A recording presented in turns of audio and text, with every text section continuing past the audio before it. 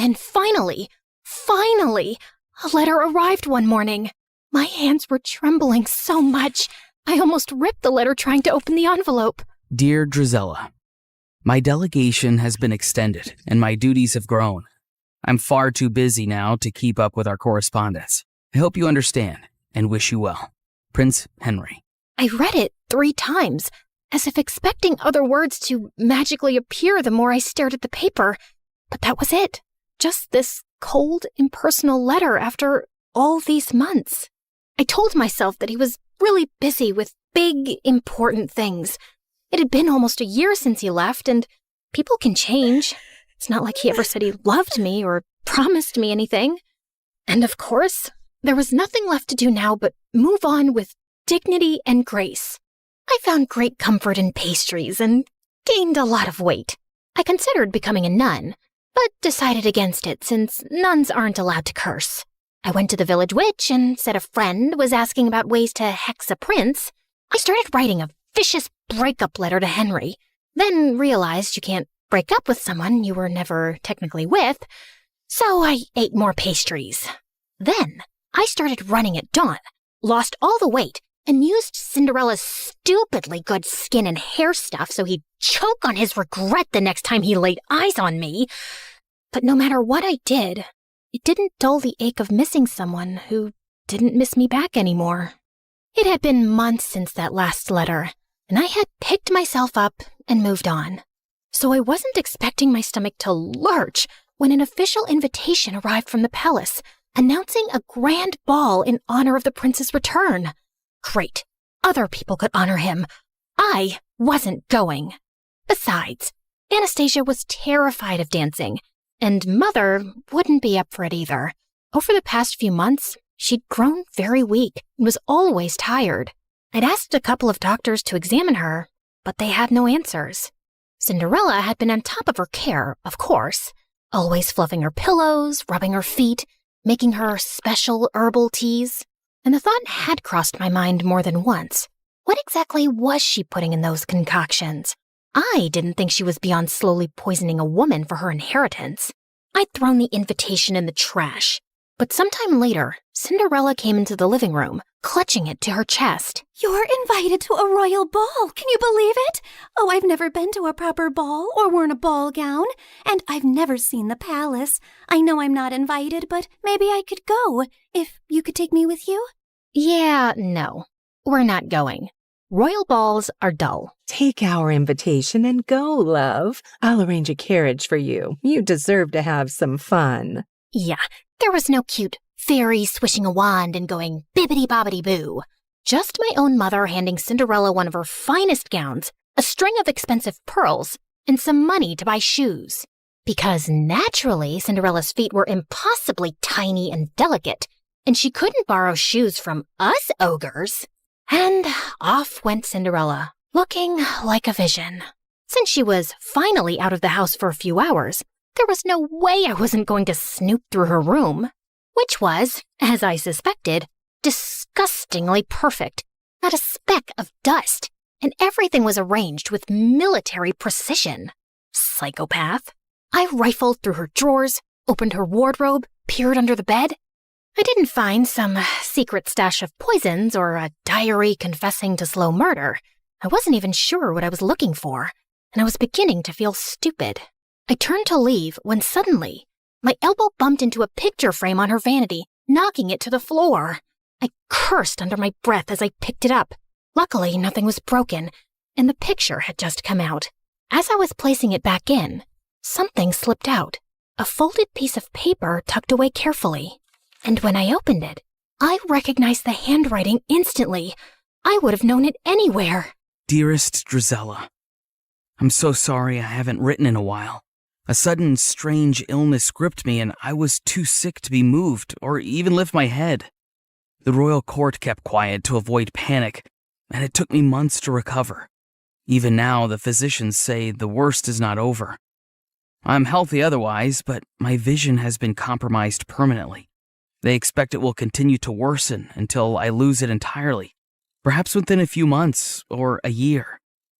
Before that happens, before I lose my ability to pen down words myself, I need to tell you that I'm in love with you.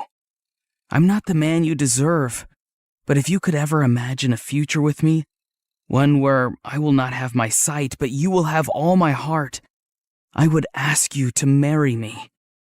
Yours always, Just Henry. I read it again and again and again.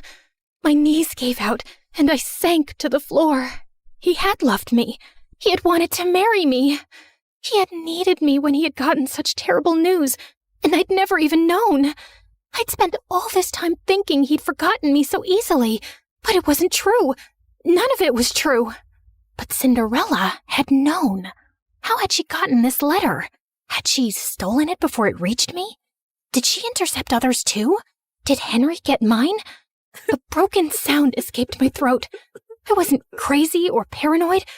I'd been right about her all along.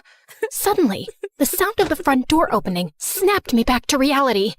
Cinderella had returned from the ball. I rose to my feet, pure rage surging through my veins. She'd taken everything from me, but this time, she wasn't getting away with it. I ran downstairs and found Cinderella by the fireplace, humming softly, and I lunged towards her and grabbed her hair. Oh my God, what are you doing? I shoved the letter in her face. Why do you have this? What did you do? What did you say to him? Her blue eyes went wide. Then slowly, she smiled. And before I could react, she grabbed the letter from me and flung it into the fire. What letter? I saw red as I screamed and tried to yank her hair from her skull. She managed to pull away from me, but I grabbed her dress, tearing away the silk. She shoved me, and I stumbled back as I ripped the pearls from her throat. Mother and Anastasia came running in at the noise. What is happening? She's attacking me! She's gone mad! Get her out of here. I swear I will kill her if you don't. You don't know what she's done. She stole him from me. What? Who are you talking about? Henry, the crown prince. We were in love. He wanted to marry me. Mother and Anastasia just stared at me like I was speaking a foreign language. She's crazy and jealous. She's always hated me. Drizella, you've lost your mind and you're scaring us. No, I'm not crazy. I'll prove it. I tore up the stairs, running to my room. I flung open the chest under my bed where I'd kept all our letters. They were gone. All of them. I stumbled back down the stairs, half mad with grief and rage. I charged at Cinderella again, but Mother blocked my path and shielded her. You will not come near her again, you hear me? Enough. I couldn't breathe. I bolted from the house and ran out into the cold. I stumbled into the barn and sank onto the dirt floor, sobbing until my whole body hurt. I didn't know how much time had passed, but eventually the door creaked open and Anastasia walked in softly, kneeling beside me. If you say you talked to the prince, if you say you loved him, I believe you.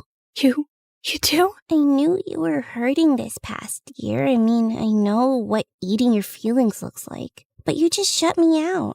I wish you hadn't. I leaned into her, the way we used to when we were little girls, feeling scared of thunder, and she pulled me into a warm hug. Thank you. I didn't sleep a wink that night. Henry's letter replaying itself over and over in my mind. Tomorrow, I was going to the palace. I didn't have a plan or some speech prepared. I just knew I had to see him, and I wasn't coming back home without doing it. It was soon after dawn that I prepared my horse to leave, when a servant handed over a letter. Important news!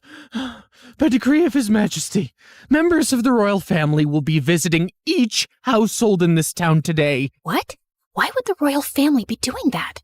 Would Henry be among them? I didn't know what was going on, but I had to stay back for the visit. Cinderella was probably still holed up in Mother's room, which was good for her, because if I saw her face, I would tear her apart. I paced around impatiently, looking out the window for any signs of the royal delegation approaching. I thought I'd get a better view from the attic, so I ran up. And as I stood there, with my face pressed to the window, suddenly, the hair on the back of my neck stood up. I turned, and Cinderella was standing in the doorway, her eyes gleaming. Before I could run towards her, she slammed the door shut, and I heard the lock click. "Let me out! You crazy witch! Let me out!" And when I saw the royal delegation arrive at our house, I felt manic. I kicked and banged and screamed until my throat was raw. But no one heard me. Why was the royal family here? What was Cinderella doing? Finally, I heard someone running up the stairs, and the door burst open.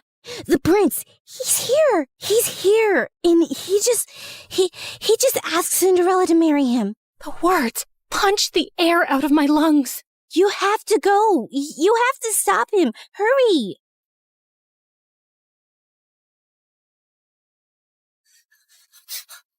Just as the royal delegation was preparing to leave. And there he was. Henry was standing beside Cinderella, his hand cradling hers gently as he bent to kiss her fingers. "Henry, no! You can't marry her! You don't know who she is!" Everyone froze, including him. He slowly turned to me, squinting his eyes hard, and then his face hardened to stone. I told you she would never let me escape. "Henry, whatever she's told you, it's all lies." Address me properly, miss. It's Crown Prince Henry. Okay, Crown Prince Henry, you cannot marry that two-faced witch. A ripple of murmurs went through the small crowd gathering around us. I need a moment alone with her. He led me forcefully into the stables away from everyone and slammed the door behind us. You are the biggest liar I've ever met. All the time you whined about your perfect stepsister replacing you when it was just a poor, abandoned girl that you and your family made your slave? I felt like he'd slapped me in the face. She didn't even dare tell me her name yesterday at the ball. She said she sneaked away because she wasn't allowed to exist freely, not even for a night. Then she ran away before I could even ask who she was. All I had was her slipper she left behind by accident. And then imagine looking for her and finding that you're the villain in her story. Henry, she's a manipulative psychopath. She stole my letters. She stole yours. I didn't even know you were sick or losing your sight. Stop lying. It was your handwriting on the letter I got, where you told me you couldn't be with me because of my illness, where you said it would be better to end things before they really even began. I never wrote that letter. She faked it. I think she always knew about us right from the start. Are you really so twisted that you think she plotted all this? So according to you, she intercepted our letters, forged your handwriting, and had been spying on us all along just to ruin things between us one day? I know it sounds crazy, but it's true. For a second, a shadow of doubt crossed his face, and I thought he might believe me. But then his jaw tightened. No, you didn't want me. And now you just don't want her to have me either. My heart felt like it would explode. You met her last night. How can you marry someone you don't even know? As if time is a guarantee of anything. I knew you for much longer, but it turns out I didn't know you at all. She knows about my ailment, and she accepted me as I am. And even though I've lost most of my sight now, when I look at her, she glows like an angel. She's kind and beautiful and good. I know she will save me, and I will save her from you. As he started walking away, I felt something break inside me, like a monster being unleashed. Maybe it's a blessing you're going blind, Henry. I hope it happens faster for your sake. It's better if you're spared from seeing the snake you're marrying or the fool you've become. And I wouldn't have married you anyway. A blind fool is no prince, only a burden. Mind your tongue when speaking to your prince. And if you ever cross my path again, I will have you exiled. I walked out after him and watched from a distance as he took Cinderella's hand, lifted her into the royal carriage, and rode away, taking every dream I'd ever dared to have with him. What was it that Henry had called me? Ah, yes, the villain in Cinderella's story, and that she would save him and he would save her from me. Yes, her beauty was so bright, it even enchanted an almost blind man. It made everyone else look ugly. I calmly stepped over to the oil lamp and knocked it over. Then I stood back and watched as the flames ran up the curtains, licked up the walls, ate up her belongings, gobbled up all her lies. The whole room blazed, and it felt good. The fire spread faster than I'd expected. The house was old, and the walls were bone dry. By the time the servants managed to put it out, half the estate was gone. Mother, heartbroken and sickly, packed up what little we had left and moved in with some distant relatives. Anastasia went with her. And me? Well, I was declared unwell, hysterical, and quite dangerous.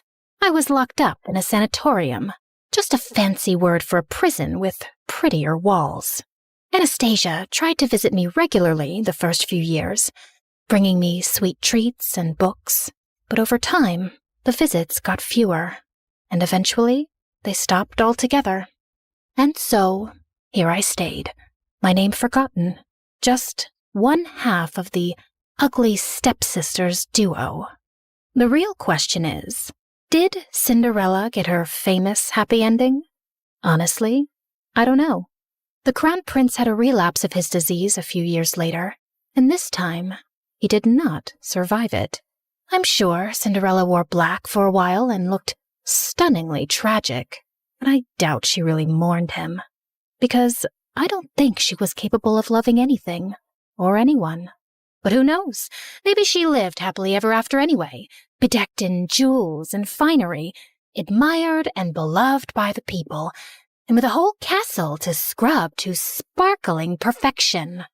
Anyway, this is how my story ends. It's so depressing, isn't it? But don't worry. This version won't stick, because no one really wants the truth. Not when the truth is ugly and the liar is beautiful. Hey, before you click away, can we talk? Like, really talk? You just spent time with me and my story. Not 30 seconds, not a quick swipe, actual time. And that's kind of rare now, isn't it? Look, I get it. TikTok is addictive. Those quick dopamine hits, one after another. But here's the thing. Do you remember any of those videos from last week? Last month? They blur together, don't they? But a story? A real story sticks with you. It changes how you see things. Maybe after watching mine, you'll think differently about the villains in other stories. Maybe you'll question who's really telling the truth. That's what stories do. They don't just pass time. They change us. We're fighting to keep this alive. Every animation you see took weeks. Every character, every expression, every scene, crafted by humans who believe stories matter. We could pump out 3-minute clips with AI voices reading Reddit posts. We could chase trends. We'd probably get more views. But we don't, because you deserve better. Here's the truth. Platforms push short-form content because it keeps you scrolling longer. But we're not trying to steal your time. We're trying to earn it, to give you something worth those minutes. So if this story made you feel something, anything, then please share it. Not for the algorithm, not for us, but for everyone who's hungry for real stories and doesn't even know it yet.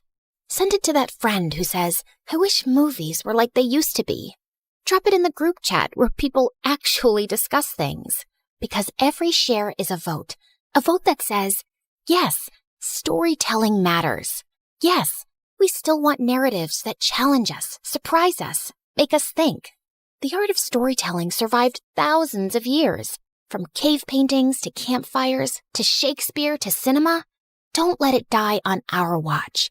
Not for a 5-second dance trend.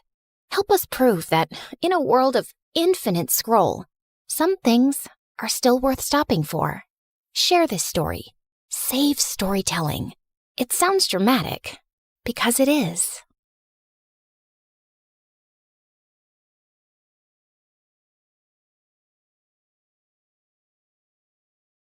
The morning bell echoes through the halls. 1,000 voices bouncing off the wall. From the quiet corners of the library floor to the laughter leaking through the classroom door, we're walking hallways where the legends grew. But today the ink is fresh and the story's new. A student stares at a blank white screen while an artist paints the things unseen. The scholar's lamp burns through the night. The athlete runs towards the morning light. A teacher sighs, hoping the spark they lit survives, finding the light when the halls get dark. Oh, welcome to the light that ends you, where the story's changing and the lead is you. So carve your name in the wind, let the legacy breathe. There's a world in the pages that we're starting to weave. Not just a school, but the soul of the story, turning our scars into stars and our grit into glory.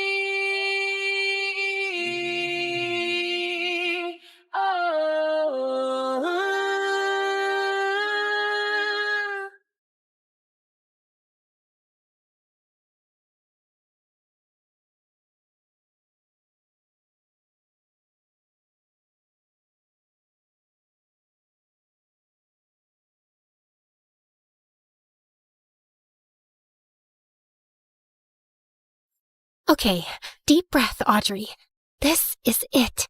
First day as a freshman at my dream school, the place everyone spends their whole life trying to get into. For kids like me, who can't even dream of affording the tuition, there's only one option. Grind like your life depends on it. I don't have any special talents to get a sponsor. It's just my brains, coffee, and a very unhealthy relationship with practice tests. And the grind paid off.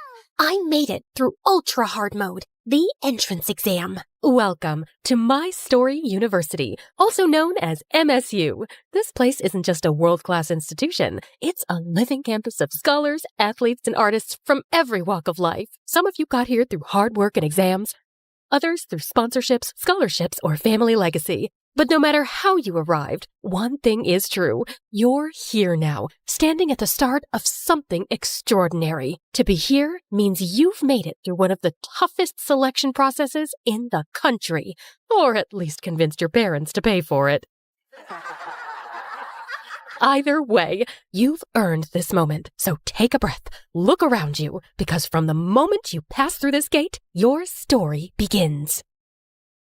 Wow, just listening to her made me feel so excited. Just then, the student beside her stepped forward, literally bouncing on her toes. She's probably one of the prettiest girls I've ever seen. Hi, freshmen! Welcome to MSU! I'm Anya, sophomore, event planner, and your official chaos guide for today.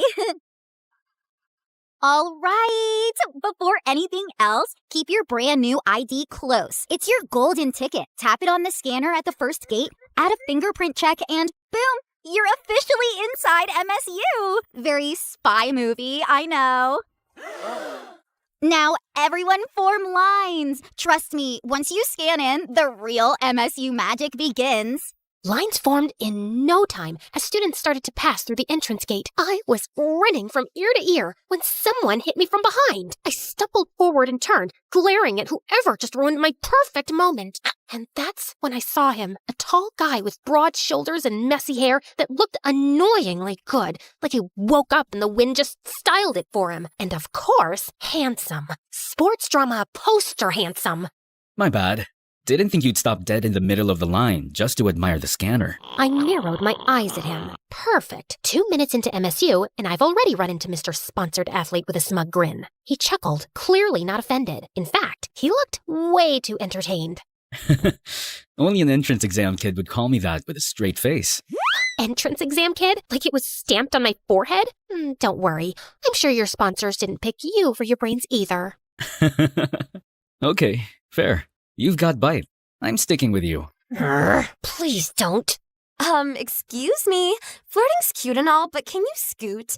My first crush just walked through the gate, and I am not missing this. My face instantly went tomato mode. Relax. We let you chase true love. Ladies first. Thank you. Thank God she swapped places with Mr. Sponsored Athlete. I was able to focus again. Then it was my turn. I stepped up to the scanner, swiped my ID, pressed my fingertip, and the gates slid open. A security guard by the arch tipped his cap at me, smiling like he'd been waiting all morning just to say this. Welcome to MSU. Big day, huh? You're gonna love what's waiting on the other side. I gave him a smile as I walked toward the side entrance, and my breath hitches as I stared at what I can only describe as a dreamlike paradise. Rows of cherry blossom trees arched overhead, petals drifting like pink snow across a stone bridge that seemed to glow in the sunlight. Students slowed down, phones snapping, voices hushed, like we'd all walked into some dream sequence. So this is the famous Blossom Bridge of MSU. This was the kind of moment you wanted to bottle up forever. The kind that made every sleepless night, every exam, every meltdown feel worth it. I clutched my pamphlet tighter, grinning without even meaning to. For a second, everything felt perfect. Beautiful, right? You'll see this every day on your walk to school. Okay, now on to important people. Introducing our student council president and vice president. The student council president looked intense, posture straight, sharp eyes scanning the crowd, practically glowing with authority. Meanwhile, the vice president had this cheerful, approachable vibe, like the type who'd hand out snacks during finals week. Welcome to My Story University.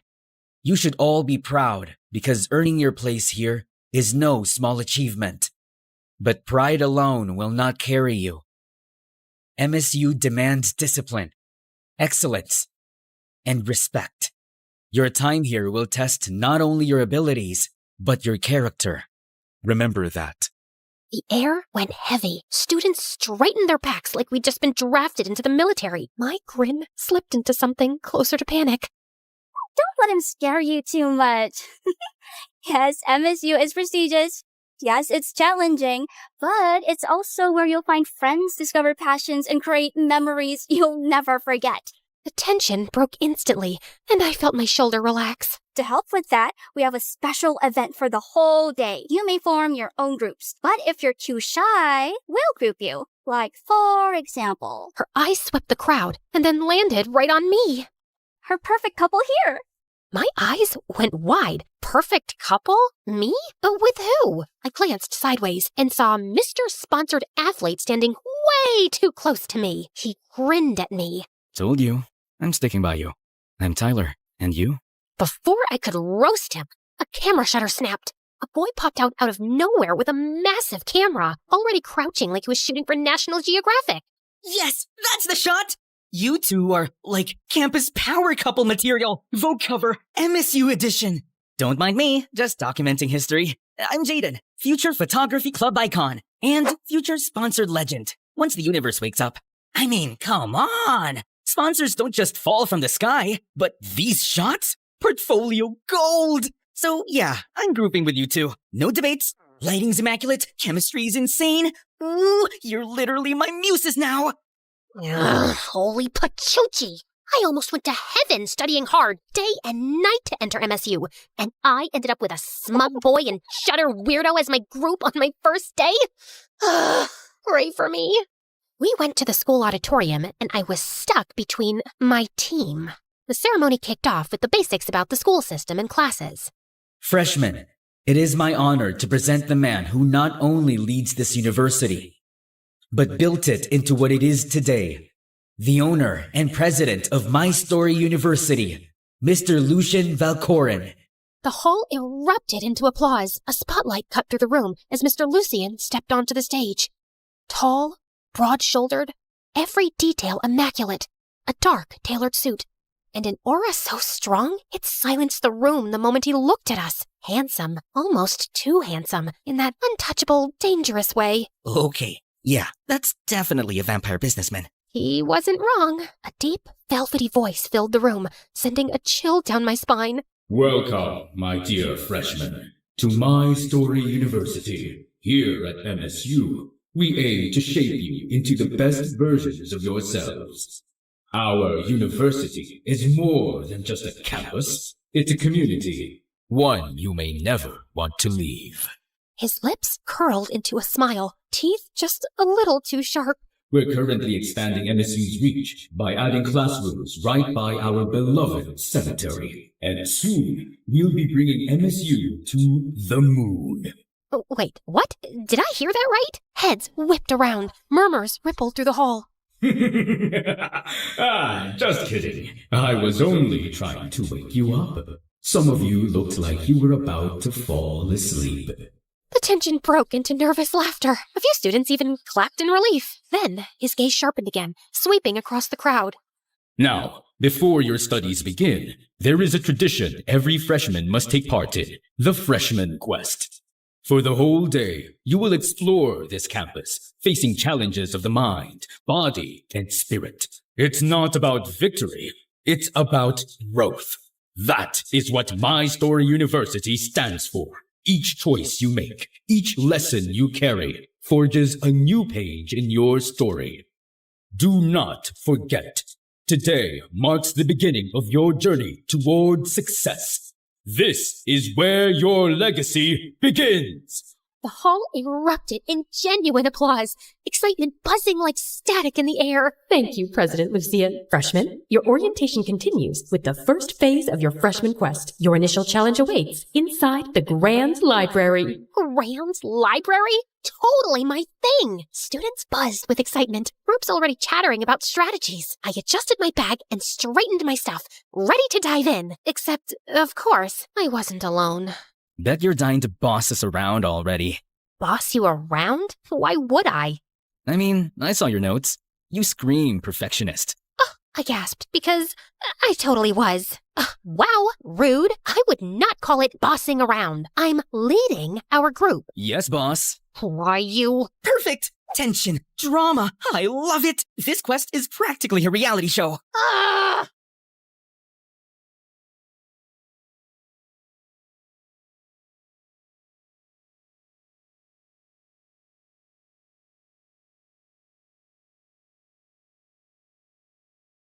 Welcome to MSU's Grand Library. Now, for your challenge, decode the riddle, find the hidden phrase within the library, and present it to the librarian's desk. You only have an hour. The ones who will solve it by the given time will be rewarded by MSU prestige points. The room erupted into murmurs as groups crowded around the pedestal. I leaned in, scanning the parchment, my brain already piecing it together. Guardians of the word, keepers of time. Knowledge is locked in order and rhyme. Seek the author whose name holds 3 on the second floor, row 63. Next, take the tome of silver spine, 5th from the top where the lamps still shine. Last, find the scholar who never wrote. His number alone keeps wisdom afloat. Bring them together, letters align. Reveal the message hidden by design. Yeah, that wasn't a riddle. That was a boss fight in poem form. Other groups started discussing right there. Some already arguing over what the poem even meant, and some I knew from one look, our competition. If I wanted to win, I needed to focus. I dragged Smut Boy and Shutter Weirdo to a quiet corner. No way I was letting the entire freshman class eavesdrop on my strategy meeting. Okay, listen, we're not solving this in the middle of the stampede. Everyone's confused, which means we can get ahead if you two actually listen for once. Love the confidence. Totally giving team captain energy. Yes! Secret strategy meeting! Love it! Focus! The first clue points to authors with 3-letter last names. Second floor, row 63. Tyler, that's your job. You can climb faster. The second clue is a silver-spined book, 5th from the top, near the lampposts. Jaden, you can handle that. And the last clue, the scholar who never wrote, that's a call number with no listed author. Reference section. That one's mine. Yes, boss. I rolled my eyes. Come on, chop chop. Tyler sprints up the second floor like a man on a mission. Jaden hops onto the ladder and zooms across the shelves dramatically. Guess I nearly choked. Why is he like this? He came back with the books and lined them up. As soon as I arranged them correctly, the secret phrase appears. Welcome, story makers. See? Genius. First place was practically ours. Whoa, okay, that was genius. brainy main character energy. Love it. Pose with the books? Yes, perfect. save it. We need to move. But then, Jaden bumps into the table, and the silver-spined book slipped from the pile. Tyler lunged to grab it, but he crashed straight into Jaden. And boom, camera bag exploded. Several things cluttered, and Tyler scrambled after it like this was a sports drill. Jaden literally dived onto the floor. Not the lens! And 2 nearby groups tripped over the mess. It's absolute chaos in just 3 seconds. Okay. Not my smoothest save. Oh, come on! We scrambled through the mess of Jaden's stuff, books, and people. My heart raced as I dug for our pile, panic setting in. By the time I dragged both the guys in the books to the librarian's desk, another group was already standing there with the answer. Group 12, first place. Group 14, close behind. The crowd applauded while Tyler and Jaden looked so proud. And me?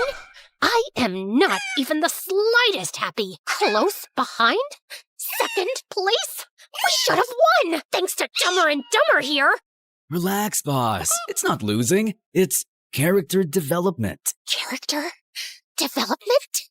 I don't need character development. I need first place. Holy pachuchi. So much for my first day at MSU. Students would remember me as a viral TikTok sound waiting to happen.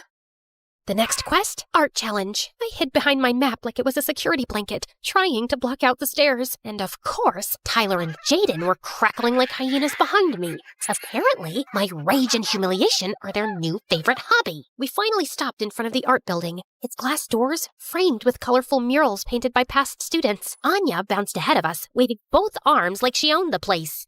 Welcome, freshmen! This is MSU's art building, one of my absolute favorites. We've got cozy rooms for solo artists who like to brood, and big studios for collabs or group lessons. You can make anything here. Painting, sculpture, digital art, photography, even the weird experimental stuff. And right in the center of MSU, our pride and joy, the Art Museum. Only truly extraordinary work gets displayed there.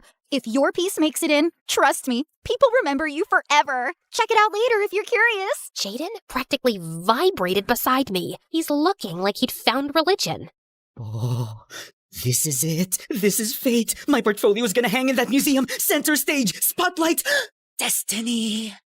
The doors swung open, and someone came out, a woman in a paint-splattered apron and the most colorful outfit I'd ever seen, like a walking rainbow with glitter on top. Her hair was bright orange and curly, the pencil tucked behind her ear, and she had the kind of energy that made you want to burst into one of those children's songs about how the world is colorful and so am I, while spinning in a field of flowers. Hello, my little masterpieces. I am Orla, and today you're going to discover that art is not just what you make, it's who you are. Prepare to laugh, prepare to cry, and most importantly, prepare to get paint absolutely everywhere.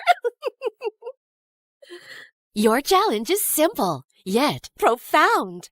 Each group gets one canvas.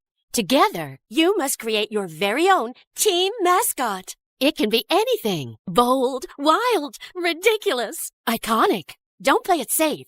Safe is boring. And in art, boring is the only true failure. Boring is totally not my thing. Holy pachuchi, just looking at my teammates made me nervous. The canvases were passed out, brushes clattered onto the tables, and the room instantly filled with chatter and the smell of wet paint. The 3 of us stared at the big blank canvas in front of us. All right, here's the plan. 1 canvas, 1 mascot. I'll sketch something smart and symbolic, then we'll discuss colors later. Yes, boss. It took me a while to create a pencil drawing of our mascot, and I was actually satisfied with it. Okay, for the colors. Tyler just dunked a brush into the paint like it was a soup spoon. This mascot needs fire. Boom! He slapped a massive red streak across my careful outline, and I nearly had a conniption. If there's fire, it needs protection and something cool. He added giant sunglasses, random accessories, and a ridiculous grin. Tyler started laughing, and Jaden doubled over with him. They continued drawing silly things, and I just can't. I'm trying! Our symbolic creature looked like Memezilla on spring break. Look at his arms. He's jacked. Wait. He needs a Gucci belt. I snorted a tiny giggle, then clamped my hands over my mouth. No, Audrey. Don't encourage them. Stay strong. My eyes caught the team near us, and holy pachuchi, they looked so artsy and serene, like they'd been born holding paintbrushes, and their mascot was a masterpiece. Relax, boss. Ours has flavor. Jaden added glitter to the sunglasses and posed proudly. And style. Don't forget style. They just kept laughing, while I was practically combusting on the spot.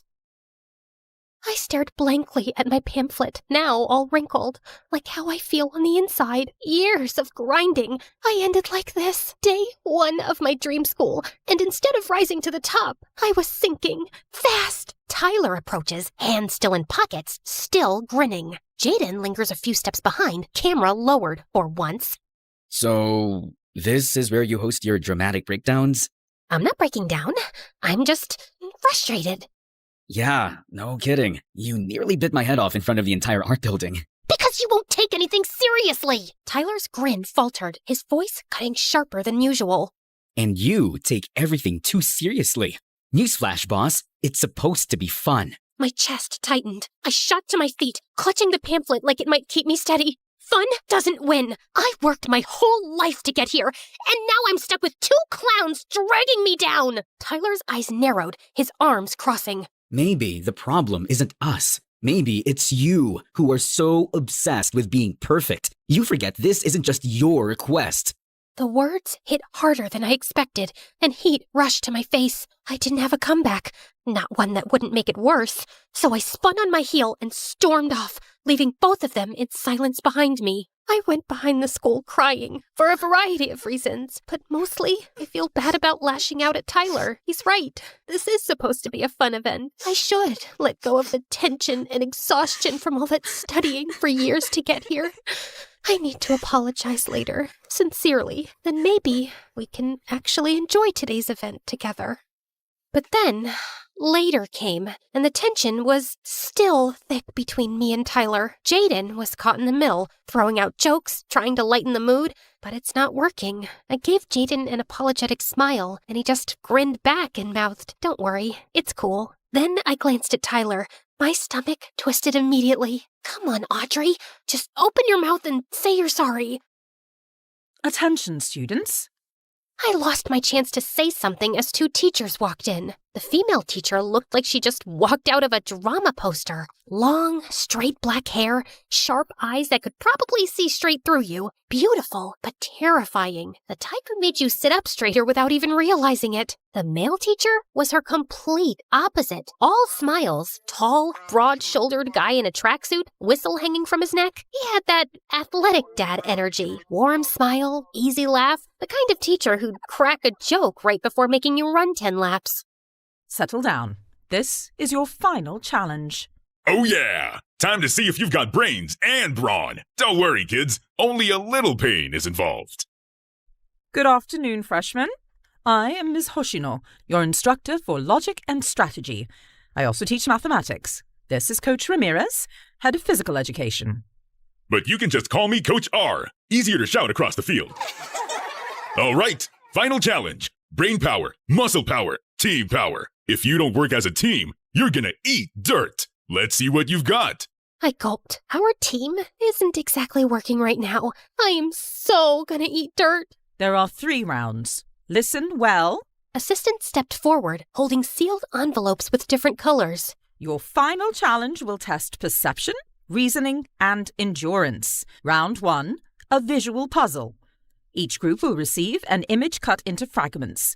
Your task is to reconstruct it correctly. Only then will you move to round 2. Round 2 is a logic puzzle, a riddle requiring critical thinking. Solve it, and you advance to the final round. Round 3 is simple. A long-distance run to the finish line. 1 runner per team. Fastest across wins.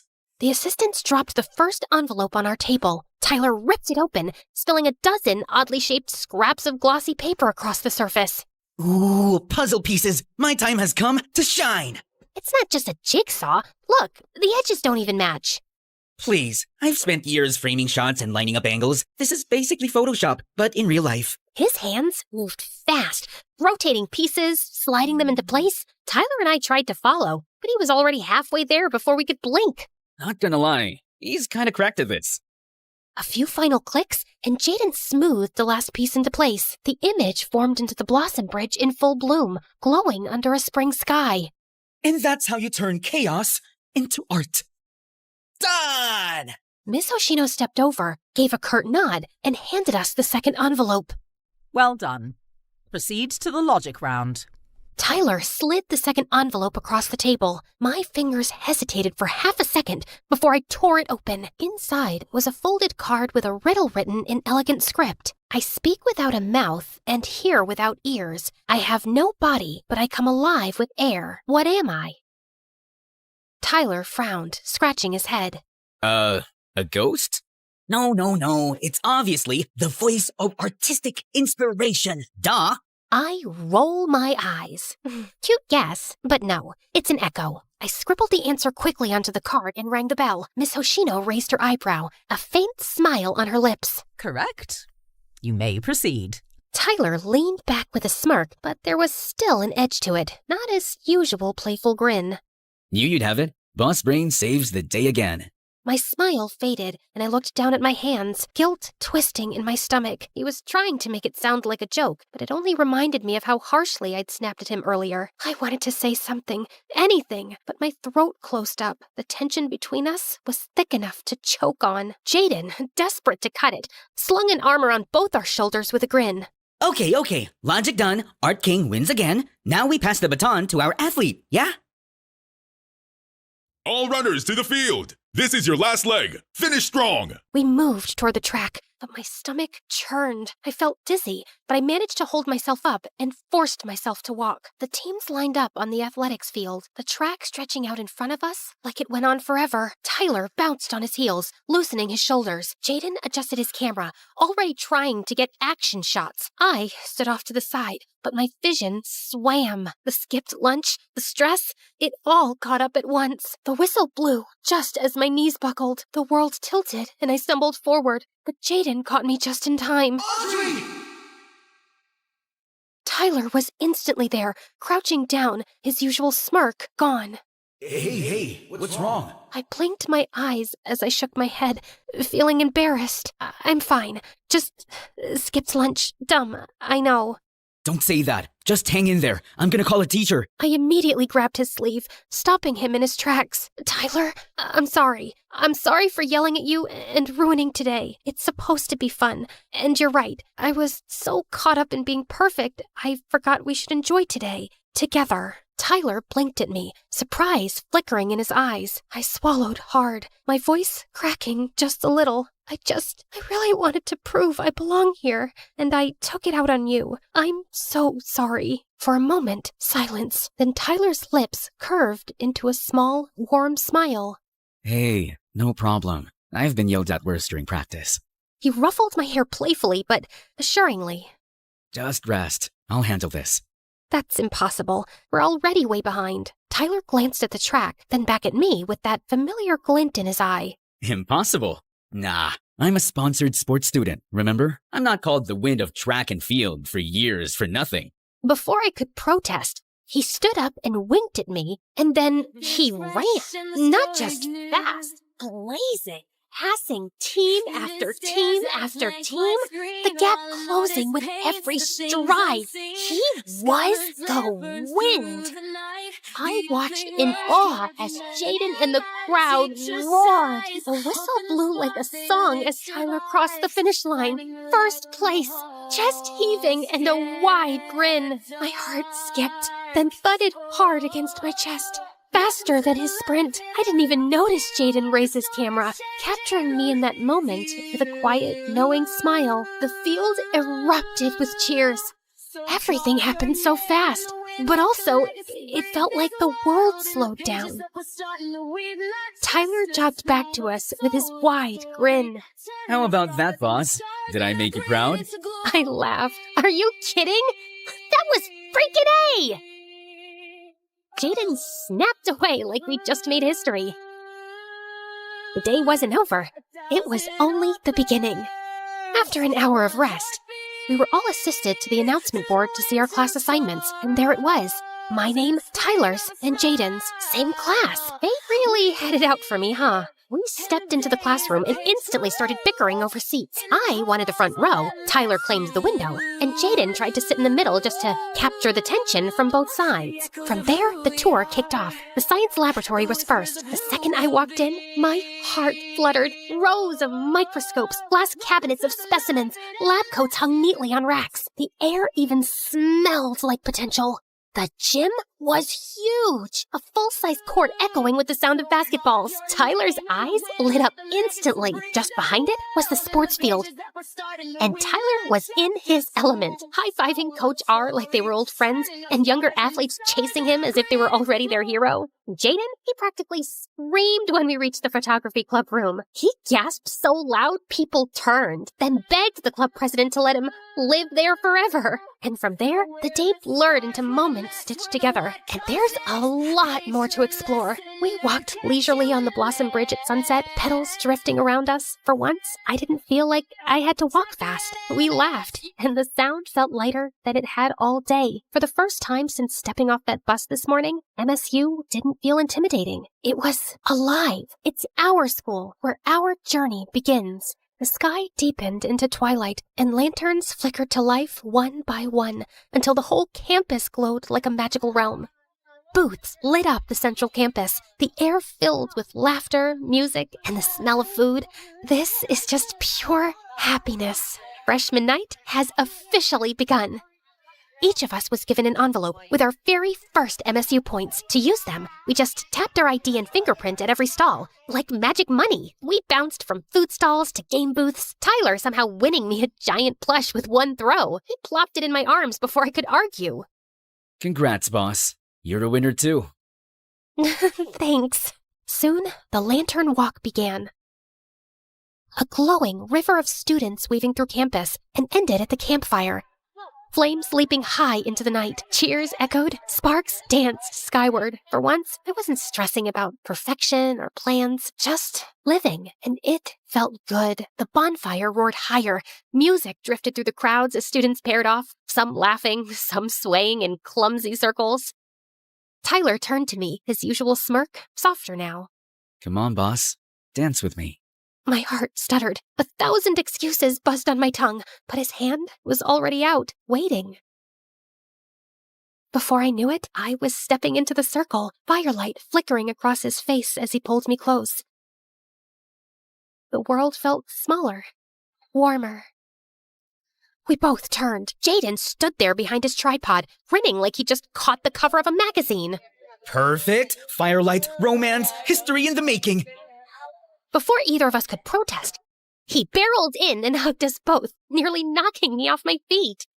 I'm so glad it's you two. We're gonna make the next few years at MSU unforgettable. We all burst out laughing, tangled in the world's messiest group hug. And for the first time that day, it didn't feel like chaos. It felt like home. MSU Freshman Quest. It wasn't perfect. It wasn't according to plan. But maybe that's the point. The best stories aren't flawless. They're unforgettable.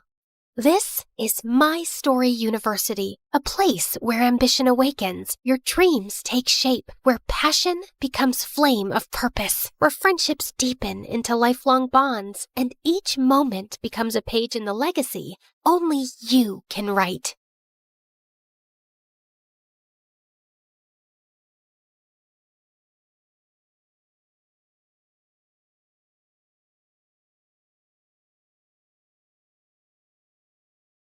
In Grimm's version of the fairy tale, apparently my sister and I weren't even worth naming.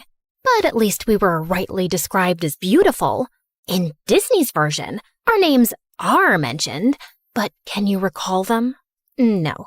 I bet all you can remember are two pug-nosed sisters with terrible hair, the nasolabial fold of a 70-year-old, annoying voices, and very big feet. The thing is, we really weren't ugly. Especially me. Honestly, I was kind of a looker from the right angle. No, move to the left. That side is prettier.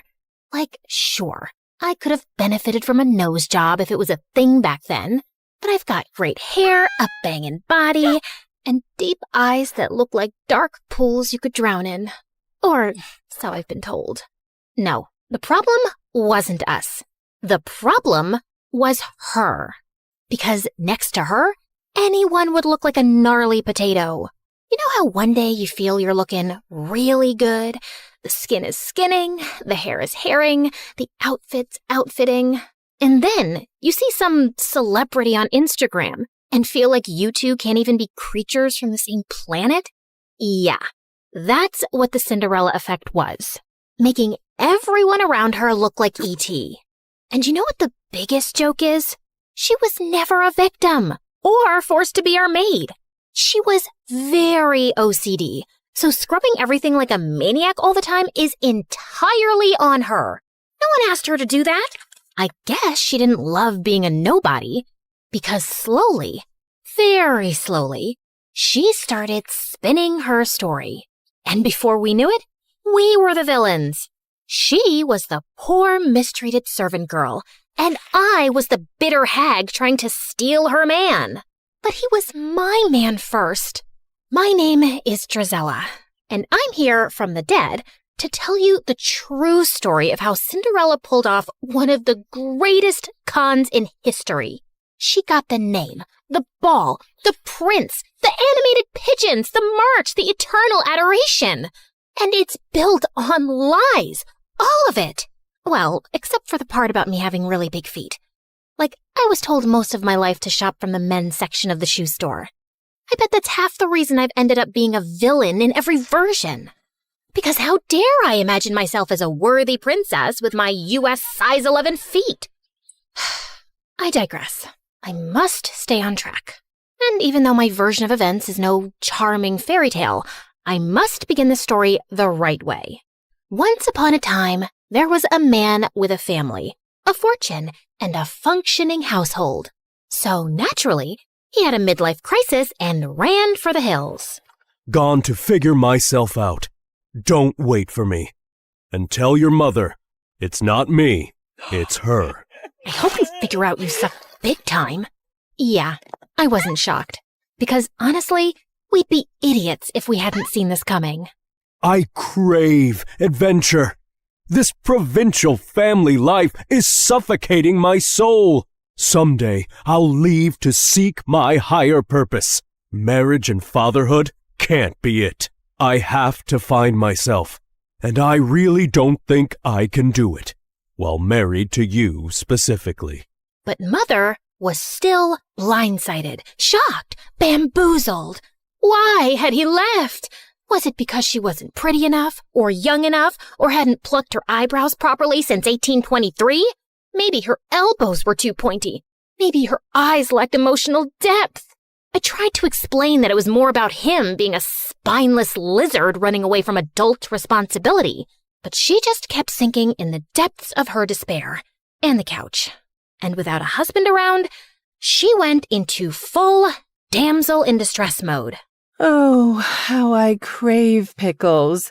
If only I had a man with strong arms to open this jar for me. Never mind that she had servants to open all the jars in the world and 2 perfectly decent daughters.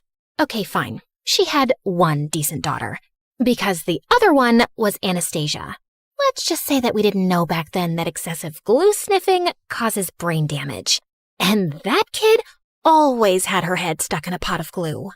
Anastasia, focus!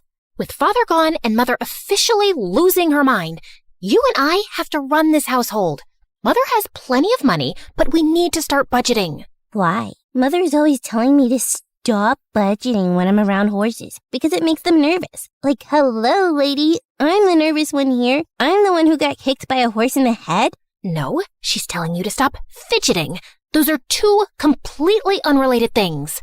Are you sure? They sound a little related. They're not! Look, budgeting just means that we need to keep track of our expenses. For instance, how much do we spend on candles per week? Oh, candles? At least 11. 11 what? Candles. I meant money. What about it? How much money do we spend on candles? We spend money on them? No, Anastasia. They just grow on trees and we pluck them like fruit. Yeah, that's what I'm saying. Candles are free. What's the next item on your fidgeting list? Yep. This was my partner in responsibility. Her loyalty was unwavering, as was her misunderstanding of absolutely everything. She had a heart of gold and the usefulness of a fork in a soup bowl. Okay. I'll stop roasting my poor sister now. Despite all her flaws, she was my rock. Heavy, useless, and mostly in the way. Ha ha ha, bazinga. But we soon had a much bigger problem at hand. Mother was dying for attention from men, and word of her wealth and desperation spread fast, sending every gold-digging bachelor within 100 miles our way. And I figured out how to get rid of them fast. Of course, my sister slowed me down. Okay, Anastasia, are we ready for afternoon tea? Absolutely. I ordered those fancy pastries Mother loves, fresh lilacs, lemon curd. No, Anastasia, not the actual tea. The plan. Are we ready for the plan? Oh, the plan. Right. Let me just quickly cancel the musicians. You ordered musicians? This isn't an actual date. It's an ambush. Do you remember the strategy or not? Not really, but I'll think of something on the spot. You know I'm very quick on my. Did you just forget the word feet? Quick on my feet? No, that doesn't make sense. You know I run slower than a duck. I have yet to beat a duck in a race. Oh my God. Focus on the tea. Fine. I'll spill tea on his thighs. No, that's not what we... Actually, you know what? You do that. Leave the rest to me. Great. And afterwards, we can eat the pastries? Yes, we can eat the pastries. And the lemon curd? Yes, fine. The lemon curd, too. I had discovered that the fastest method to drive off unwanted suitors was to casually mention Dad, and then watch Mother spiral into all 5 stages of grief. Well, 4. Acceptance was off the table. Mother, you look lovely today. Isn't this the dress you were wearing the day Father left? No, that was the lavender one. Oh, yes. The one Father said made you look washed out. He said what? Madam, you look absolutely radiant today. I cannot understand why any man would leave you. Of course he didn't leave me. He just relocated temporarily. I'm sure at this very moment he's thinking about how much he misses me, and he's making his way back home. Oh, I didn't think this was something temporary. You're right. I'm such a fool. Because honestly, what is there to miss? Just the woman who gave him the best years of her life. I held this family together. I cooked. I cleaned. When? You ironed a napkin. Once. And I'm the one who holds anything together. But if he'd just communicated properly, I could have changed. I could have sent my daughters to finishing school and gone with him to find himself and slept under the stars. I could have been free-spirited and spontaneous. Do you think if he knew this, he'd come back? I really can't say, madam. Oh, there's no point thinking about it. He's gone now. But you're here to mend the pieces of my broken heart, right? You have good, strong shoulders to cry on. I'm going to cry on them so much. It's getting kind of late for my hostess dinner. This has been lovely. Are you running away from me too? No, I mean, yes. But it's not you. It's me. Oh! He was leaving anyway, genius. Tea is expensive. You're all crazy. As he ran off and Mother sobbed into the tablecloth, we high-fived. I thought I was so smart, chasing off Mom's suitors and taking charge of the household. But then I made the biggest mistake of my life. Yeah, bigger than letting Anastasia give me a haircut once. I hired a gardener. Ma'am, thank you for the position. If it pleases you, my daughter Ella will also be staying with me in the servants' quarters. I'm sure she can make herself useful to you. A girl my age emerged from behind him, and I will never forget the first time I saw her. Her hair was like honey catching sunlight, her skin like porcelain, and her patched-up linen dress looked better than any silk I owned. Her eyes were the kind of blue that would make painters cry into their palettes trying to replicate it.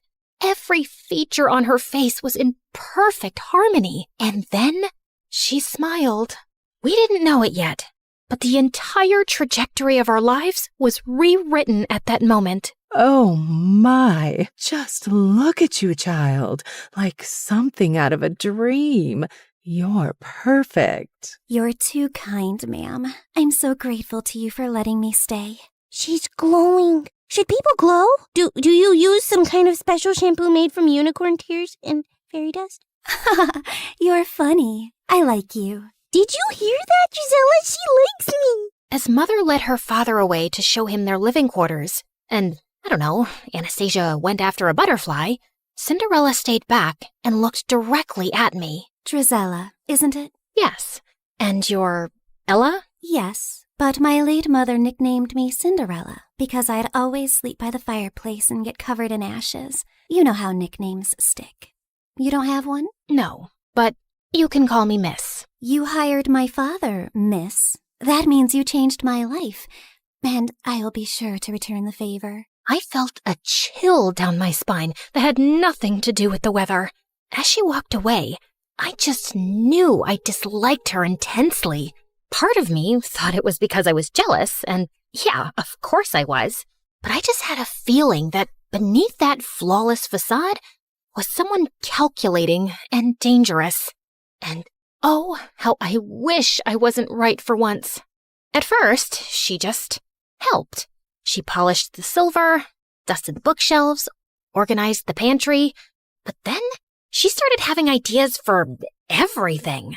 She rearranged the furniture, suggested new colors for the curtains, and started embroidering tablecloths and crocheting bedspreads.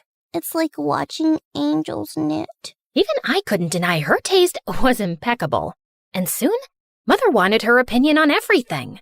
And then she was suddenly instructing all the maids, the butlers, and even the cook. The cook! That toad never listened to anything I said.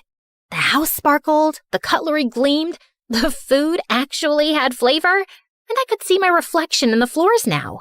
How could I complain about that? But I couldn't help being bothered by how she had Mother and Anastasia wrapped around her little finger. She would make them face masks and hair oils, play the piano for them like she was Mozart's daughter, and sing like a nightingale. And then there was the dancing. There was a celebration, as always, at the end of the harvest season. And as the servants gathered to dance, Cinderella joined them. She didn't dance like a girl raised in servant quarters.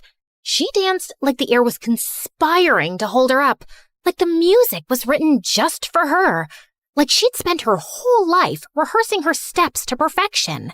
Everyone was mesmerized. She's so graceful, not like my girls. That was the first time I heard her say it.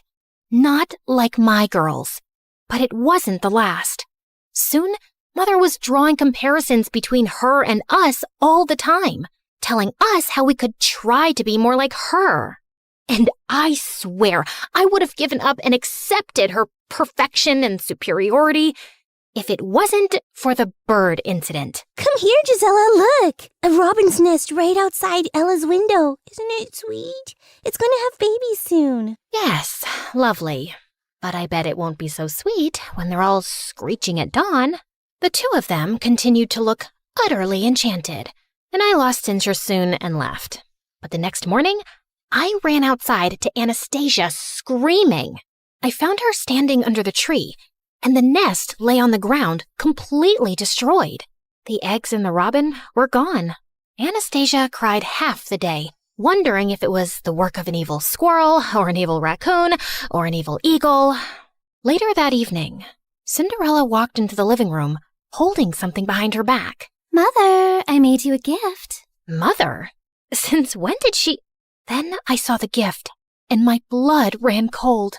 It was a delicate comb, woven with tiny blue-gray feathers twisted through gold thread. Oh, my dear, it's exquisite. Mother kissed her on the cheek. Anastasia clapped, while I just stared, stunned. This couldn't just be my imagination running away with me, right? Still feeling uneasy, I was going up to my room for the night when I found Cinderella polishing the stairs banister vigorously. Still cleaning? You really love it, don't you? Oh, yes. It really helps me think. And all the work makes me sleep soundly at night. You should be sleeping well tonight anyway. You know, without all that chirping right outside your window. Yes, such a noisy little thing that robin was. I wonder what happened to it. And we both know it wasn't an evil squirrel.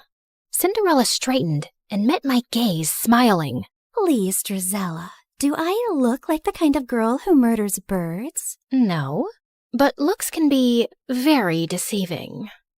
People only see what they want to see. Luckily for me, they always want to see an angel. Without a shadow of a doubt then, I knew this girl was a psychopath.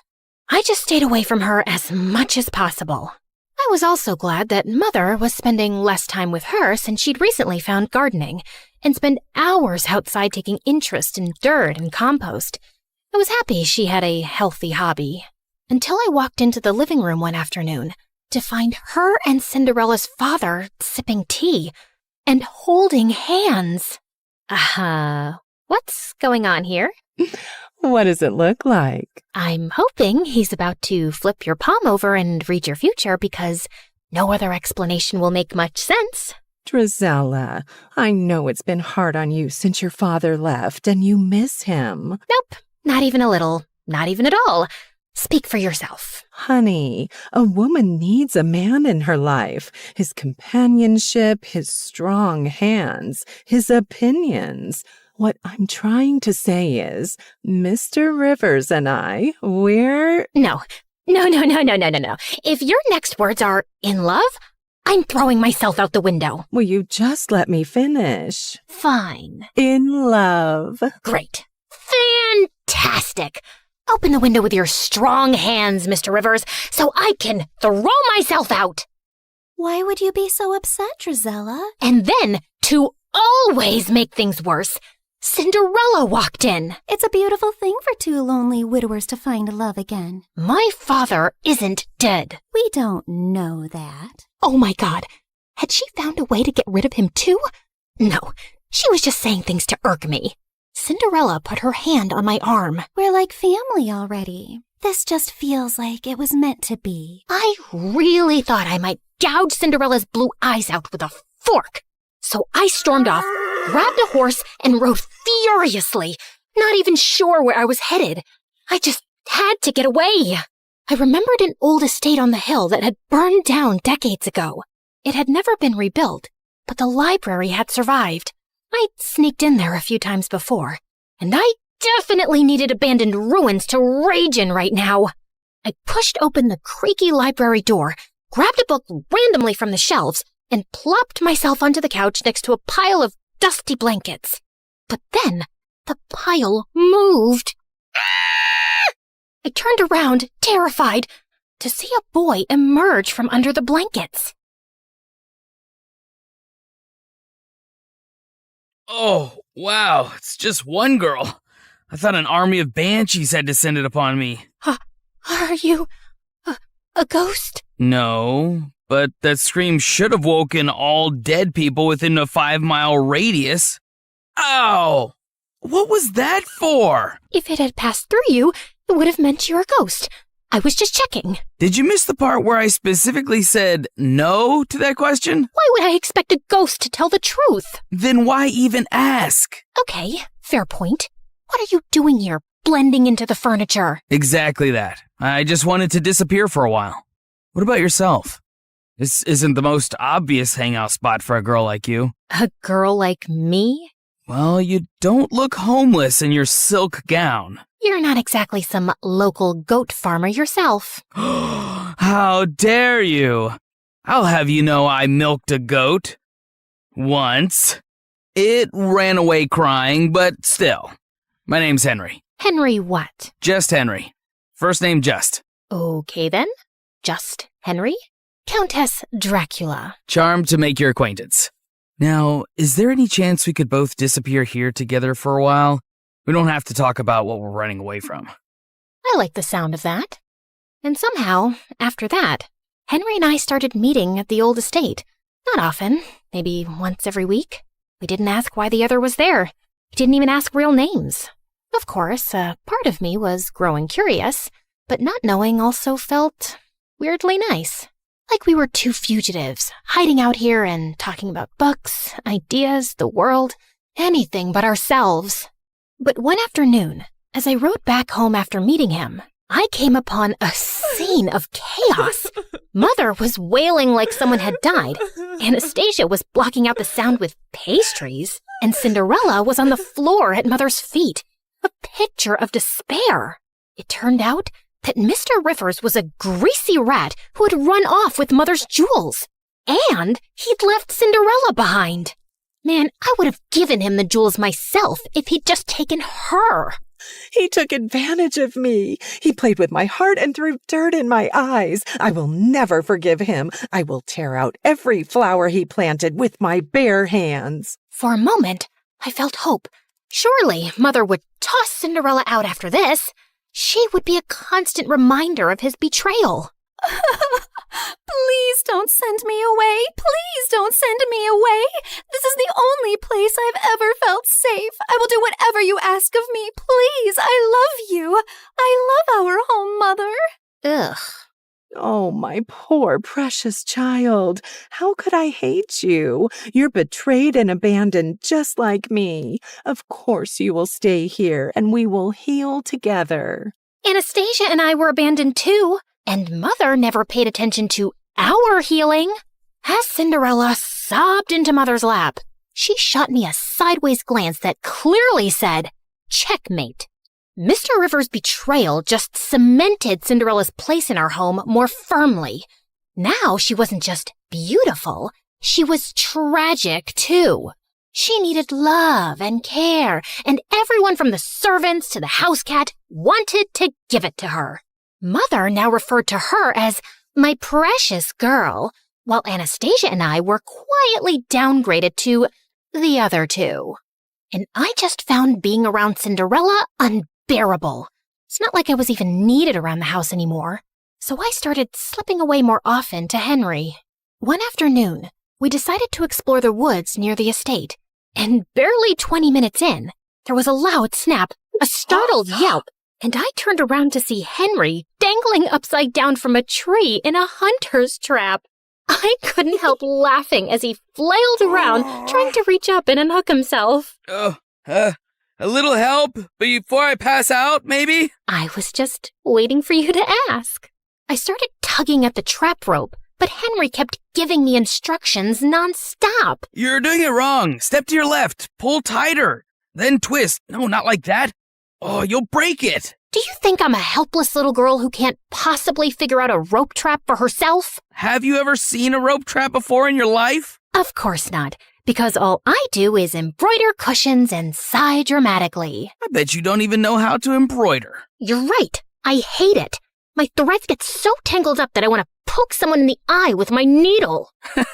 Violent and unladylike. You're a real catch. I yanked hard at the rope, and his face swung towards mine. Suddenly, we were too close, and his lashes were longer than any boy's had a right to be. Ooh, your eyes are really pretty. Flattery isn't going to make me help you faster. No, really.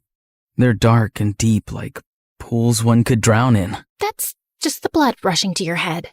I quickly moved to brace the rope again, when suddenly I noticed his shirt had slipped to reveal his belt, which had a silver crest. The royal crest.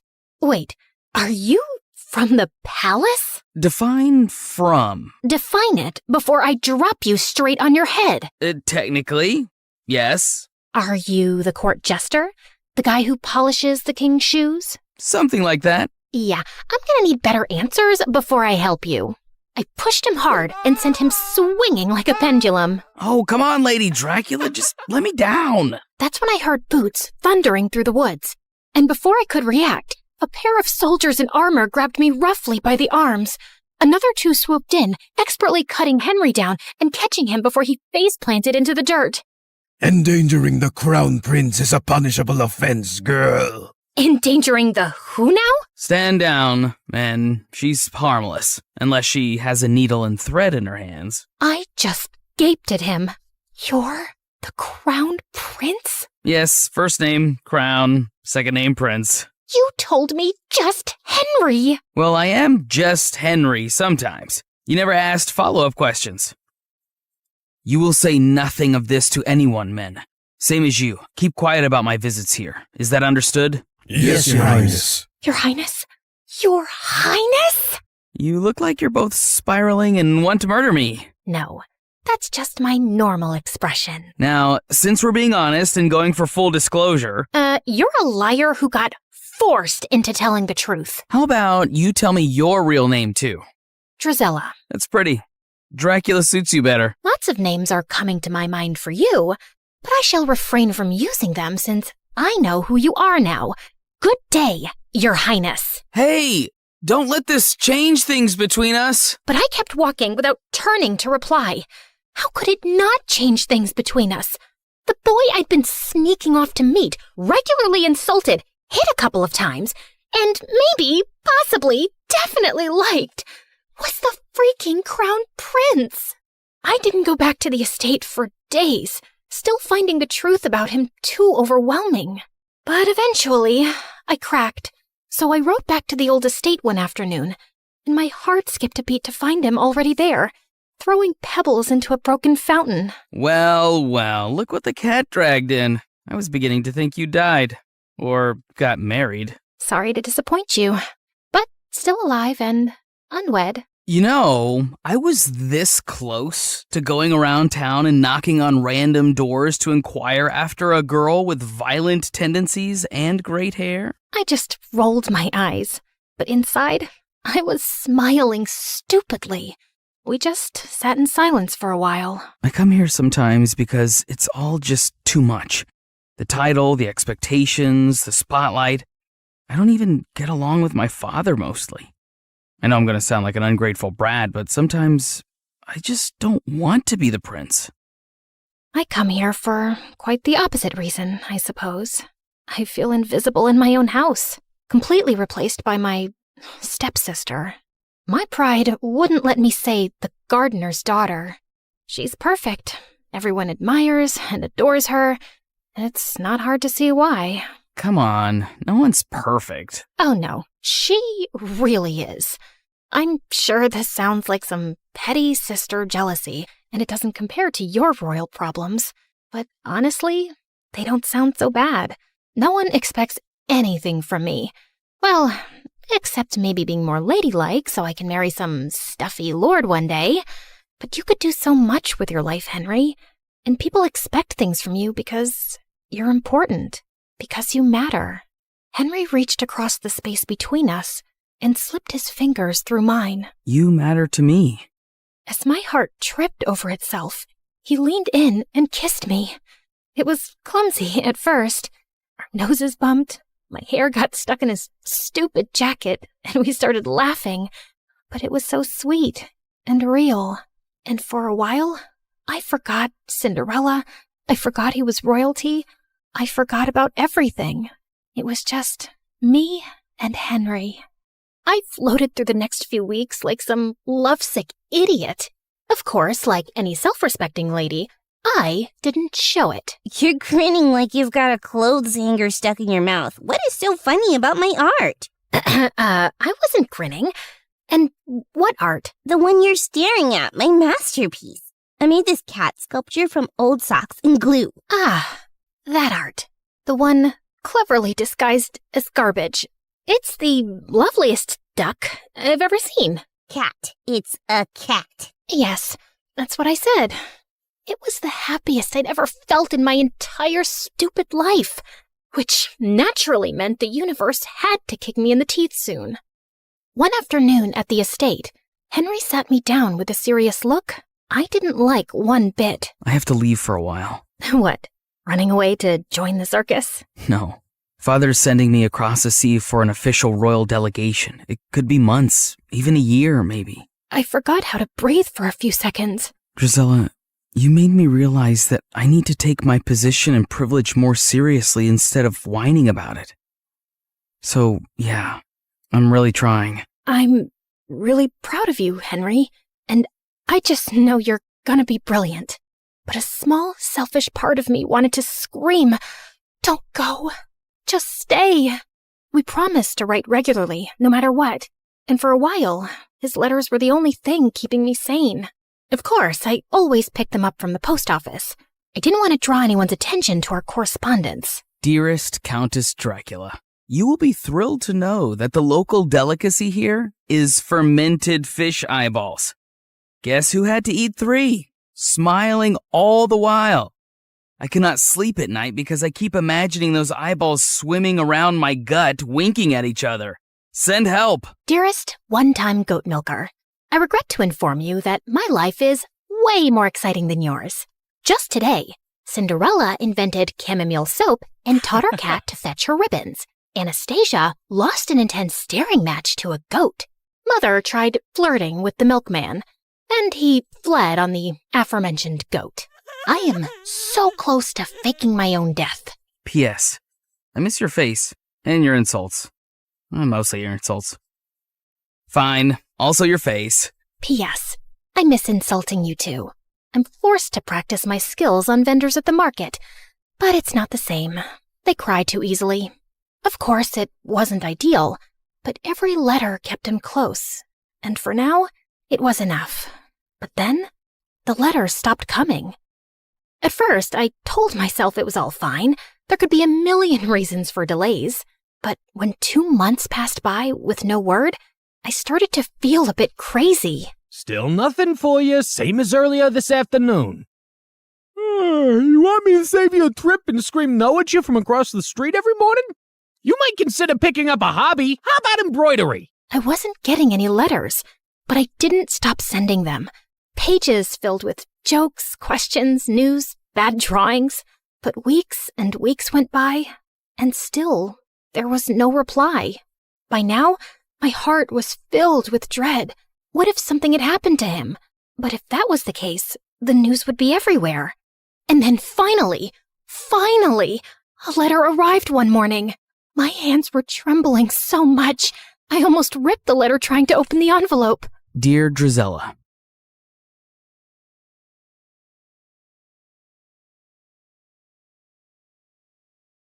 Brianna waited impatiently in the cinema parking lot. Her date was 40 minutes late. Just as she was about to leave, the car door pulled open without warning. Whoa, gotcha! Are you a clumsy dummy, or did you plan this to fall into my arms? How would I plan? Never mind. We've probably missed half the movie, Elijah. I booked a hall just for us. The movie starts when I say it starts, babe. Once the lights went off, Brianna turned pale. The ring? I told you, I hate horror movies. But you don't know what you're missing. You're gonna love it, sweet cheeks. Trust me. Brianna cringed as she watched with eyes half closed, and at one point, she screamed and jumped off her seat. That's it. I'm leaving. You call yourself an actress, but you can't appreciate this masterpiece? You're such a baby. And you're such a jerk. I don't know why I agreed to this. Want me to call you an ambulance, baby Brianna? Brianna dumped her popcorn on his head before storming out, and then she walked straight into somebody carrying sodas and fell on her butt. Brianna, are you okay? Jeez, can this night get any worse? Yeah, there are infinite possibilities. You could get struck by lightning, or get robbed, or be kidnapped, or get hit by a bus. Then there are serial killers. It wasn't really a question, dude. I'm sorry. I wasn't looking. I'll pay for the drinks. I can take care of this. Thanks. What's your name? Wow, you don't even know my name? Why would I? I know your name. Yeah, because I'm, famous. What's your excuse? I'm in your biology class. I joined your school 3 weeks ago. Brianna was embarrassed. The teacher did introduce some new scholarship kid, but I've hardly noticed him since. It's okay. I'm not offended. It's what I'd expect from someone like you. I'm Charlie. I'll see you around. He smiled and walked away, and Brianna felt kind of bothered. What did he mean, someone like me? Charlie knew Brianna wasn't kidding about being famous. He had seen some of her TV show on Stargirl. At school, she was surrounded by girls just like her, and guys who changed sports cars faster than clothes. Of course she hasn't noticed someone like me. The 3 most popular girls in school chilling at a pool party was a sight to behold. Their leader, Madison, was a rich socialite and model, and her childhood bestie Amber was an Instagram influencer who started the weirdest fashion trends. But the most popular right now was Brianna, who'd joined them in 8th grade and shot to fame with her teen TV series. People called them the Barbie Angels because they screamed perfection, but they weren't feeling great lately. Things are starting to get boring. It's not a challenge to get any of these guys around us, and it's even harder to lose them. I made out with a red-haired model last week, and later my boyfriend found a red hair on my sweater. I said I'd hugged a sad clown on my way home, and he actually believed me. I dumped his stupid butt. Seriously. I went on a horrible date with Elijah, and he texted me to say he was going to Korea, and we'd go out again once he returned. What made him think that would happen? Crazy, right? Ugh, even blind guys are drooling over me. I feel you, girl. Remember my blind stalker who tried to climb my bedroom window, but he fell down and was taken to the hospital? Ugh, so clumsy. Yeah, what a dummy. Girls, we need to spice things up. I want to find someone really different. Make him fall in love with me. Mess around with him. And then dump him. Wouldn't that be fun for us? OMG, yes. I haven't felt this excited since the 11th Harry Potter book came out. Just then, something caught Brianna's eye, and she left. I wasn't even done talking. Amber, do you feel sometimes that she isn't as nice as before and her fame's gone to her head? Her head does look a bit smaller than usual. Anyway, who cares, Maddie? You've got me. I'm your favorite girl, right? You know you are, babe. Brianna had spotted the DJ at the party, and it was Charlie, looking much cuter. Wow, you're full of surprises, DJ Charlie. What? I said, you're full of surprises, DJ Charlie. Brianna, I heard you the first time. Then why did you say what? I just meant, what's the surprise? Oh, well, you're a scholarship student, so I thought you'd be a nerd. Didn't imagine you as a DJ.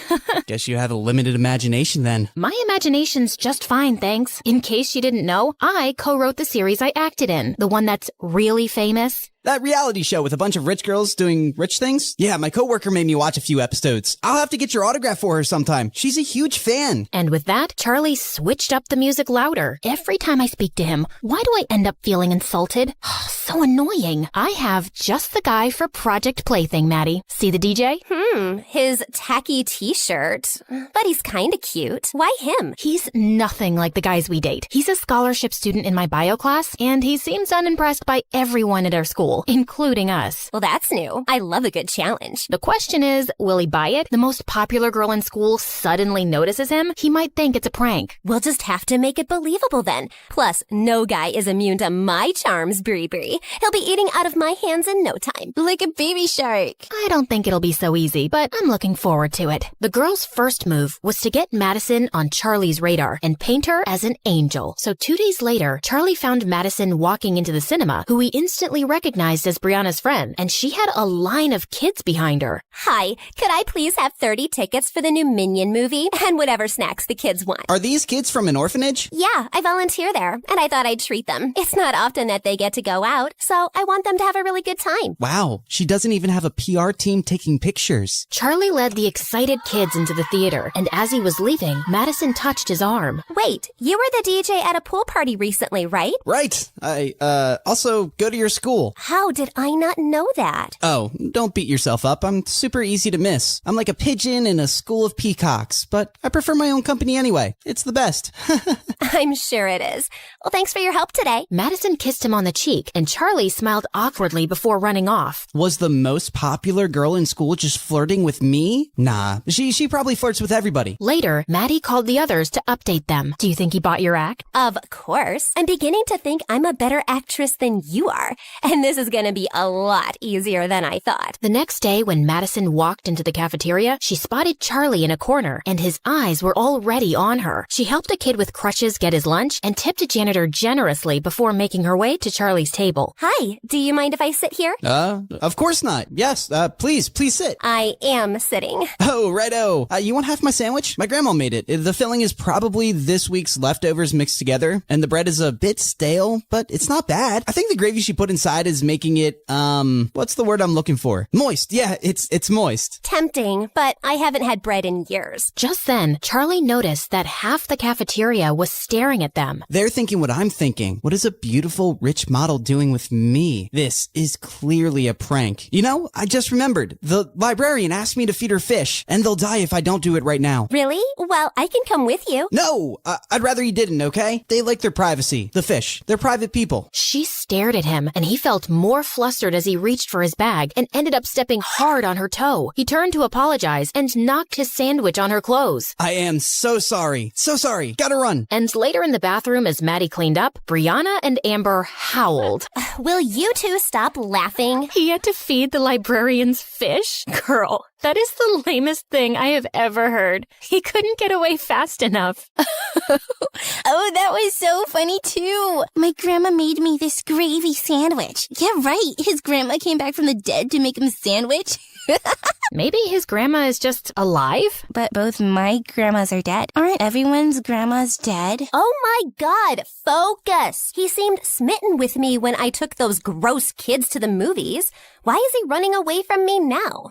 Maybe I just make him really nervous. Or maybe he isn't stupid and he's not buying your sudden interest in him. Well, you're in the same class with him. Do something. I'll get the teacher to make me his lab partner tomorrow. Let's see what I can pull off. Charlie just wanted some peace, but the universe literally said no when he got paired up in the lab with Brianna. Are we really gonna open up that frog? There's no way I'm touching that thing. Charlie ignored her and started doing it himself. Oh my God, look at those intestines. Ew, I'm gonna throw up. Why don't you just stop looking at the frog? It's not like you're helping me. Yeah, that sounds good. Anyway, I have to talk to you about something. I think Madison's really into you. Don't ask me why. The heart wants what it wants. So, I was wondering, what do you think about her? Brianna, I don't know what you girls are up to, but I don't have time for this. I'm just here to study hard so I can get into a good college, and Madison can literally have any guy. What do girls like you want with a poor nobody like me? Wow, you just made us sound so arrogant and judgmental, but you've basically written us off without even knowing us. Look, I didn't mean... Yeah, you did. You think girls like us wouldn't like a poor guy since we're shallow, right? And yeah, Maddie could have any guy, but maybe she saw something different in you. Trust me, if it was fancy things we wanted, we don't need a guy for that. Charlie felt unsure. Maddie is beautiful, and she seemed sweet. Maybe I misjudged her. So, how'd it go? Brilliantly. I think I've convinced him a bit that you're genuinely into him. We've got to keep the ball rolling. Let's find out more about Charlie's personal life. Madison hired a private investigator and found out that Charlie lived with his grandma. She also found out that he worked in a small club as a DJ on weekends. We know where we're going tonight. Oh, please say Tokyo. I've been craving sushi for weeks. No, to this nightclub, silly. But I'll take you for sushi anywhere after the success of Project Plaything. Later, when the Barbie angels walked into the small club, all eyes turned to them, and Charlie was just as surprised. This really wasn't their kind of place. Once he sees my heart-stopping dance moves, he'll be following me around like a lovesick puppy. The girls moved to the dance floor and had everyone's attention. As the song ended, Madison walked over to Charlie. The music here is amazing. You're really talented. Gee, thanks. Listen, Madison, I've been avoiding you, but I want to say I'm sorry. For that day in the cafeteria, I was such an idiot. I'll forgive you if you dance with me. Oh no, there's a reason why I'm in charge of the music. Those who can't do, teach. Those who can't dance, DJ.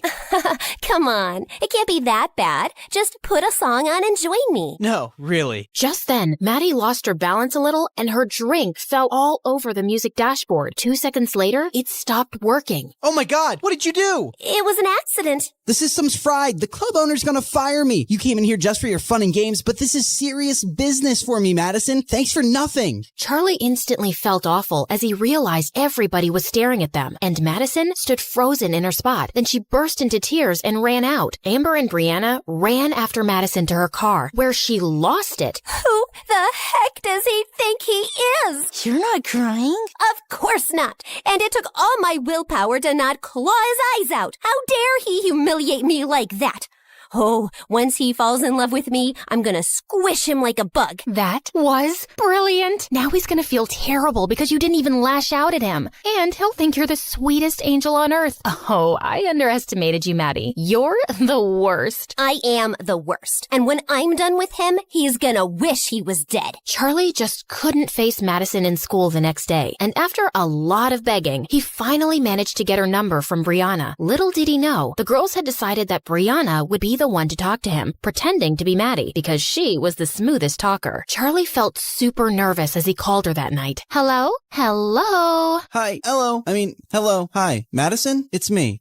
Charlie. What do you want? Listen, before you hang up, please don't hang up. I'm really, really sorry. I just lost it and you didn't deserve that. And you didn't even scream at me or hit me, which you should have. You still can. Charlie, I get it. You freaked out. I hope you didn't get fired. I did. But it's okay. I'll find another gig. I'm sorry. Are you for real? Don't say sorry to me. Do you think we could just start over? Yeah, I'd like that. Hi, I'm Charlie. Nerd by day, DJ by night, and I get free popcorn once a month at the cinema. You go. I'm Madison, and I'm a famous model. Also, I've been on a diet since forever, so I don't remember what popcorn tastes like anymore. That's the saddest thing I've ever heard. The two ended up talking and laughing for hours, and she kept surprising him. She was funny, well-read, and had great taste in music. It was 4 a.m. when they finally said goodnight. I can't remember the last time I had such a good conversation with someone. The next day, Brianna updated Maddie on everything they'd talked about, but she didn't see Charlie in her biology class. The girls hadn't seen him at recess either. So Brianna sent him a text as Maddie, and he replied, Grandma broke her hip this morning. I'm at the hospital. If you really want to seal the deal with Charlie, you should go see his grandma. Ew, I hate old people with their wrinkly skins and their weird smell. Come on, they're cute. Just be nice to her. Charlie will love it. Should I really interact with her? I don't think I could be nice to an old woman. Brianna then thought of a better idea. After 3 days, Charlie's grandma was discharged, but he had one problem, the hospital bill. He decided to talk to the hospital staff about paying in installments, but then they told him that someone had already settled it. What? Who? The person had chosen to be anonymous, but Charlie insisted so much that the staff revealed the sender's identity, Madison. Why did you do it, Madison? What do you mean? You paid my grandmom's hospital bill and tried to hide it. Why? Because I knew you wouldn't accept money if I offered it to you, and I made you lose your gig. It's the least I could do. I care about you, Charlie. You can have any guy you want, Maddie. Why me? Well, I've dated enough guys from my circle to know they're not very nice people. They're mostly after my money or fame or my parents' influence, and you don't care about any of that. You're like a breath of fresh air. But if you don't feel the same way, I won't hold it against you. Charlie was about to reply when his grandma called him, but he couldn't stop thinking about Maddie. What you did for me is amazing, but I feel scared about falling for someone like her. Charlie hadn't come back to school for a week, but he and Brianna had been exchanging texts, as Maddie, of course. She was laughing at a meme he'd just sent when she found Elijah by her locker. Ugh, why is he back? Just read something funny? Tell me, babe. I love a good joke. Excuse me? You were just laughing at your phone? I hope it's a joke and not a boy whose butt I have to kick. What are you, my dad? Because you're definitely not my boyfriend. Stay out of my business and don't call me babe again. I've forgiven you for the last tantrum, Bree. Now tell me where you'd like to have our next date. How do I spell this out for you? There won't be a next... Brianna, is this guy bothering you? Charlie, you're back. No.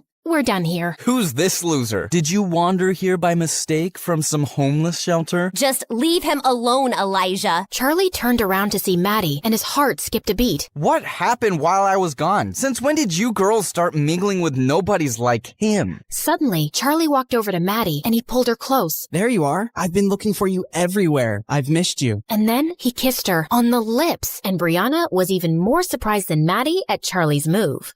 Elijah gritted his teeth and walked away. Wow. What was that about? I've been wanting to say it the whole week, but not on the phone. I do feel the same way. I care about you too, Maddie, a lot. Madison hugged him and smirked at Brianna. Once everyone knew that Maddie and Charlie were dating, his life in school took a 360-degree turn. People stopped to smile at him, say hello, crack jokes. Why does it feel like even the teachers are nicer to me? The other two Barbie angels welcomed him into their gang, and being with Madison was a dream. They went on long walks, watched sunset, ate ice cream, and kissed on top of a Ferris wheel. But later that night, Brianna and Amber cringed hearing Maddie throw up. Is Charlie trying to kill me? That gross ice cream at the amusement park made me sick, and my feet hurt from the long walks. And what is so fascinating about freaking sunsets? I think it's sweet. Yeah, 'cause you're not the one suffering. But there is one thing about Charlie. He sure can kiss. Makes you feel like you're the only girl in the world. Ugh, please, spare us the makeout details. Okay. Listen, Brianna, try giving him a hint about planning fancier dates for me. I know he's poor, but come on, he's dating me. The next day, while Charlie was watching football practice, the ball suddenly came in his direction, and he gave it a strong kick back. Hey, kid, you play football? I used to, but I don't have time now. Come on, grab some shoes and join for a game. Just then, Charlie caught Elijah looking at him like he was a buck, and that motivated him. Elijah was coming at him aggressively, but Charlie dodged him and kicked the ball straight into the goalpost. Charlie, you're a natural. You have to join the team. Sir, I really don't think I can commit to practice. Kid, just try it out for a month and see if it works, okay? Elijah, you better watch out. He's going to give you a run for your money. Charlie ran off to the locker room to put back the cleat, but when he walked out, someone had pushed him to the ground. What the heck, dude? I just don't understand why a low-class idiot like you is in this school. I'm here on scholarship, which means I earned my spot here. But that doesn't mean you belong here. Well, Maddie doesn't think so, and the coach. Don't let the coach's stupid words get to your head. And as for Maddie, gosh, you're a moron. Do you really think? Just then, someone pushed Elijah away hard. Dude, seriously, what is wrong with you? Why are you jumping to his defense? Because he's my friend. And what, are you threatened by a little competition on the field? Oh, please. This loser just had beginner's luck today. I'll crush him next time, and he won't have mommy out there to defend him. Elijah and his friends went out laughing as Charlie picked up his bag and fished out a broken snow globe. Great, this was for Maddie. She's so excited about her Vogue photo shoot coming out, and I wanted to give her something thoughtful. What was this supposed to be? It was a guy, but instead of arms, he had wings, like a fan, and it said, "I'm your #1 fan." Oh God, I'm glad it's broken. It's so lame. No, it's cute. Yeah, maybe you could do something a little extra. Rent a car, get some flowers, go out for a nice dinner. Girls like being pampered. Wow, yeah, that sounds nice. Thanks, Brianna. Also for saving my butt. Also for calling me your friend. You're welcome. This is the place you were raving about? And why don't you have a reservation? It's walk-ins only, but it's so worth the wait. After 30 minutes, when they finally got a table, the place was dirty and loud. Isn't the energy of this place something else? Yeah, it's something. Oh my God, I just felt something on my foot. Maybe it was my foot. But just then, a mouse jumped onto Maddie's lap. She screamed and started jumping around like a maniac. Then she tripped on her dress and went crashing straight into another table. Ah! Oh my God. Madison, I am so sorry. Why would you bring me to this horrible place? And did you see all those people who were making videos of me? This is gonna be all over the internet. I get why you're upset, but you know, today's video is tomorrow's old news. No one remembers these things. Excuse me? Are you gonna explain to me how fame works? People don't forget anything. Once something's on the internet, it stays there forever. People can pull it out anytime they want. Ugh, this is officially the worst day of my life. With that, Madison stormed out of the car. Brianna couldn't stop laughing as she watched Madison's video posted online, but now she had to do some damage control. So she called him as Maddie. I've had some time to cool down, and I'm sorry for going off on you like that. And I'm sorry about the mouse and the video. You're right. I don't know what it's like to be famous. It's the best and the worst. It's great to have people look up to you, but sometimes they talk about you like you're not even a real person. And imagine having your failures or embarrassing moments splashed across the news as entertainment. It sounds brutal. I'm almost glad I'm a poor nobody. As they were talking, Charlie ended up telling Brianna all about his amazing grandma and how she'd made him apply to the school. I just want to get myself into a good university so I can make something of myself and spoil my grandma rotten. She deserves the whole world. Well, you're definitely the guy who'd get it for her, Charlie. Over the next few weeks, Charlie found himself bewitched and confused by Madison. He felt closer than ever over their late-night talk, but in person, she was totally unpredictable. One moment, she'd be all over him, and the next, she was snapping his head off. Charlie, do you think I'm fat? No. Why did you pause before answering? What? No, I didn't. Yes, you did. You said, no. You even looked at me before replying. I shouldn't have looked. Why would you look? Don't you just know? Maddie, you're being irrational. Now I'm crazy, am I?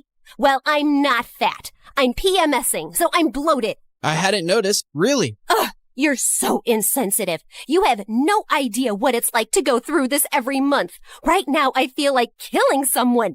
And I also really want that Thai red curry ice cream. I'll get it for you, babe. Whatever helps you feel better. You getting out of my face would make me feel better. And yes, the ice cream. Now. You got it. Amber and Maddie started laughing hard as soon as Charlie was gone.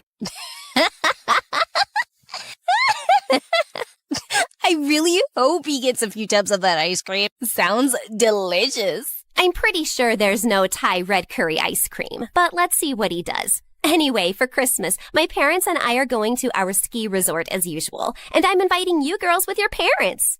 Should I invite Charlie? You have to, right? He's your boyfriend. Yeah.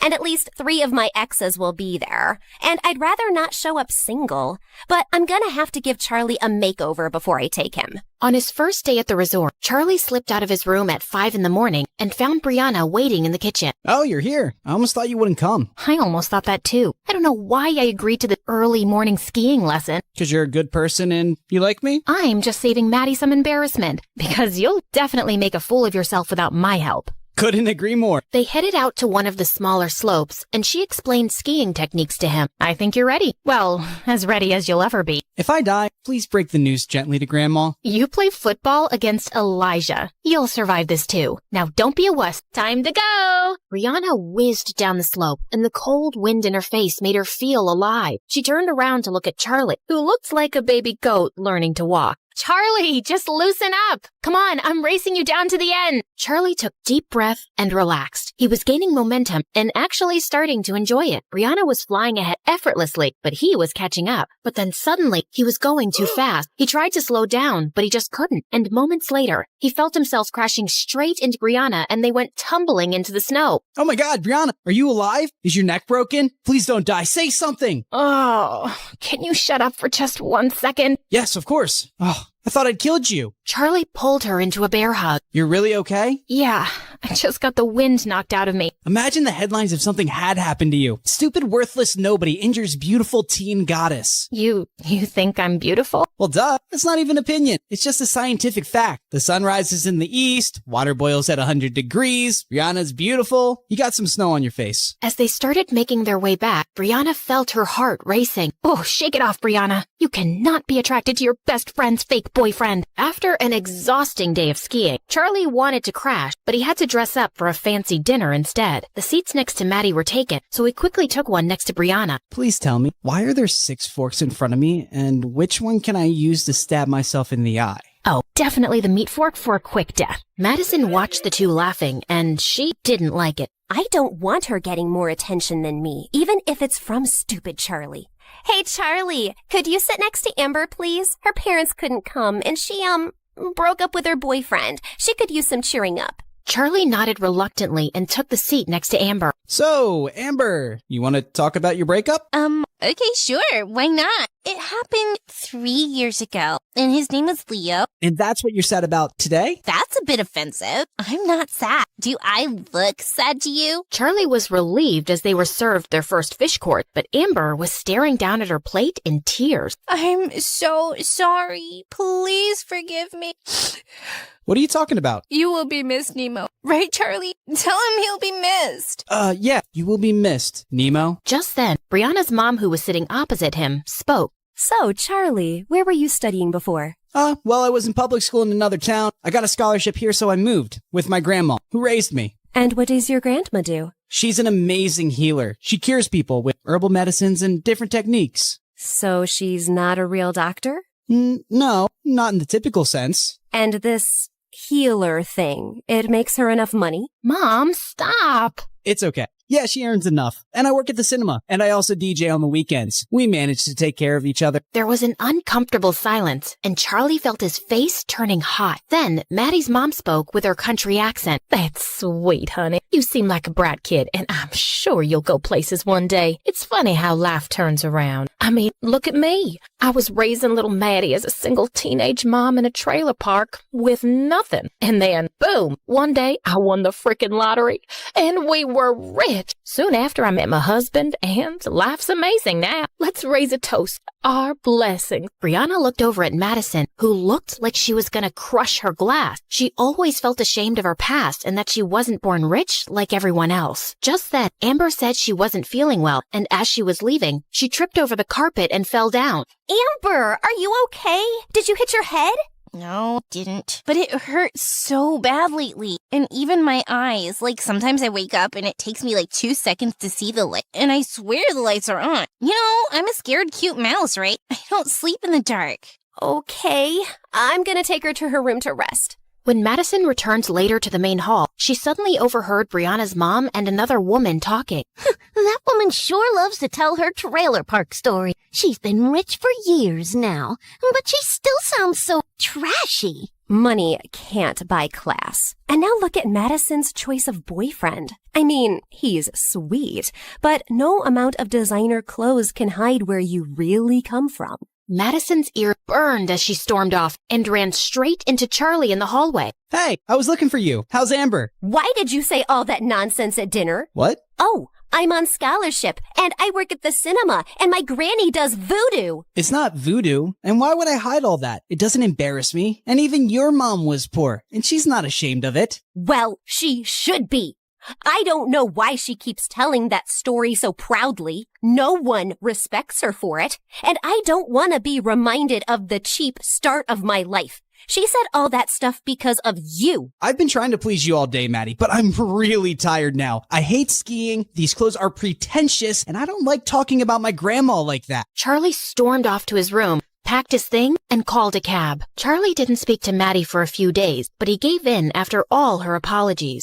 I'm really sorry, okay? I just wanted my stepdad to like you, and he's a bit difficult. But I shouldn't have asked you to act differently. I like you, just as you are. Well, if you really want to make it up, you'll have to spend more time with my family now. Of course. I volunteer at the community center for old people and take grandma there every Saturday. You should come. Can't wait. Madison had begged Brianna and Amber to accompany her. Eek. Oh, this place smells like disease and something rotten. Shut up, Maddie, and just act normal. After they'd all met, Charlie asked Maddie to help him set up a game of musical chairs while Brianna joined his grandma. I'm so glad to meet you, girl. Charlie was certain he wouldn't make any friends at his new school. You've raised a pretty nice guy. Oh, trust me, I didn't do much. That kid was born with a heart of gold. Once when he was 8, he came home saying he'd lost his bicycle somewhere, and I was so mad. Well, a week later, I found him 3 streets down, teaching a little girl how to ride the bicycle. He told me that she'd lost her brother recently, and the cycle made her happy. She needed it more than he did. That's what he said. Hey, he's always been special. Later that night, Brianna's heart felt heavy when she got Charlie's text. Thanks for today, Maddie. It meant the world to me, and I love you. I love you too, Charlie. The next day, when Brianna showed Maddie the text, she was ecstatic. Finally, the 3 golden words. It's time for phase 3 of Project Plaything. Dump his sorry butt. Yay! Then sushi in Tokyo. But Maddie, he really cares about you, and dumping him out of the blue feels cruel. Can't we think of an easier way to let him down? But this was always the plan. Are we supposed to care about his feelings now? Well, yeah, we've gotten to know him, and I just think he would take this really hard. You know what? You're right. He is a bit oversensitive. Maybe I can be really difficult the next few weeks, and then he'll just get sick of me and be happy to break up. That sounds better. Thanks. After Brianna walked away, Madison turned to Amber. Who does she suddenly think she is, Mother Teresa? I'm tired of Charlie, and I want to pay him back for the times he was rude to me. I have the perfect plan to dump that loser.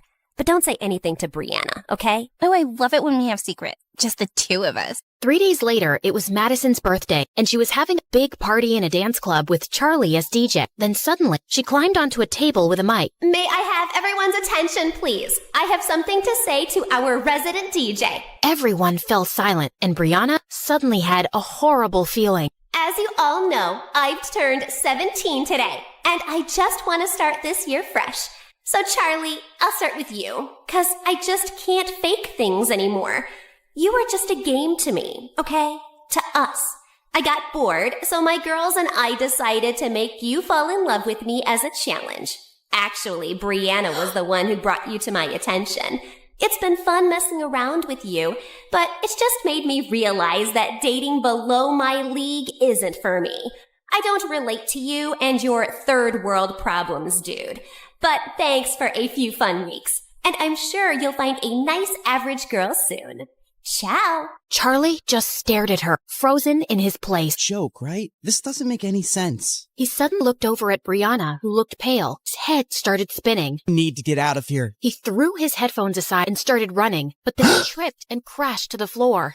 Suddenly, Brianna was by his side, helping him up, but he pushed her away. Madison and Amber were laughing like hyenas, and then someone put on a song, and they all started dancing again. Brianna marched over Madison and pulled her aside. How could you do this, Maddie? You said you'd let him down easy. No, Bree. I said I'd crush him like a bug once he fell for me. And you thought I was brilliant then. What changed? What changed is that we found out he's a really nice guy. He didn't deserve that. Not my problem. I wasn't gonna keep dating him just because you suddenly decided to become a humanitarian.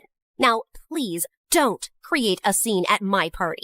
Tears stung Brianna's eyes. She remembered Charlie's heartbroken face, and she left immediately. Brianna didn't know how she was going to face Charlie in school the next day, but he didn't show up. He wouldn't reply to any text or call, and he didn't come the entire week. Yes! I checked, and my private plane is free this weekend. They're going to Tokyo, ladies. What? Why? Well, Project Plaything is successfully over, and I promised I'd take her for sushi. Remember? Right. Well, consider me out of this plan. Brianna walked off, and a smirk spread across Madison's face. You thinking what I'm thinking, Amber? If you're thinking about what being by a butterfly feels like, then yeah. No, I mean about Brianna.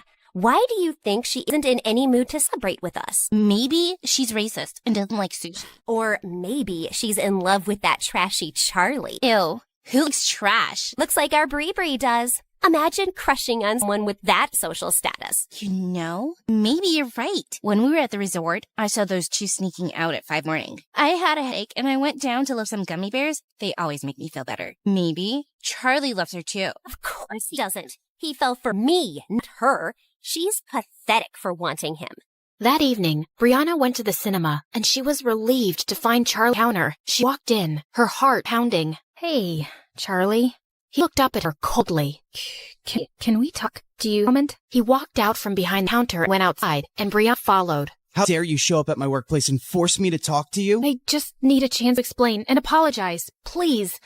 I know how you must feel. How could you possibly know that when you're heartless? How evil are you, and how empty are your lives that you decided to hurt someone just for fun? Charlie, you're right. It was cruel. Not only did the girl that I thought I loved completely humiliated me, I also find out that the person who acted like my friend is a snake. Don't say that, please.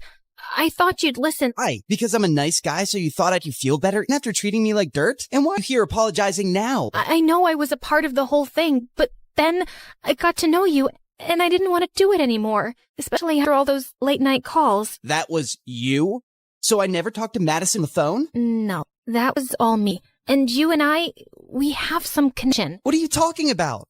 I don't even know you. Just leave me alone. I can't take this anymore. Charlie down against the wall with his head buried in his arms. Just then, his colleague came running out. He's been having a very hard time. Please, don't make it worse. Just go. Rihanna turned and ran away, her heart about to burst. On Monday, Rihanna was sitting on the bleachers during football practice when she saw Charlie walk onto the field. Oh, thank God, he's back. Hey, kid, where have you been all week? I had a family emergency, and I'm quitting the team, sir. No, Charlie! You're so talented! I'm sorry, but I have a scholarship to maintain, and it's all I can film right now. Thank you for giving me an opportunity, though. I was expecting to run off like a scatty little cat soon enough. No trash talk, Elijah. All right, let's take a break, everyone. Just then, Madison and Amber came and sat on the bleachers, and Charlie made eye contact with Maddie for a few seconds, then walked off. Wow, he really looks heartbroken over me. And to me, or does Charlie look kinda hot with that broody cold face? He was just too nice before, like a puppy. Looked like a loser before, looks like a loser now. I just knew you couldn't be dating him for real. He's twice the guy you'll ever be. You said something, Brianna? Yeah, I said he's twice the guy you'll ever be. Oh, really? How'd you reach the conclusion? Well, firstly, he's clearly better than you at football. Secondly, he's definitely smarter than you. Thirdly, he's a pretty cool DJ. And fourth, and most importantly, he's not some arrogant, self-absorbed jerk like you who makes me cringe every time I look at him. There was a stunned silence as everyone stared at Brianna. Elijah forced a grin. Feisty. I like that. So how about we go on third date and you can continue talking about there? Not even in your dreams. As Brianna started walking off, Elijah blocked her way to tease her, but she suddenly pushed him with unexpected force. He fell down a couple of steps and his knee hit the ground hard. What is wrong with you? Brianna looked just as shocked by what she'd done. At the dinner table, Brianna's dad was cheerfully trying to make conversation, but Brianna seemed lost. Just then, her mom walked in, looking mad. Brianna, do you just enjoy making my life difficult? Look, if this is about Elijah... You pushed him down the bleachers? He was pestering me, so I just pushed him away. I didn't mean for him to fall. He's hurt his knee seriously, and he's on bed rest for 2 months. His mother, my new business partner, is furious if she pulls out her investment. She said it was an accident. Surely his mom would understand. Well, it's not like Brianna hasn't rejected Elijah or been rude to him before. I don't expect his mom to understand anything. I don't care what his mom thinks. Because you don't care about me. I've built everything for you. But no, you'd rather be an actress. And now you're upon ruining. Oh, God, I can't have this conversation again. Just because I don't want your company doesn't mean I don't care about you. And stop trying to make me feel bad. If it's any consolation, I feel terrible already. Brianna stormed off with her mom staring after her. She's always been difficult, but something extra's been going on with her lately. I never thought she'd be violent. That's an exaggeration. And you never try to actually talk to her. She doesn't talk to me. I'm going to ask her friends what's up with her. Charlie had returned to school, but he just kept his head down, talked to no one, and pretended Brianna didn't exist. She kept her distance from him, but she also found excuses to stay away from Amber and Maddie. One day, she was reading in the empty gym during recess when Madison snatched her book. Come on, Bree. This is getting ridiculous. It's time for an intervention. What? We know you're going through something. Even your mom is so worried. I told her you've been avoiding us too. And well, I think I know what the problem is. You lied to me about your breakup with Charlie, and I'm mad. But it's not just that, right? I think you have feelings for him. Yes, I have feelings, 'cause I'm not a robot. And I'm also mad at myself for being a part of this horrible plan. It's making me think about the kind of people we are. Kind who like to have fun. We have everything, Maddie. And we decided to pick on the poor orphan who's working hard to support his grandma for fun? Who the heck cares? I care. I don't want to be this person, and I don't want to have friends like that either. So, are you saying you don't want to be a Barbie angel anymore? Yeah, I don't. And for the record, that's a really stupid name. Wow, you're so ungrateful. When you came to school as a nobody, I made you one of the most popular girls. And in case you've forgotten, I got you your first audition. How could I forget? You never let me. Yes, you got me the audition. But I got the role because of my talent, and it's not a good enough reason for me to follow you and do whatever you say anymore. We're done. Oh, if you think. Just then, Amber fell to the floor with a thud. Amber, get up. That's not funny. But Amber was unresponsive. She'd actually fainted. They immediately rushed her to the hospital, where she regained consciousness, and the doctors ordered some tests. Oh, my head. It feels like there are 1,000 cactuses inside. You're gonna be okay. Just go, Brianna. It's not like you care. You made her faint by stressing her out. You were the one shouting at me. Please, both of you, shut up. All of Amber's tests turned out clear. Her parents even sent her reports to the best doctors around the world, but no one could figure out her problem. Meanwhile, her headaches and fainting spells continued. But one day, Brianna's mom brought up something unexpected while visiting Amber. Someone at work had a back problem, and she swears this healer fixed her after the doctors gave up. I know it sounds a bit ridiculous, but maybe you could try it? At this point, we'll try anything. Who's this healer? Well, these girls know her grandson. It's Charlie's grandma.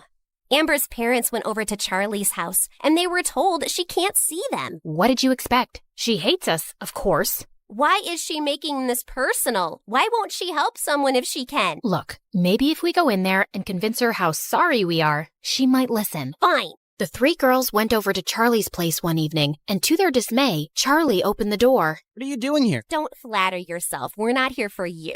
We want to talk to your grandma. She doesn't have time for people like you. I made that clear before. Charlie, please, I need your grandma to take a look at me. Something's really wrong with my head. You got that right. We're not messing around. Really. Amber is suffering, and the doctors can't figure out what's wrong. Not my problem. You people are rich enough to find someone else. Just leave me and my grandma alone. Wait, I'll see her. No, you don't have to do that, Grandma. Step aside, Charlie. Charlie stormed off angrily, while Grandma led the girls to her healing room. After Amber described all her symptoms, Grandma made her lie down and prepared her healing herbs, then started a strange ritual on her as the others watched. Once she was done, Grandma made Amber drink some tea. How do you feel, dear? I feel good. My head feels lighter, like there was a whale sitting on it before and now it's jumped off. I haven't felt like this in weeks. Thank you. Grandma told her to come for 2 more sessions, and the girls got ready to leave. I need to apologize to you for what we did. Maybe you think I'm lying, but I really am sorry. I wish I could take it back. I don't think you're lying, Brianna. I'll see you girls soon. After they left, Grandma found Charlie sulking in his room. You turned away Amber before, too. I wasn't expecting this from you, Charlie. Why does everyone keep expecting me to be an angel? You know what they did. They're awful. But it's my duty to heal people, whether they're awful or not. And what they did was wrong. But you have to let go of the anger and move on.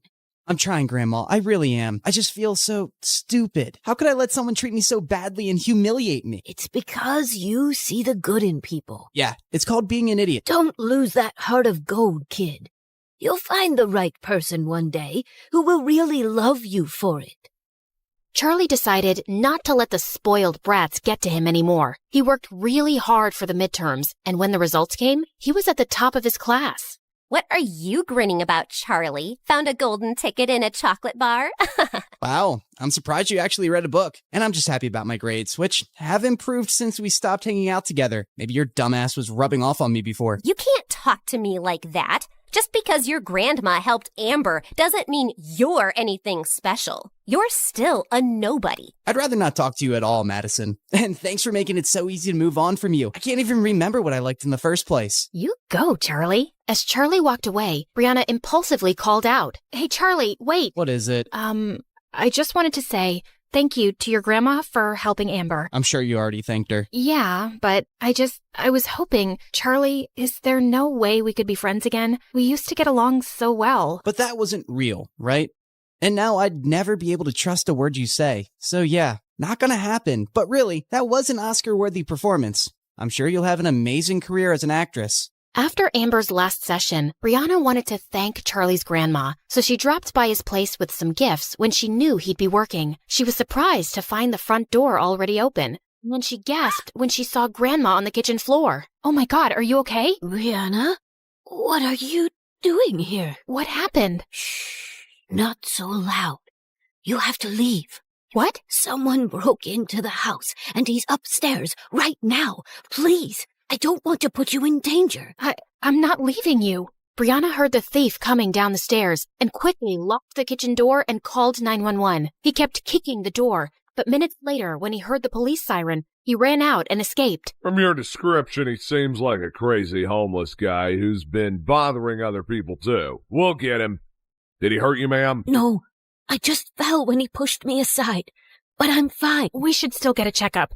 I should call Charlie. Sweetie, he's out of town for a day. Please don't tell him right now. Well, you can't be here alone for the night. I'll be just fine. But Brianna was so persistent that Grandma had to give in. Brianna took her home and made her comfortable in one of the guest rooms. You should have asked me before inviting your guest. Maybe I would have liked to say no. Mom, she cured Amber. Letting her stay for one night is a pretty small thing to do. Charlie hurried over to Brianna's house as soon as he was back. Hey, is Grandma okay? She wasn't hurt, right? She's completely fine, but she's asleep right now. You can come in and wait. I'm fine right here. Charlie sat down on the porch seat, and Brianna turned to go back in. Wait, I'm sorry. I just want to thank you. Grandma told me on the phone how brave you were, and you didn't leave her, and then you brought her here, and you didn't have to, but I'm so grateful. What? Why are you smiling at me like that? You sound like the old Charlie today, the one who talks too much. I missed him. Brianna, this doesn't fix everything. I appreciate what you did, but I'm wondering even now why you helped Grandma. Why do you want to be friends with me? Why are you trying all the time to make up for what you did? Brianna gulped and walked closer to him. There's something I need to get off my chest, so just hear me out, okay? Somehow, getting to know you has changed me, Charlie. You're the sweetest, kindest guy I've ever met, and nothing has ever hurt me more than hurting you. But you know what? It started feeling really bad even when you were still dating Maddie, because I realized that I was falling for you. I know I don't have the right to say that, but I just had to, or I'd explode. And I know you don't feel the same way, and it's okay, but I'm in love with you. That's all. Brianna turned to leave, but suddenly, Charlie took her hand. And then, to her shock, he kissed her. Brianna's mom spotted the two kissing on the porch and stormed off angrily. I knew these beggars were going to be a nuisance. Everyone in school was shocked to see Brianna and Charlie walking into the hallway holding hands, and all anyone could talk about at recess was the brand new couple, and Madison and Elijah were pissed. I always knew Brianna wasn't really one of us, and she's proved how low class she is. To think that she had a chance with someone like me, and she chose that gutter rat. Trash likes garbage. But later in the hallway, Amber caught up with Charlie and Brianna and gave them a hug. You guys are so cute together, and I'm so happy for you. Really? I'm pretty sure I heard you call us trash and garbage. That's just an act from Maddie. You know how she gets? But I always knew you'd end up together. I have an eighth sense about these things, like an octopus. Just then, Elijah and Maddie walked into the hallway, and Amber jumped back. Ew, it hurts my face to look at you two. When I become president one day, I will ban scholarships for poor people in rich schools. She winked at them as she walked off, and Charlie and Brianna couldn't help laughing. A few days later, Brianna and Charlie were hanging out in their favorite park, and Charlie could see Brianna seemed distracted. Brianna, don't freak out, but there's a giant tarantula next to your head. Yeah, sounds cool. Wait, what did you say? I was kidding. Where are you lost today? It's nothing. Well, it's not nothing. Ugh. Here, read this critic's review on the latest Stargirl episodes. It's awful. You can't be taking this seriously. You don't sound like you have half a brain, and your acting isn't underwhelming. Come on, this guy doesn't know what he's talking about. Yes, he does. And I know the show isn't the best, but I had to start somewhere, right? Of course. And people love it. Except that the show's ratings are tanking, and the next season might be canceled. Maybe Mom was right all along, and I'm just kidding myself with this acting business. No, you're brave to pursue your dream, and you're lucky you get to do that without worrying about money. Don't give up on it. Well, there is something I've been thinking about to boost ratings. Don't judge me, okay? I have this doctor who I could pay to make fake medical records and say I have a serious disease. People would feel a lot of sympathy for a young, suffering actress, and it would jump up the views. It's a reality show, so you'd act like you're sick? Yeah, just to spice things up. All reality shows do stuff like that. How much would this cost? Like $200,000? Wow, okay, so you'd really just spend so much money on that? You're judging me, aren't you? I didn't say anything. He lay back down and fell quiet, and Brianna looked over at him. If you had $200,000 right now, what would you do with it? You know, when I was away some weeks ago, I went back to my hometown to meet an old friend. Well, we've been working on an app together. I think we have a really good idea, so yeah, I'd invest in that. Then that's what I'll be doing with my $200,000. What? No, I wasn't asking for money, Brianna. I don't want charity. It's a loan. You said the app is promising. I'm sure you'll be able to pay me back. Do you really mean that? Please, you're saving me from spending it on something stupid. I really mean it. Charlie stared at her, then let out an excited whoop and hugged her as she laughed. A few days later, Charlie walked into the boys' locker room to find the coach and Elijah sitting on a bench looking pale. Coach, you called me? Charlie, I know this is a lot to ask, but we have the season's biggest game next week, and Elijah still can't play. He's hurt himself in practice, and we need a captain. It'd be a huge favor to the team. Otherwise, we're out. Elijah was seething with rage, but Charlie just couldn't turn down the coach. Of course, sir. I'll see you at practice. On the day of the match, Charlie played his heart out as team captain, and when he scored the winning goal against the school's biggest rivals, the whole crowd erupted into cheers. He ran over to Brianna in the stands and kissed her in front of everybody. Then his teammates carried him away on their shoulders while he waved the trophy happily. After celebrating with the team, Charlie headed out of school. He was just a couple of blocks away when someone pushed him into an alley. He looked up to see a couple of thugs, and behind them was Elijah. What are you doing? No, Charlie, what are you doing? You've really picked the wrong guy to mess with, haven't you? I'm not messing with you, man. I helped your team because you couldn't play. Now you want to beat me up for that? I couldn't play because your girlfriend caused my injury, and you're to blame. She rejected me and insulted me because of you. She rejected you before she even met me, because you're a jerk. You little weasel. You might be flying high right now, but I've been trying to warn you, you don't belong here. What makes you think Brianna is so different suddenly?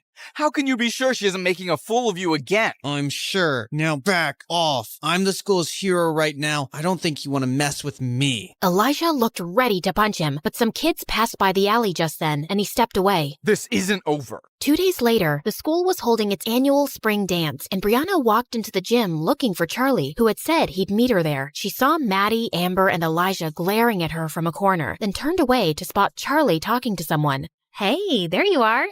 You look good. She leaned in to kiss him, but he gently pushed her away. We need to talk.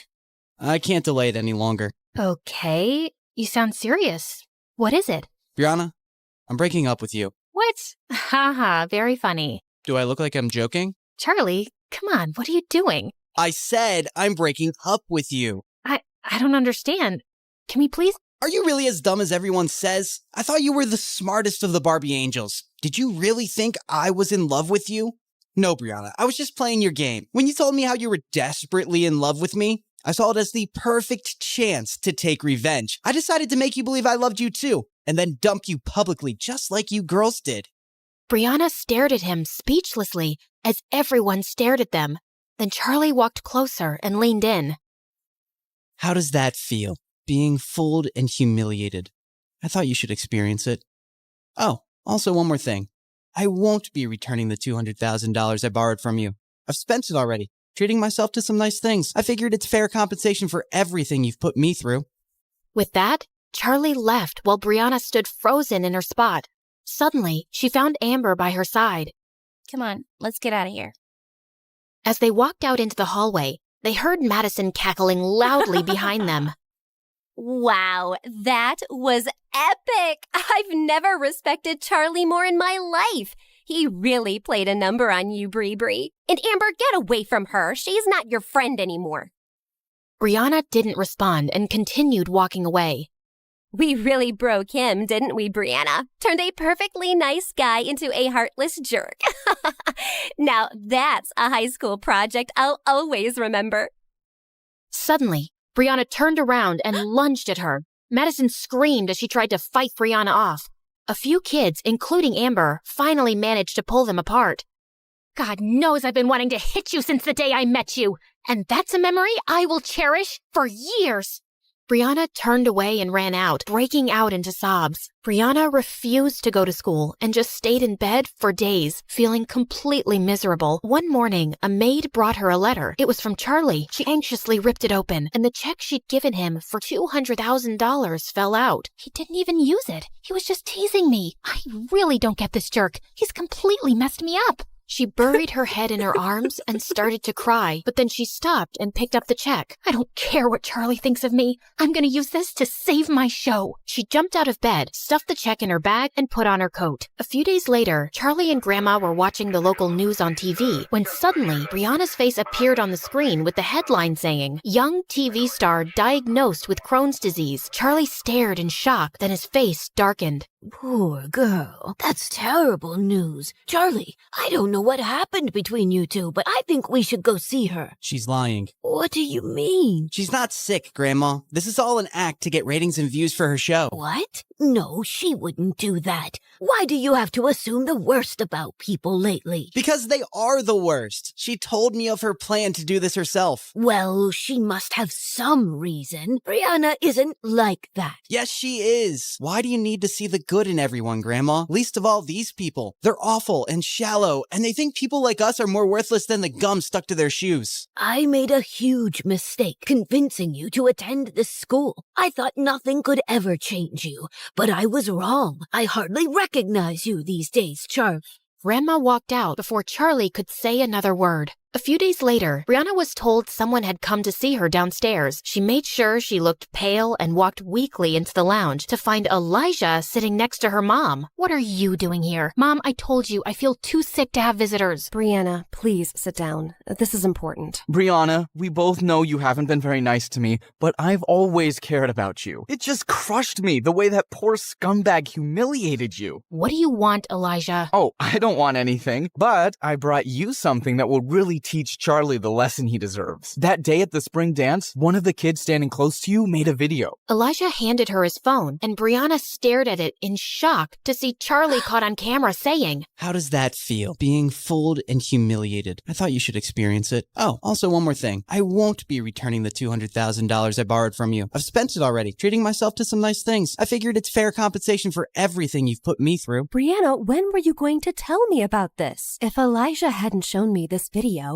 I would never have checked your account and known that $200,000 have been withdrawn. How dare he threaten to not return your money? Oh God, how can I tell Mom that Charlie returned the money? If she asked me where I spent it, I can't tell her I used it to bribe the doctor. Brianna, answer me. Has he been making any other threats? No, Mom, he hasn't. Please, I'm just too sick to deal with all this. He'll give it back. Oh, you bet he will. When I sue him, I'll have my lawyer send him a notice today. No, I don't want to do that. Honey, I'm not asking you to be a part of this. You just need to rest.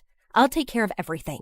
There is no way I'm going to let some good-for-nothing beggar rob us blind. He's treated you very poorly, Brianna. Don't worry, we'll make him pay. Brianna got up and left the room, feeling panicked. When Mom accuses Charlie, he'll rat me out. What if the news gets out and everyone discovers that I faked my illness? My reputation will be ruined for good. Oh God, what have I done? The next night, Charlie found a courier at his door, handing him over a legal notice to appear in court the next morning. It was served by Brianna's mother, accusing him of stealing $200,000. He crumpled the paper and threw it aside, holding his head in his hands. Moments later, he got up and looked at himself in the mirror.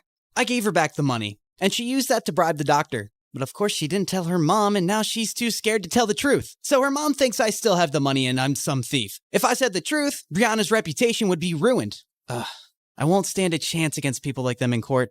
Why should I suffer anymore because of Brianna? I shouldn't even go. But I will, because I'm in love with her. The next morning in court, Brianna nervously stole glances at Charlie as she sat next to her mom and Elijah. Charlie just sat there blankly, not turning to her once. Would the plaintiff's lawyer please read out the charges made against the defendant? The defendant, Mr. Charlie, is accused of the theft of $200,000 from Miss Brianna. We have submitted video evidence where he admits himself that he has no intention to return money given to him as a loan. The defendant is also accused of bullying and harassing Miss Brianna, causing severe emotional and psychological damage. We have submitted documents of Miss Brianna's recent illness triggered by extreme distress. Objection, Your Honor. Is there any medical evidence to prove that? Your Honor, I know it's not my place to speak, but as a mother, I simply cannot stay silent. My only child has fallen extremely sick after being harassed by him. Her school, her work, her health, everything has been affected by his actions. Her doctors will vouch for it. And people like Charlie are predators who prey on the feelings of rich young women to get money out of them. He must be made to pay for it. Brianna's mom burst into tears as she took her place, while Brianna stared at her in shock. She's a better actress than I am. Would the defendant like to say something in response to that? Charlie rose from his seat, slowly. No, Your Honor. Did you intend to return the $200,000? No, Your Honor. And do you believe your actions have caused Miss Brianna psychological and emotional damage? Yes, Your Honor. Young man, do you understand that the charges against you are very serious? If you are unable to return the loaned money as well as damages, you could land for 2 years in prison. Charlie looked up and hung his head. I understand, Your Honor. Very well. Since you have pleaded guilty on all counts, the court gives you a day to arrange $500,000 or face prison. No, this is enough. Brianna, what are you doing? What I should have done before. Your Honor, I want to immediately withdraw this case. There is no case against Charlie. He returned the money,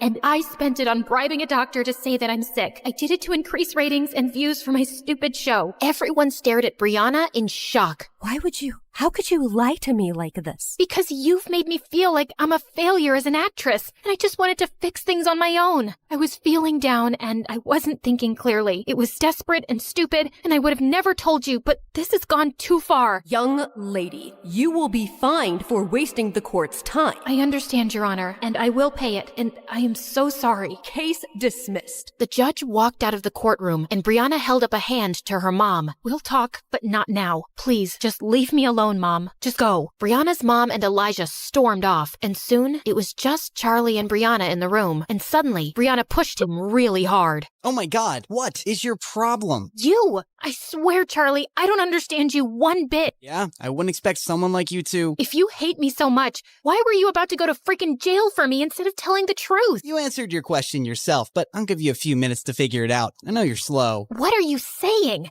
You don't hate me? Charlie just looked at her, and she started to cry. If you don't hate me, Charlie, then why did you break my heart? Because I became a monster, Brianna. I just couldn't get over how you girls used me for entertainment. I was just so consumed by anger and revenge. But after I broke up with you, I realized that hurting someone you love is the worst feeling in the world. I just couldn't expose your secrets and make you look bad, and I'm really sorry for how I've treated you. So am I. I hate the things we've done to each other. Listen, do you think there's any chance that we can start over? No drama, no games, no lies. Because I really love you, Brianna. I know you're way out of my league. I always knew that. And you could find someone else 10 times richer and handsomer, like you deserve to be with some movie star. But I swear I'll try to be cooler and I won't ever hurt you again. And if you let me out... How do I get you to stop talking? I'll even work on that. It's a nervous tick. I'll go to a therapist and... I have a better idea.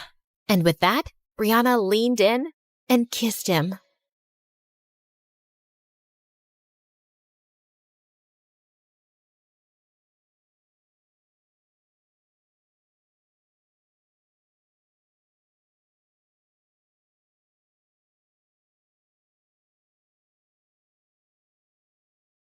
Hi, I'm Toby from Chicago. Please, like and subscribe. I was born to the kindest people you'll ever meet. My dad owned a giant tech company, and we were wealthy, but my parents were always caring and generous, and taught me to be the same. When I was in the first grade, my parents took me to an amusement park for my birthday, and as we were leaving, I suddenly spotted a boy crying behind a bench. I realized it was Nathan from my class. He was a giant bully, but I couldn't just leave him there. Hey, Nathan, are you lost? Let me help you. My parents and I searched for his parents all over the giant park and finally found them after 2 hours. And it turned out that Nathan's dad was my dad's biggest business rival. His parents didn't even thank us and just took him away. Rude. I thought after what happened though, maybe Nathan and I could be friends. But the next day at school, I was walking down the hallway when he suddenly pinned me against the wall. If you tell anyone you saw me crying, I will deal with you. Do you get me? I won't. But how about you stop being a jerk to me? Why? I still don't like your face. He pulled my bag and threw it across the hall, sending my things flying everywhere as he laughed and ran away. And things never got better. He kept being a jerk, and my revenge was beating him in both studies and sports. And everyone else at school really liked me, but I always tried to be kind and helpful. Once in 8th grade, I was helping our driver wash the cars when I noticed something heartbreaking at the gate. It was a girl my age, searching the trash for food. I walked up to her, but suddenly she dashed away like a cheetah. Oh, wait, come back! I don't want to hurt you! But she was so fast, I couldn't keep up. We have lots of food in the house, even cakes. I'll get you some. She stopped immediately, then slowly walked back to me. Cakes? When I told my parents about her, they immediately invited her for lunch. Her name was Jessica, and she gobbled down her food like she hadn't eaten in weeks. Jessica started coming to our house every day after that. She never talked about her family, and whenever I asked, she got moody, so I dropped it. One day, we were having lunch when we heard a loud knock on the door, and seconds later, a huge man barged into the dining room. Jessica, it's time to go home. Hey, I don't know who you are, but it looks like she doesn't want to go with you. I'm her father, and I don't need your charity. Stay away from my child. Jessica, we're leaving, now! She crept out and he led her away, and she didn't come again. My parents and I were really upset, and we contacted Child Services to try to track Jessica down, and it turned out that her father was a wanted criminal. He was arrested soon after that, and was sent to jail, while Jessica ended up with some nice foster parents who even enrolled her in my school. Hey, I'm really sorry about your dad. It's okay. I don't really miss him. He wasn't very nice. He often forgot to get me food and made me leave school because he was on the run. That's awful. But it's all in the past now. Yeah, and I wanted to stay there. I don't ever want to talk about it again. Pinky swear, we won't talk about it again. I wanted to give Jessica a present for her first day at my school, so I asked my mom to take me to the mall. And I picked out a beautiful red sweater for her, and I waited for her at the school gate. She was late, and I was beginning to panic. What if she decided she didn't want to go to school anymore? But thankfully, she showed up. You thought I changed my mind, right? Yeah, you had me a bit worried. Here, I got you something. Oh, it's so pretty. And red's my favorite color. Thank you. She hugged me, and I felt a million butterflies in my stomach. Whoa, who's this, babe? And why are you hugging that cockroach, babe? I was about to tell Nathan off, but Jessica spoke up first. I don't know who you are, jerk, but don't talk to us again. Come on, Toby. Let's go. Jessica fit in easily and was making new friends in no time. I was a little jealous that I didn't have her all to myself, but I was glad she was enjoying school. Guess what I did today? I joined the track team. That's awesome. I'm sure you'll beat everyone. I'm still trying to catch my breath from the first time I chased you. The secret to slowing me down is to say, hey, I got cakes. I'll probably stop running and follow that person. Having Jessica around was a dream come true, and I was just falling more in love with her. One day after school, I was looking for Jessica when I found her in the hallway with Nathan. Hey, is he bothering you? Nathan, just back off! Whoa, calm down. He's part of the track team, and we're going to an event together. I pulled her away to speak privately. That's Nathan. He's been a jerk to me since we were kids. But he's my teammate, Toby. And actually, he's not that bad. Come on, Jessica. We're running out of time. Get it? Jessica laughed out loud and walked away with him. What? It was a terrible joke. But from that day on, Nathan was always around Jessica, and it burnt my heart. Jessica was so good on the track that she was winning medals in no time. She became really popular and was always hanging out with the cool kids now. But one night in the 10th grade, I was studying for a test when she crept through my window. Hey, Toby, I missed you. Really? You bailed on our plans like 100 times. Yeah, I know. I'm sorry. So, listen, Nathan took me out for a drive, and I completely forgot about this big math test tomorrow. Will you help me, please? Okay. I'm studying right now, so pull up a chair. Oh, not right now. I mean, can you help me during the test tomorrow? You mean cheat? You know I never do that. But I'm going to fail, Toby. Yeah, well, that happens when you hang out with people like Nathan. Keep doing that and he'll ruin you. If you can't help me, at least don't give me a lecture. Thanks for nothing. I'm sure Nathan will think of something. And with that, she left. And the next day, I spotted a shy girl in our class, passing cheat sheets to Jessica and Nathan during the test. So that was Nathan's solution? Bullying other kids to help them cheat? But just then, the teacher caught the girl and took her off to the principal. And moments later, Nathan and Jessica were called out too, and then suspended for a week. I really hoped that Jessica had learned her lesson. But a week later, I found her and Nathan cornering the shy girl in the hallway. You're supposed to be one of the smartest girls in class. So how come you're so stupid?